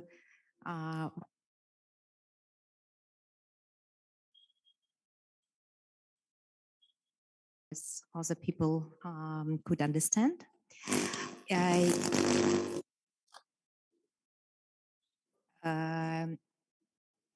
Он меня слышит, да, Ятин? Ага. Итак, Can you hear me? Yes, yes. So my question is about the principles you described. They are brilliant and they are about empirical research. And when we talk about hard science, but when we speak about philosophy or theories in social sciences, where there is this link between language and thought, and it's very difficult to break this link. What do you think? Can these principles of economy, concrete word, shorten in your text, can we apply the same principles for these areas, or they can be limited in their application? Thank you. Well, I say that much depends on the purpose in writing. Now, if you take great literature, the purpose of literature is to share experience, to share emotions, to share sentiments. In such writing, the principles that I have illustrated have only limited application. But even in humanities, if you want to explain, if you want to inform, if that is the purpose, then these principles are useful. So you are right, these principles will not be applicable in every situation, but when your purpose is to help readers to understand something that is complex, something that is difficult, then these principles will be useful.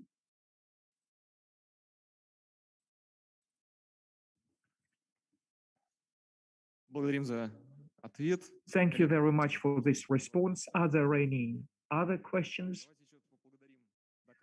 Well, thanks a lot for this presentation, Professor Yatindra.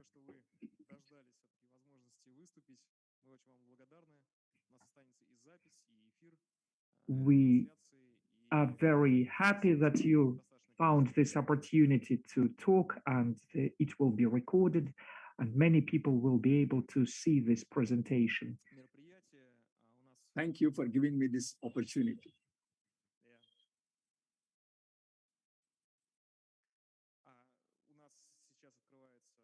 Now, we open our roundtable discussion. The study of mental health in the student community. I invite all the participants to take their seats on stage for us.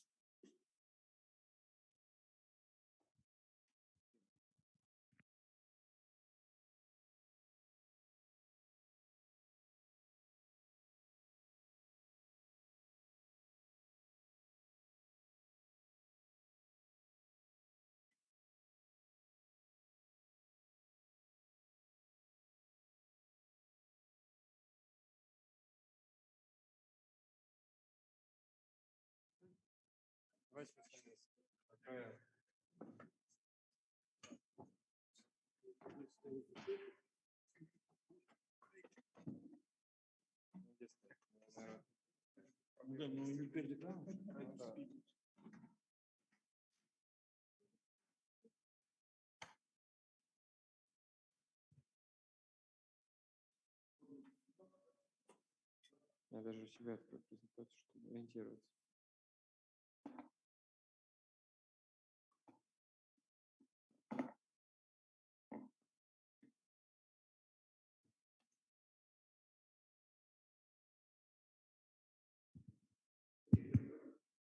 Да, мы сейчас Okay. Now we will make a short presentation about our current activity as researchers in the area of students' mental health, after which I believe we'll discuss our plans, the plans within the context of our further work, and generally the formulation of purposes for research in Russia in the area of student mental health. Good afternoon, dear colleagues. Let us start. Today, we would like to talk about one of the topics, problems of mental health in student communities specifically. We'll be talking about the experience of MIT-PT and using those that data which we will present today, and in general, our experience of joint research. Next slide, if possible.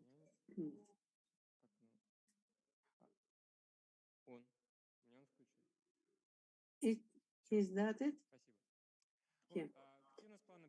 What are our plans for the presentation? In the beginning, we would first talk a little bit about methodology, what research we are carrying on, and then we will talk about the results which we obtained this year and the year before.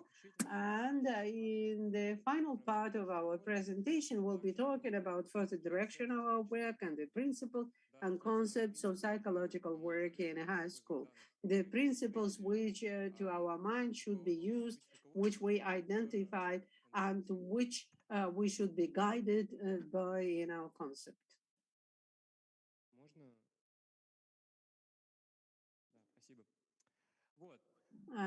Here we are. Methodology. We tried. Let me say a few words about ourselves. We are a team of a student council of Moscow Physical and Technical Institute. My name is Ilya Zakharov. I am the chairman. Klim Goldstein is the former chairman and an analyst who specialized in development of the methods, also was responsible for the analysis. Alice was also involved in this project, and she will describe further areas for investigation in order to respond to results of our, and Anastasia Sibirikova, whose responsibility was the analysis and development of principles and concepts which we are going to describe today. We came across our institute is known as a university that faces a lot of challenges in terms of mental health of the students. There are lots of myths and real challenges. Therefore, we decided to move from guesswork to factual information and try to estimate how big are the problems of mental health. In this particular university, therefore, a year ago, we performed a study. We invited experts from the Russian Center of Public Studies. In order to verify our methodology, we performed a study using several standard medical questionnaires. This is SRQ. This is a questionnaire which was developed by World Health Organization, and we decided to use it because it contains in its nature screening characteristics. It allows to single out students with some mental disorders, and its accuracy compared to other studies was about 70%. We must say right away that this questionnaire is not yet validated in Russian. We also used Oxford Happiness Questionnaire. We also included into our last year's studies the attitude towards the psychological service in the university, the abuse of drugs and alcohol, emotional, physical, and sexual abuse. And probably at the end, we'll be talking about more questionnaires where we will, and also social and demographic block.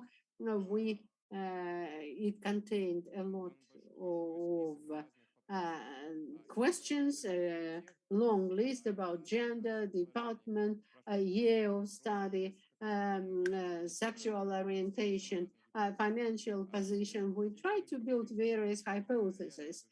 Today we are going to talk about some real results, and we had some interesting findings.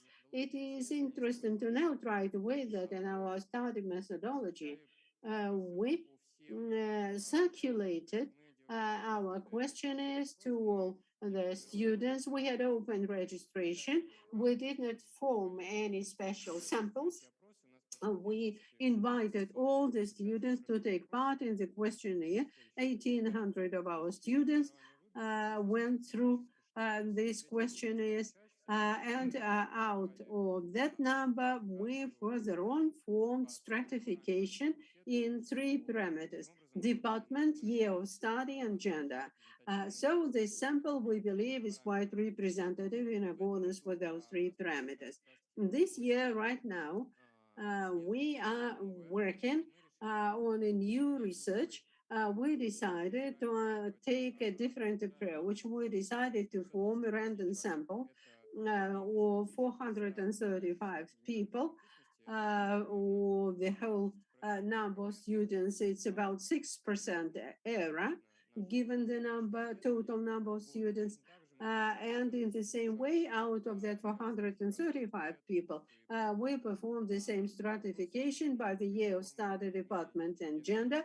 All the questionnaires were anonymous, but in principle, we monitor who took part in the questionnaires because we may understand that not all the students will take part in that survey. But nonetheless, the very fact that we performed it allows us to understand how representative it is.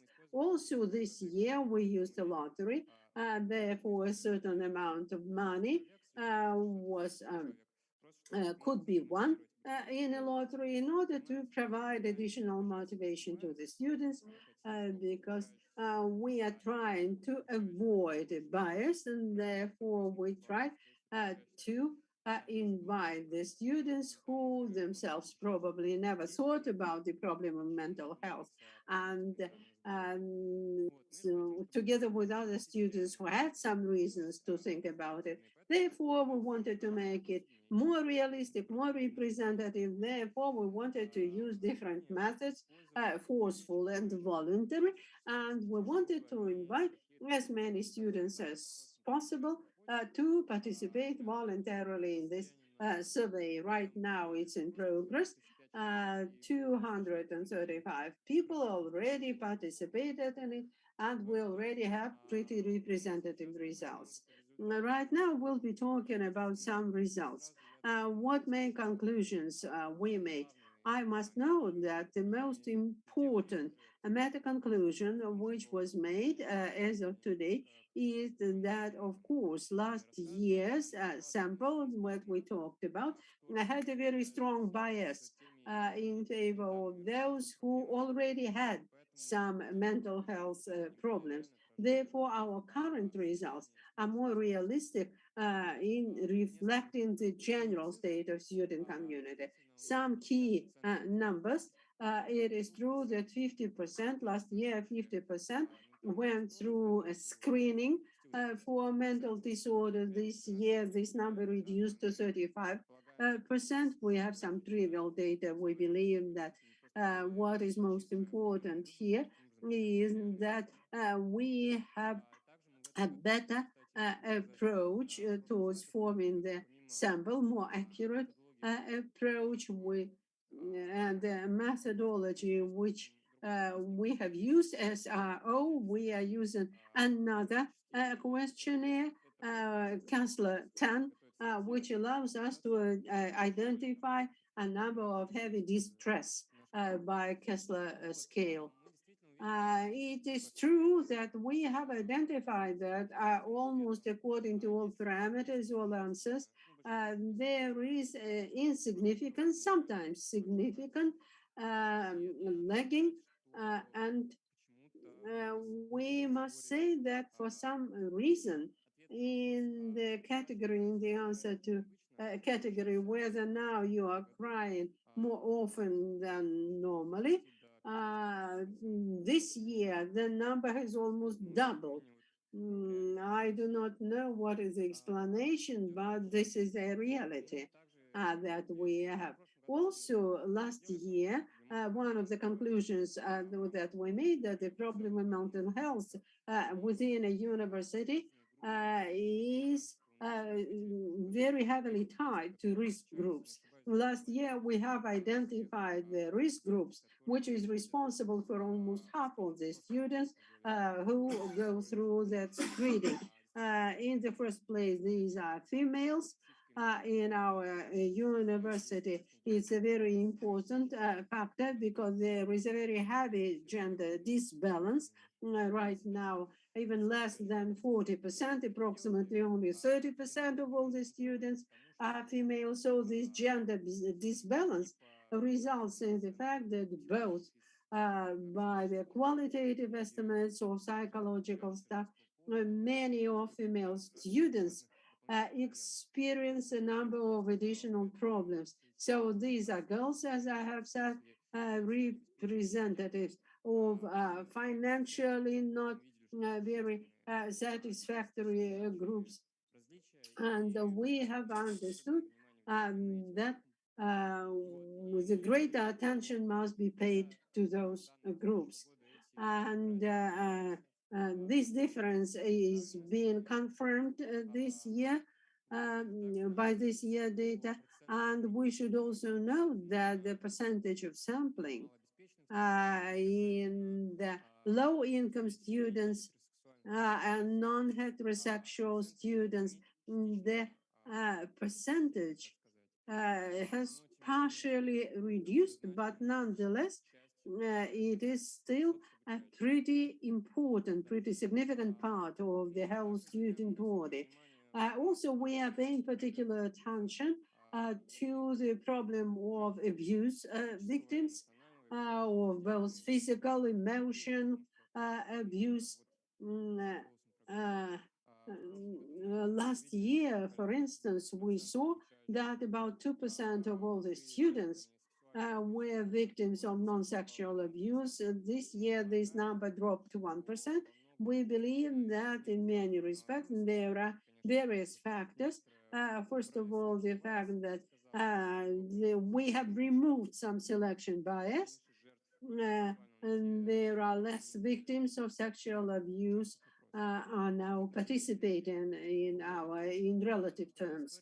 Another story, again, is that I believe that in part the methodology of performing those surveys, when we open those questionnaires, we note whether they have went through a survey or not, but we do not tie the answers to a personality of the students. And I believe that some of the students had certain doubts that it is totally anonymous, but we don't have any other way out. It gives another bias of which we should also remember and take into account. Nonetheless, in a number of instances, victims of emotional abuse, we have a significant negative effect in the territory of campus. It's a significant factor in campus area. Last year, we didn't ask where, in what territory it happened, outside of the campus, in the family or in relationship. And 12% noticed that they were victims of emotional abuse within the campus. So this is an important part of the students with which we should work. 3% of drug users and 6% of users of alcohol, all those groups demonstrate a systematic higher level of problems in accordance with screen index compared to the groups. In percentage, it doesn't seem so big, but nonetheless, those are the groups with which the university should work.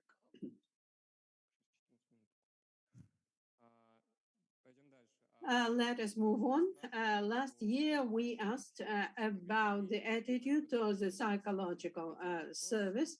This year, we believe this will be a separate questionnaire. We do not yet have the data for the current year, but nonetheless, last year, 27% trusted the psychological service, 30% did not know to whom to go for help.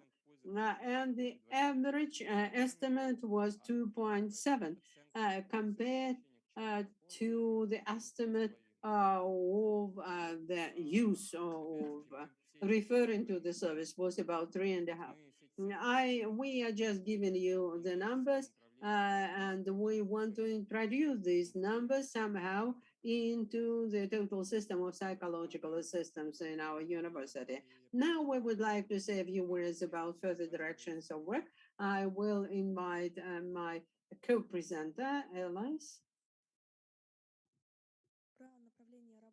About the further directions of work, I'd like to start with the fact that the data which we received last year were published as a report.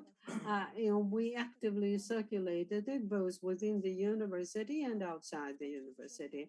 Also into that, we have set up the collaboration with graduates who are ready to help, financially help in our initiatives.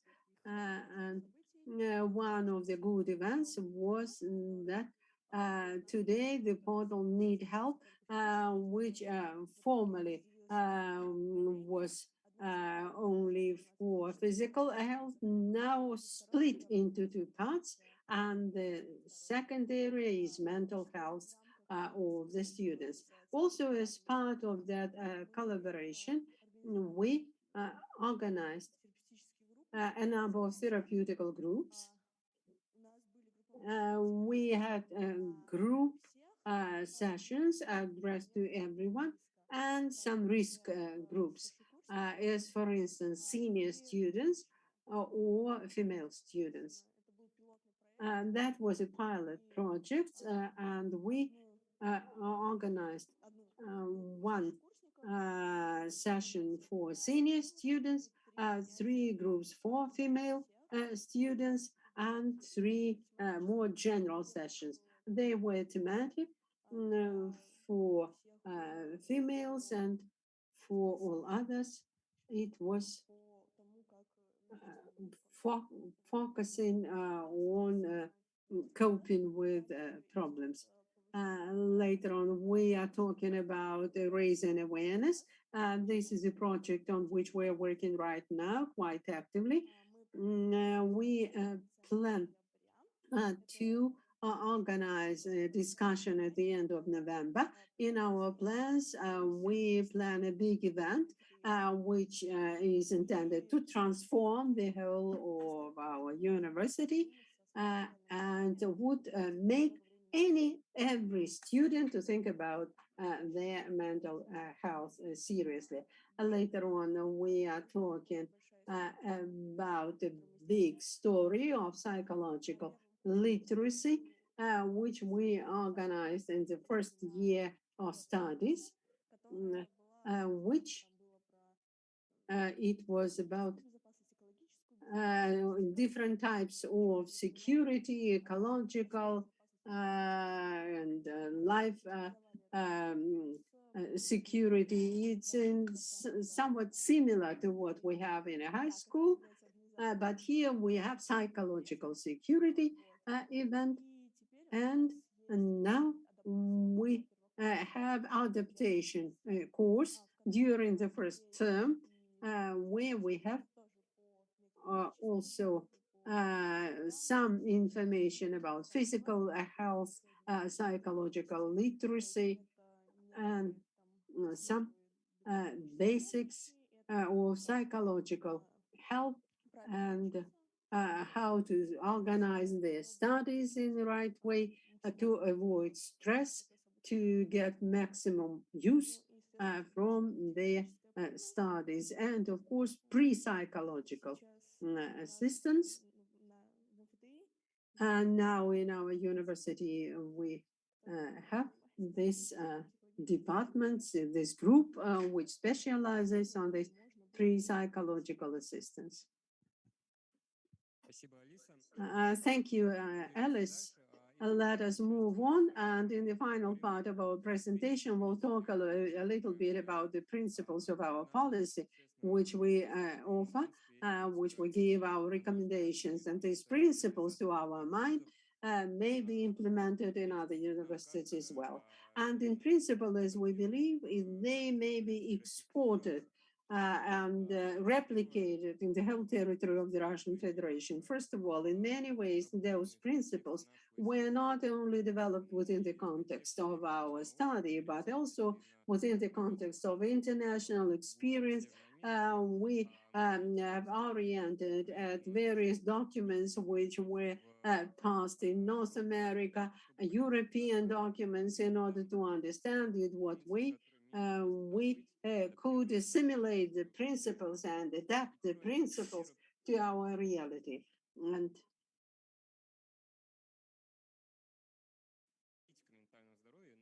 And the first is the ethics of mental health. It requires some systemic work.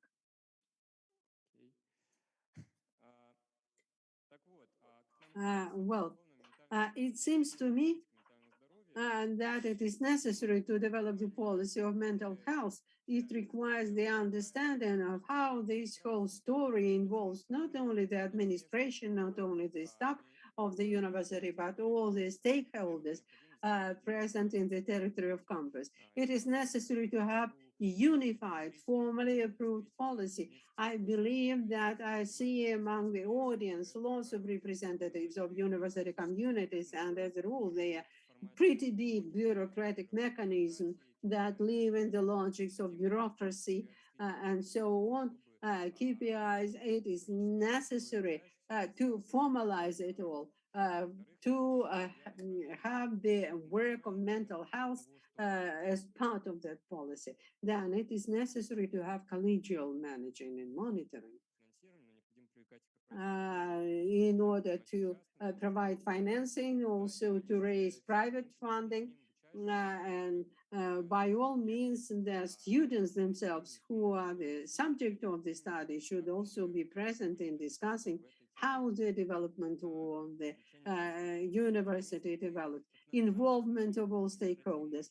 And also it seems to us that some administrative decisions are necessary to have a person appointed at the level of vice rector, responsible not only for the policy of mental health, but in realizing of the third mission of a university, because this practice is not pretty common as yet. By all means, it's necessary for us to involve more of internal studies in the territory of the university and university community in order to manage this policy. In some way, we understand the importance of psychologists to monitor how polite, for instance, or impolite is the relationship. It requires constant monitoring, and it requires both internal monitoring and internal services. And on the other hand, outside institutional expertise, which, as Alice already mentioned, we are actively doing.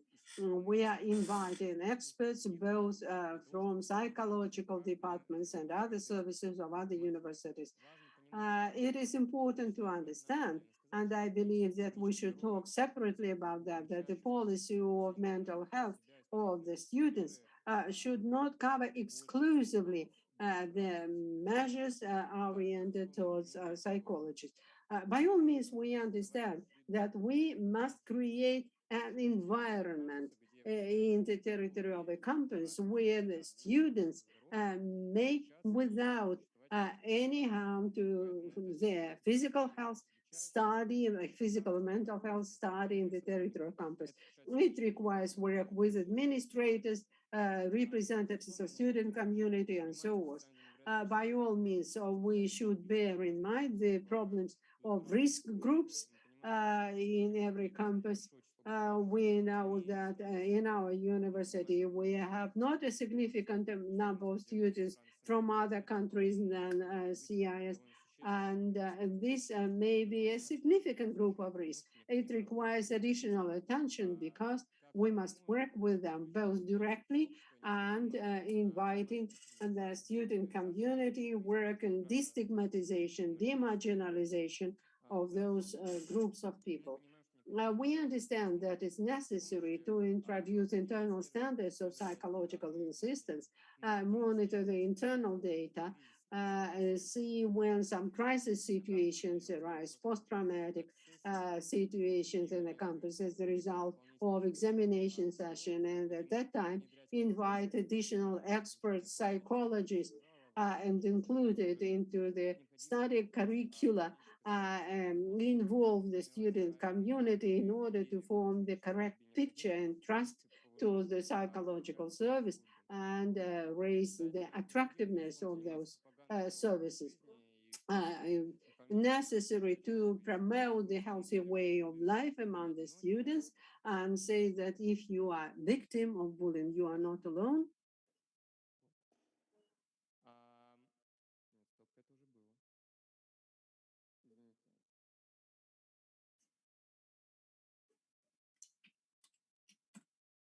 Ну, окей. Вот. Okay. Я уже испугался, что я слайд пропустил. Вот, на этом я заканчиваю немного затянувшийся доклад. Here I complete my presentation. You may use this link that to have more complete information about our studies. And now I suggest to start a discussion. I do hope that both participants and the audience will have some questions. I don't know whether there will be questions in the audience. I wanted to start with my own questions. You compared previous year and this year, and these problems, these questions, did you notice them before? And what could that be related with? Is it related to the environment in which the students exist? Some situation of living in a closed community related to the character of the students, intellectual environment, or probably that could be translated to some other situations in other university. I wanted to understand those points. Let me answer your question. Of course, this is a complicated problem, and there are some deviations, negative deviations. They depend on the environment and on the fact that the students are forced to live in a closed community, in a dormitory, particularly during the examination section or during the period of acute stages of their mental situations. And we should not exclude. It's also impossible to exclude an opportunity that they understand the situation in the world. And if I am right to understand your question correctly, all these negative factors are caused by different reasons. And throughout the year, one of the reasons can be domineering, and exams can be the most important reason. During the exam period, These are the major factors concerning their health. They've got insomnia, lack of sleep, and they feel lonely. It's not only about our university, it can be about different universities as well, although the percentage can be different.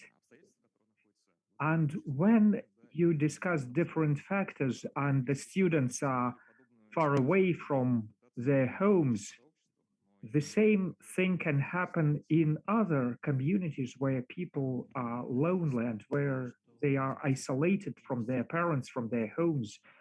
And peculiarity of our university is that we have a lot of students who do not live in our city. Many of them are far away from their homes. They have to re-socialize, they have to get accustomed to new conditions, and that influences their psychological conditions, their mental health, and of course, the load is very high, and we can extrapolate the results on other communities where the workload is high and where people are isolated from their parents, where they are far away from their homes. And despite this high workload, it is very important, but the results, the grades they receive, do not correlate with the psychological state of the students. And of course, we have to research it further. Я на самом деле, если можно, я бы немного поспорил с Климом. I would disagree with Klim to an extent. And as a follow-up to what Anastasia said, we can think of different factors. They're different in their nature. For example, this political situation right now exercises its influence on all people in Russia, not only students. And exam period is in the other time of the year. Besides, there are some short-term factors, long-term factors. For example, living in the hostels, living in dormitories, we understand when we discuss it with our psychologists, they say that women dwelling in dormitories have more problems. And maybe that's because of the women's psyche, and they have more problems rather than male students. But I do not think we can extrapolate the results to other universities, because the situation can be very different concerning the workload, concerning the dormitory situations, and even different schools, different departments at our university are very different in terms of workload. Some are more practice oriented, others are more theory oriented, and it can have different impact on the students. And it's only within the framework of one university. And the situation can be very different. For example, if you study IT or physics, and all of that can influence the psychological health. So that is why we suggest conducting such research in different universities.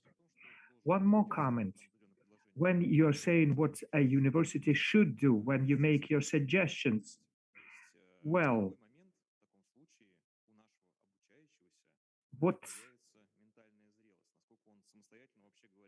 then the result will be about psychological maturity, how ready our graduates will be to care for themselves.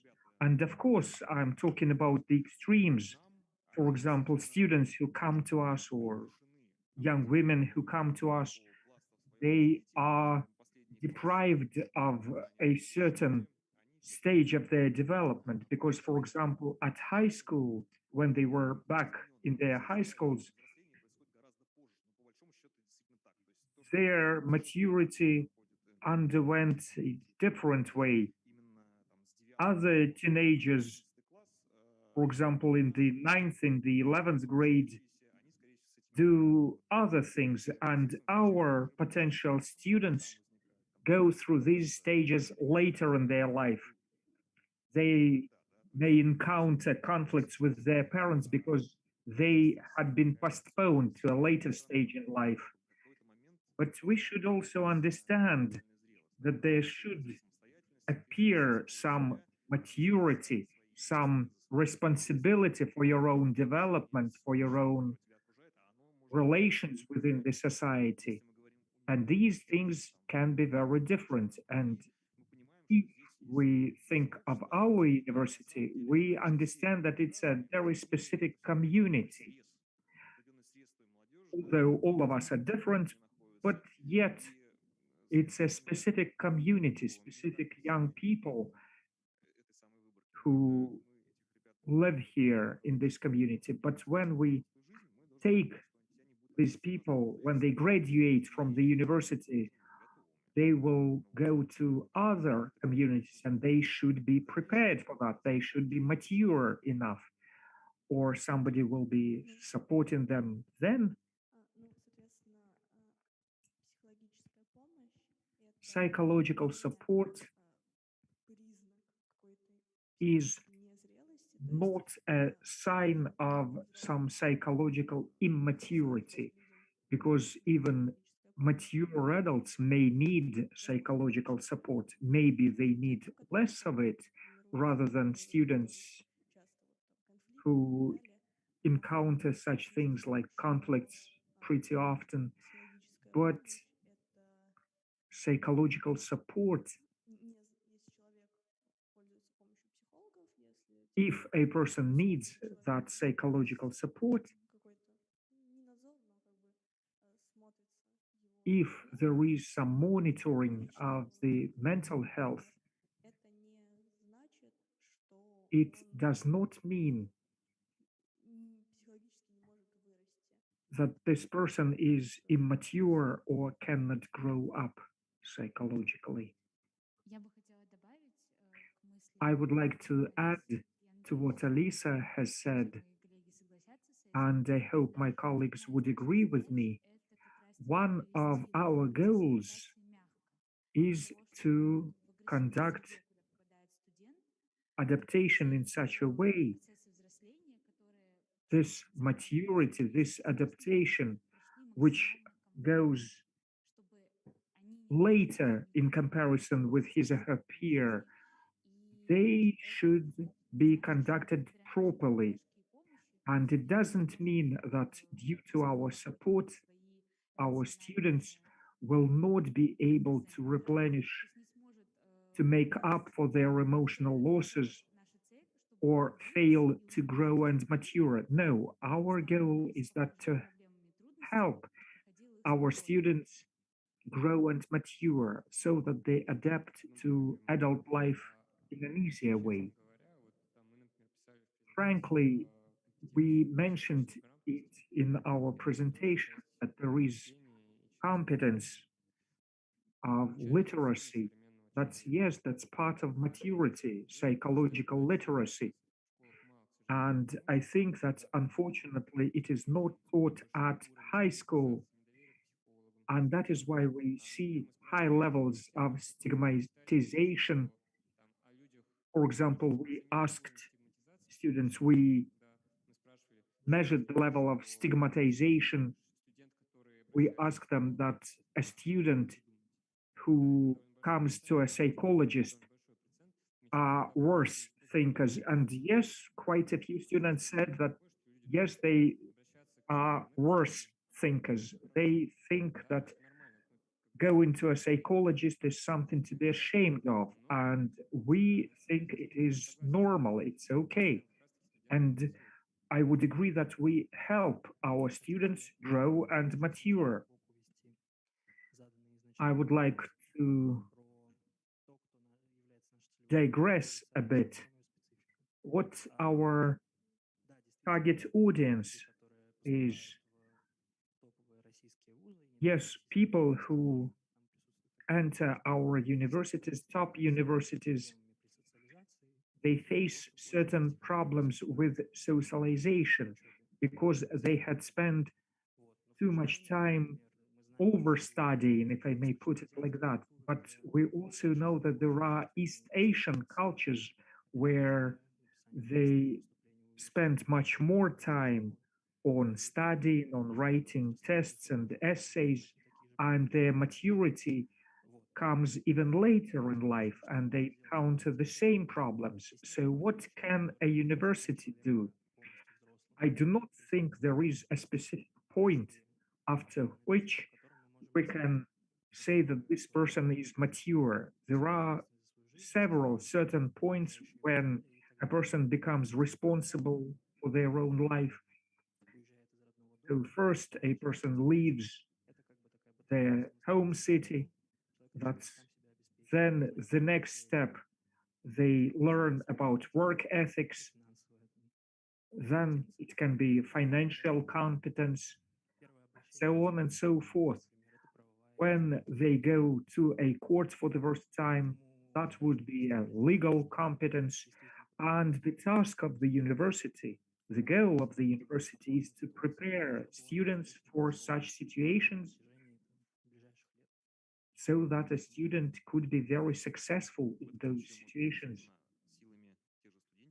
In this case, maybe the student communities can create such situations. This communication in specific situations, these adaptations at earlier stages could be much more helpful rather than psychological preparation or psychological service rendered by specialists.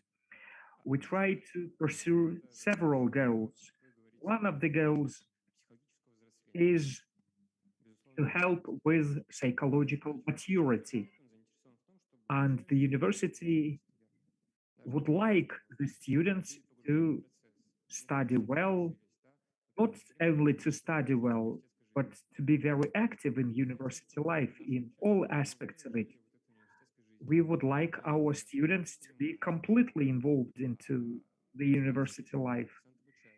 And when we see that there is a certain percent of our students who encounter psychological problems and they go into themselves, I think that is a problem for the university. But what I'm saying right now, it is not applicable only to the university students. It's relevant for any organization, and many organizations and companies throughout the world think of providing psychological support for their employees.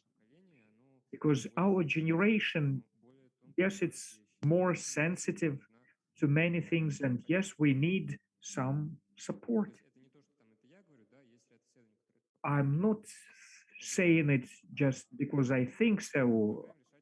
I found this information in several articles, and we need more support from psychologists, but we cannot appoint a psychologist to every single of 9,000 students. No, we should also have some support. For example, if there is bullying or harassment, there should be some mechanism of countering that. And these mechanisms should support people who may get involved into such situations.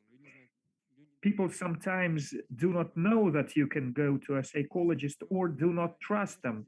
And we also have to deal with that. And there is a role for students here. So we spoke to students and told them, yeah, we're also students and we know that there are good psychologists and it's okay to go to them. And of course, they would trust us more rather than they would trust some administrative worker.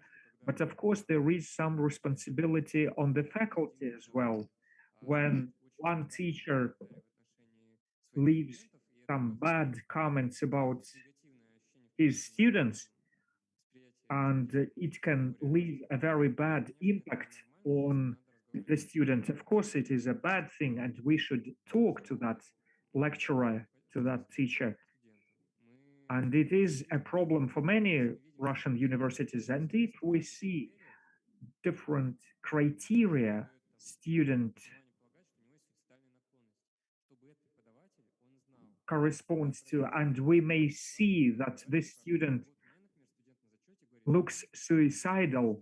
For example, a teacher said that a student of mine said that he's going to commit suicide. Where should this teacher go?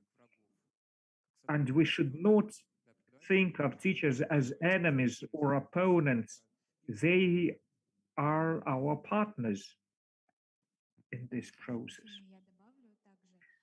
I also would like to add something. Throughout our report, we haven't mentioned that the task is so complex, is so complicated. As Ilya has said, it should be dealt with both on the bachelor level and master degree level and on the faculty level. Everybody should be not just stakeholders, they also should be full-fledged participants in the whole process. And we wanted to have therapeutic groups for the faculty as well. And they should also support their mental health. And not all people who are adults are psychologically mature, and many of them still need some support, and very often students can be problematic or rude. They can hurt their teachers as well. So coming back to other universities, you asked whether we can extrapolate it to other universities. I agree with both Ilya and Klim, but I think that we cannot completely extrapolate everything. The numbers we received are typical of our university, but the methods and some strategies of combating all these problems, yes, I think we ought to extrapolate something because our experience provides some results. Yes, we care about your health. So next time we will ask you, are you healthy? Are you okay?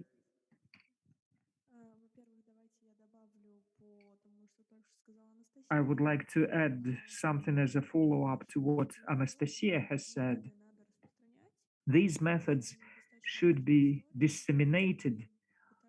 They should be shared with other universities, and it's very important. We tried to talk to other universities, but very often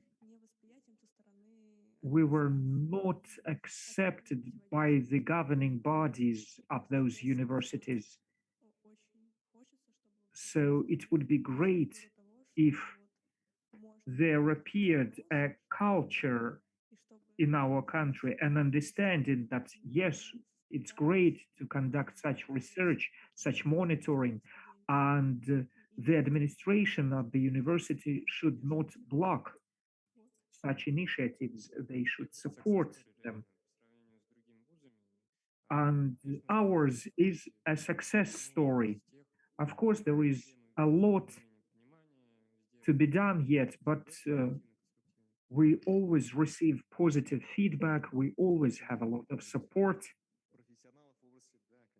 Dear colleagues, do you have any questions as professionals? It's such a hot topic. And of course, there are lots of questions, even difficult to choose. First of all, thanks a lot for doing it. It's a very important thing. And I would like to share my own experience. I graduated from the mathematics department in Yekaterinburg. But well, there are some similarities. And now I think that it is very important to have such programs. And by way of recommendation, the first stage is adaptation, yes, during the freshman year.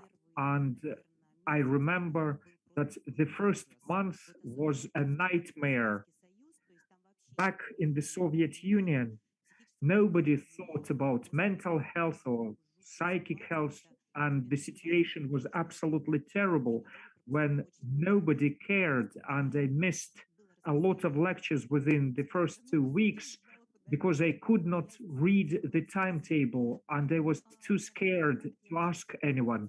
And then I worked in Canada as a visiting professor, and I saw it at the University of Toronto that they have this immersion month. So a freshman who joined the university gets into this immersion month, and the students have, for example, tutors, for example, older students who actually show everything to them, and they show here is a good cafe and this one is not so good. And this program is great, and they also have questionnaires and they like it very much. So by way of recommendation, it would be great to emphasize working out some specific support programs for the very first period of study in that university. And another recommendation, if I'm not mistaken, Alisa mentioned it, attitude of lecturers, of the faculty. That is also very important. That maybe there can be some programs for the faculty as well, which could explain it to the faculty that these students are very young yet, maybe immature. You should be helpful towards them. And as now I'm from social sciences, of course, you compare those numbers, but they cannot actually be properly compared. So from the scientific point of view, these slides are not very informative when you just have this percent. Thank you so much. I'll give you a brief answer. As for the social sciences, yes, I agree with you. It's not a proper methodology. Well, it's not representative. We understand that, but we're just trying to use different approaches.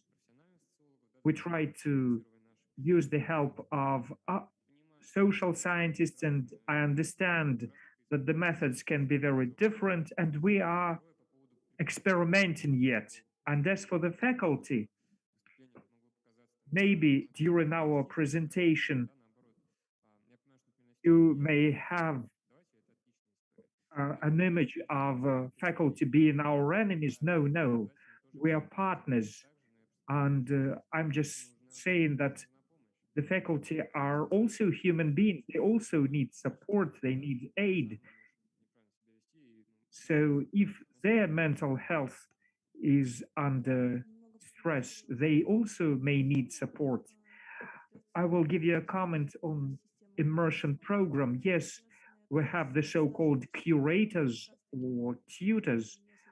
Those are, for example, juniors or undergraduates who work with a group of freshers and they help them in their adaptation. And that is one of the major steps in the adaptation of younger students. And many universities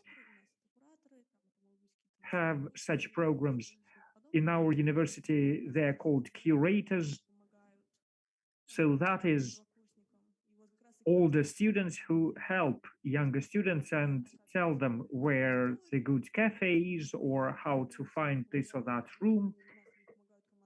Besides, they help with the team building inside the academic group, and that's quite widespread practice. But of course, we would like to have it disseminated everywhere. Apart from those curators, there are separate programs for foreign students. It's called Fistech Buddy. Every foreign student has a person, a buddy, who helps them integrate into our environment, helps them overcome language barriers and social barriers as well. Besides, we thought about improvement of this program in terms of mental health, and for all the tutors, for all the buddies, to conduct specific lectures so that they could provide first aid, preclinical aid, and so that this adaptation of freshers was as good as possible. And I would like to respond to Anastasia.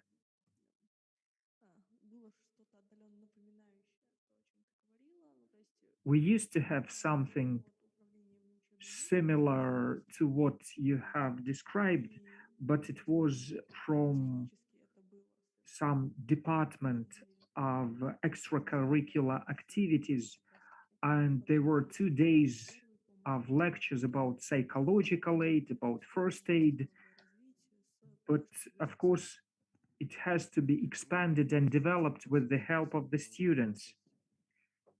Are there any other questions? Yes, we can keep discussing for quite a while, but we try to think of other universities as well. And the very fact of conducting this research, it's great that it was initiated by the students. And it's great.